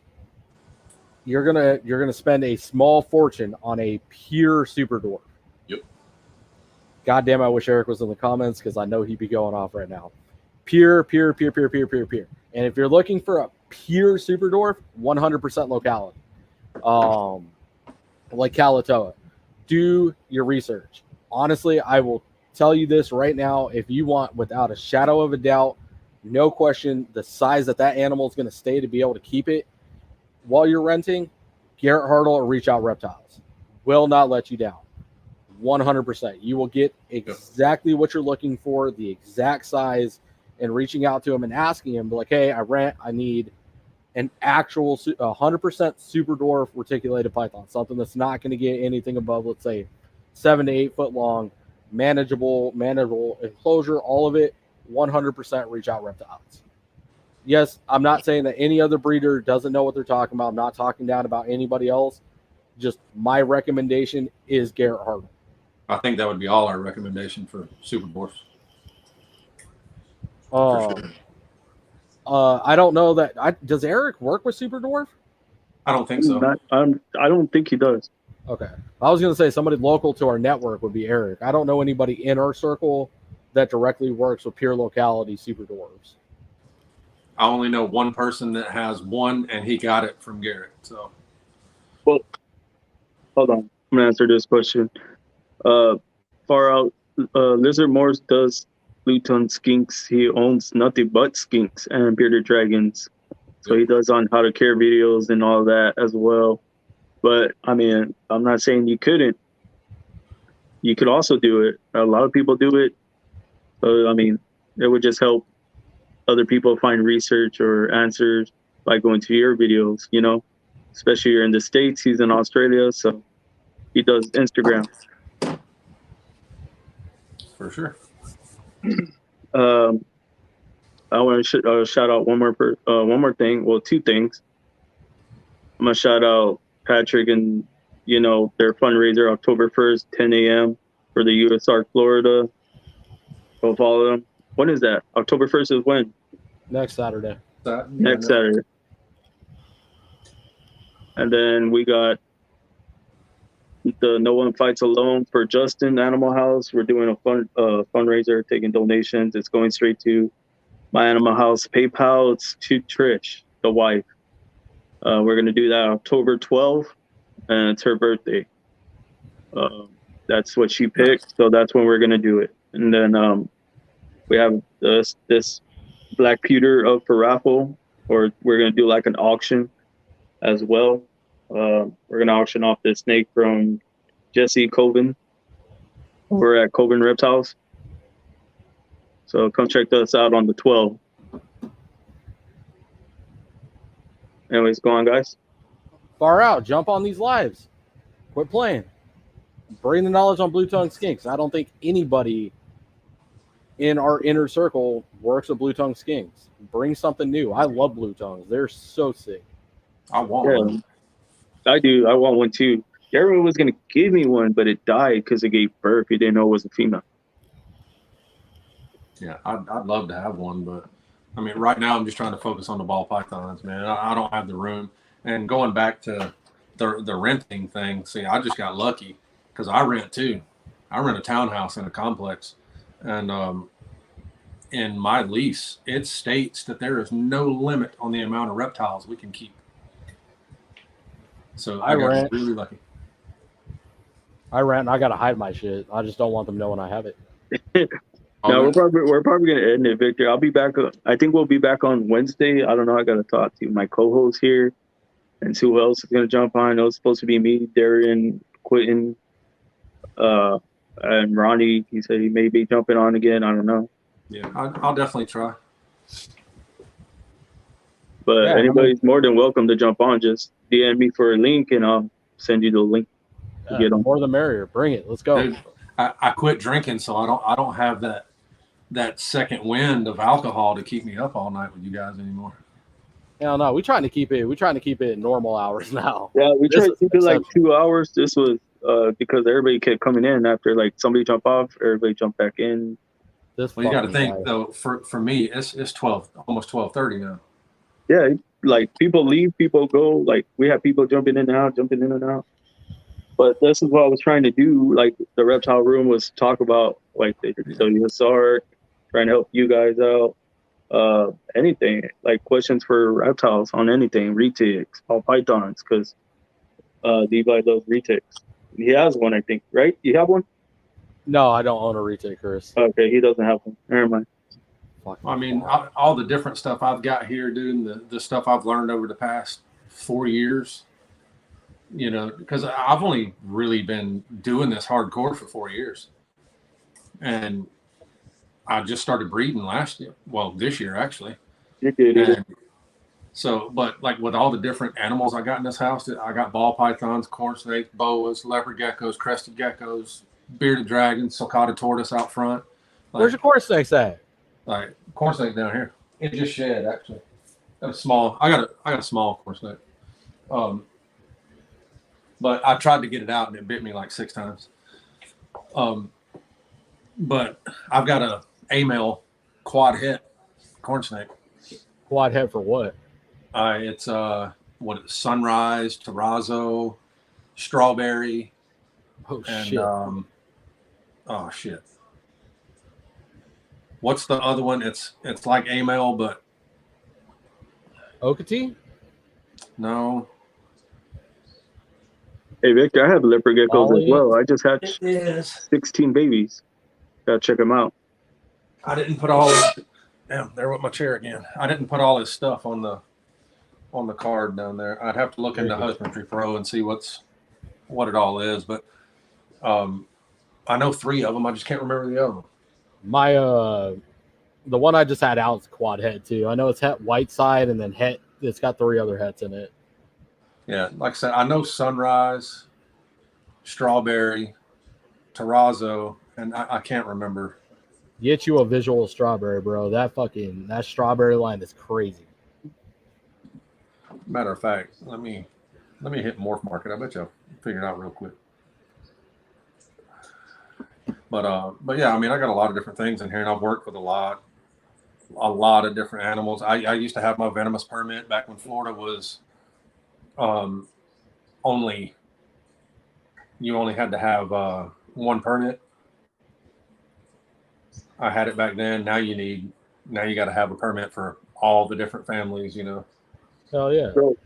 So I got my permit. I'll show you what it looks like here. It's from Texas Wildlife Park. So Nobody cares, bro. You don't even need a permit. You're just trying too hard. no, I need it for my return. Fool. Fucking Oh yeah, it try just hard. says my name and stuff like that. That's all. So Annery. There you go. Annery, yes. and then on the back it says Texas Wildlife and Parks here. And it lets me handle venomous animals, so that's why I'm gonna get into venomous as well because I want to. Fucking try hard. It's too damn hard for me now to try to do it. Try to find the time to get the hours and find the person to go under, and it's too much. Ah, for sure. And I mean, I love venomous, and I treat them like I do long noses out here. So like long nose, they're difficult to keep in captivity. It's hard to get them onto rodents. They're lizard eaters, so it becomes expensive to keep them. But what I could do on a regular basis is go out my front door, walk down to the trail, and handle them there, interact with them. That's how I'm going to treat venomous too. Thanks to Darian, they take a lot of time, so it would take time away from the collection I have now. And I plan on doing a lot like Miri does, where I want to start adding more specialized colubrids like bodegas, Chinese king rat snakes, things that are not easy to keep but pay off in the long run because they're so much fun to work with. incredible species. And I mean, I love colubrids because it's never ending. It's just the colubrid species is the same thing as to me as it is for people with ball python morphs. They'll probably never hit the end of the trail. I could spend the rest of my life and most of the generations after mine trying to own every colubrid. It's just not going to fucking happen. Right. So, but I mean, I don't know. I like keeping, and it's kind of like what you said with the ball pythons too. They're kind of like having a whole bunch of pet rocks that just lay there and whatever. But you know, it's really good around here for me because, like I said, I live in a complex, so we go hit the swimming pool and stuff. And there's my daughter will not hesitate to let everybody know we got snakes and stuff in the house, and I won't either, to be honest with you. And a lot of times I go out there in one of my reptile shirts and stuff like that. So I mean, I got a group of kids and even adults, and hit me up on Instagram or they text Ashley or whatever. They want to come down here and see snakes and hold snakes and stuff. You know, we'll sit out there for 2 hours. You know, I'll be coming back and forth, grabbing different snakes for these kids to hold and stuff. So having ball pythons is good for that, you know, because my boa is now somewhere between 4.5 and 5 feet. And I take her out there and everybody freaks out. Yeah, but that you're doing it good though, because you're teaching them like what these reptiles do, like especially the ball python. Yeah, and the weird thing is though is like this big, probably 4.5 foot ball python that I got in here, the one that we were discussing earlier with the possible Volta, which I'm pretty sure he probably is because he's an enormous 2.5-year-old male. But I take him out there, and you know he's this big around, and 4.5 feet, and they're just like, "Oh, look at him!" Take the boa out there, and they're like, "Whoa, hey!" The boas, they're heavy bodied and they have a meaner stance. That's why I love them so much. A lot of them look at the shape of the nose and then look at her eyes, and they're like, "Man, that thing looks mean." She's a puppy. You can literally go under her chin and rub it, and she'll just like pass out on you. Let me see if I can get this asshole out. Hold on. Bro, it's like the carpet pythons too, how they like on the side of their face, they look like their teeth are showing. Yeah. Yeah, it looks pretty cool. I think that's what deters a lot of people from carpets is seeing that. Yeah, that. And I mean, carpets are known for their attitude problems. Oh, yeah, that's true too. No, you're not going to let me get you out, are you? But for those of you who are on here, I'm trying to open a reptile here in Texas, like the first one ever in San Antonio. So that's why I'm trying to get my certifications, training, my licenses, everything I'm trying to do to, you know. Go down some, Levi. We can't see what you're showing us there. Yeah, I know. Here, can you see her now? Yeah. What is that? My asshole boa. Oh, he's pissed. Oh, yeah. This thing is an absolute fucking asshole, man. This one's just as bad as that damn gopher snake is. Nah, I'm putting your lid back on. You ain't biting me tonight, asshole. And see, that's like one thing I want to work with is green tree pythons. Like they're one of my favorite. The Amazon tree python, the Amazon tree vipers. Those are beautiful as well. Like I want to work with them so bad, and it's Kinsley is already standoffish. You know, she'll only hold one snake out of all these we got. And it's moonshine, isn't it? What's that? She only holds moonshine. No, she won't hold moonshine. She's scared of moonshine. Who's she holding? She only holds. Well, I gotta let it. He has to let me know when he's like gonna pull out a snake, so I can put him on solo. She only holds this one. The banana. Oh, this way. The banana pastel fire het clown. But it's because it's fire, bro. That's why. And I mean, he's super gentle, and he moves around kind of slow for the most part. And she likes that he's, you know, just super gentle. And that's what the only one. Like she has snakes back here, and she won't touch them. No. What is that one? Chill. You're fine. Get back in there. Chill. What is she? What was that, Levi?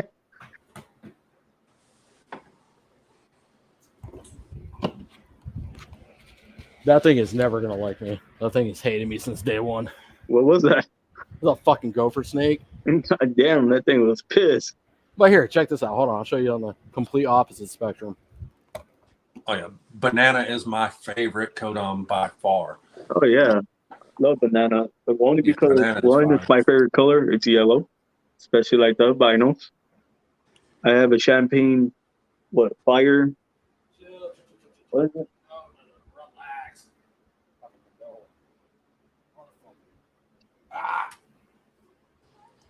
Hey, chill. Oh, it's a fire orange string champagne. 100% het clown. All right. So I'm not going to put the headset on. This one's extremely flighty, but not aggressive. Chill. You're okay. Ain't nobody going to hurt you. Relax.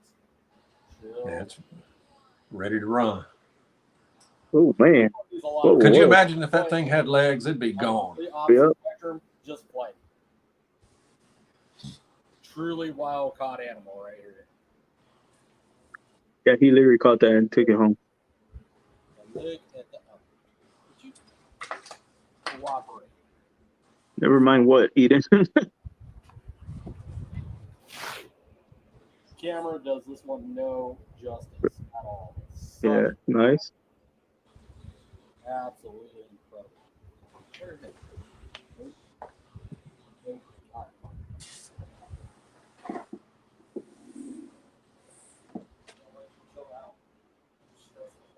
Bro, I want to get into bull snakes too. The albino bull snakes are gorgeous, bro.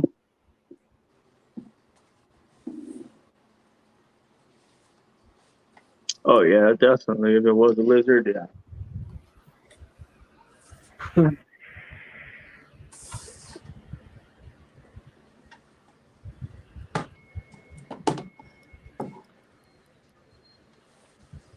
No, you didn't, but they are mistaken for Western Diamondbacks on a regular basis. There you go. There's one of Moonshine's babies. Oh yeah. Hell yeah. Let me hold on. Let me enlarge you. Here we go.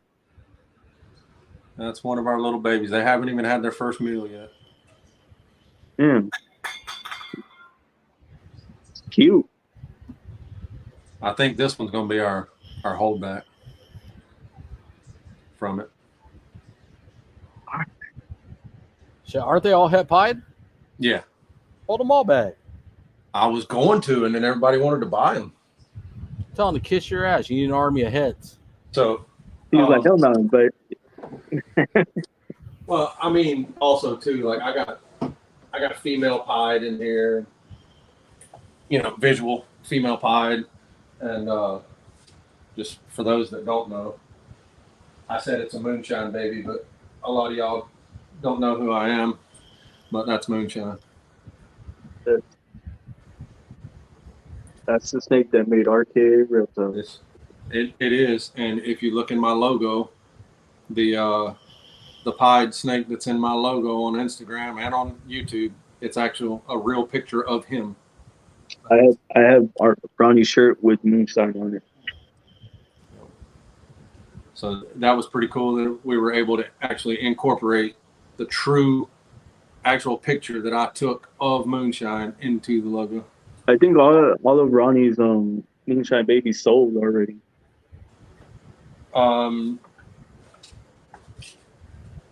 Depending, let's see, I got one gone. I still got to sex them for sure, and everything, and whatever. But I got 2 females that are sold. As long as we got 2 females in there, and then the one that Brandon and Sarah took. Cade wants to come down and get one. I'm holding one back, and I'm thinking about actually, depending on if we're female heavy in here, I'm gonna hold 2 back. 2 males? 2 females. Oh, okay. Yeah, being female heavy is the move. Yeah, if I'm female heavy, I'm gonna hold back 2 females myself. So technically, right, I don't know if Cade really wants one or not, but I may have one. I don't know. Honestly, Eden, with the way Pied's gone, I mean, you're almost better off getting a male visual and a female het. I You get your party 100%. And if you go look at Emilio's morph market, for $400, you can pick up a killer female visual. Yep. Oh. I mean, I got a smaller female visual But you back could here also when I'm hit, growing up. I hate to compete with Emilio, but my boy Zach's got a bunch of them too. Hashtag Pied is life. oh yeah, Pied's life, right? Pied is life, yeah. Pied is life. And got the female that I'm growing up. You know, she still got plenty of time left. Oh, wrong way. I'm not used to this YouTube thing. You got to move backwards. Yeah. From where you want to go, but eventually. Really, you're not holding on today? All right, that's cool. Eventually, she'll get up there and she'll go to moonshine too. But He didn't get a visual yellow belly female. Or no, never mind. No, because doesn't the ivory wipe out everything? It's a pure white one. Yep. That comes out of that. Yep. And then, I mean, I'm gonna do pied stuff. I'm looking into getting a ODYB, either het pied or pied visual. Probably het because the visuals are $2,500. But ODYB het, female or two. You know, pied is going to be our main focus here. We do have clown stuff. Like I got clown visual, I got clown hets and stuff back here, but you know, clown is just not really my thing. So Luke, we're about to get out of here too here soon. I think everybody has to get off. Yeah, I need to get out of here and get some sleep, man. I got to be up at 6 o'clock in the morning. But I just want to say, man, thank everybody for being in the comments. Thank everybody for joining us tonight. Next week, come back. I mean, this Wednesday, come back with some questions. Yeah, come back some questions for us. You know, we want to make the community involved. We want to get everybody involved. I pay attention to the chat. I will answer any question you guys have. What up, Luke? This time, you know, on Wednesday, I'll try to get on a little earlier so that way I can bounce out late a little earlier. Yeah. But we usually try to keep it at 2 hours, like I said. But tonight it was just a lot of people jumping in and out. So I'm gonna go ahead and just tell everybody good night because I've been sitting here 4 hours straight. I'm exhausted now. 4 hours, 36 minutes. So yeah. All right, man. Well, I appreciate y'all having me on here, and I'll try to jump on Wednesday with y'all. Shout out Ronnie. Shout out to everyone in the comments who've been consistent through all this. Good Y'all seeing keep you us again. doing this. yeah, but was it for you guys? Yeah, we definitely wouldn't be here. I got to still put up with this fuckhead this week. So Yeah, we still got this weekend. We got Sunday and Saturday. No, not this Saturday. Next Saturday we'll be on again and getting balls deep with Emilio and Whammo and Bosa. So we'll have 3 other cool people on, and then you. you know what? I'm done with this guy. All right. All right, Ronnie. I'll see you Wednesday. If you do jump on, just let me know. Yeah, for sure. And Steven Richardson is gotta grab my balls. He's on Instagram. Go follow him. He's actually been here the whole time supporting, bro. Appreciate that, Steven. Okay, cool. Yeah, I already grab my followed. balls. Yeah. I already followed. Ain't nobody trying to grab your little balls. Anyway. That's what it said. That's his name, bro. Gotta grab my balls. Look. Yeah. Oh, it is. That's a cool little tag. You dumbass. Yeah. I think I actually just started following him like last week. I follow all you. So thank you again. I appreciate it. Big shout out to everybody. Big shout out to Ronnie for staying on with us. Appreciate you, Ronnie. Everybody have a good night, and we out of here. Catch y'all later.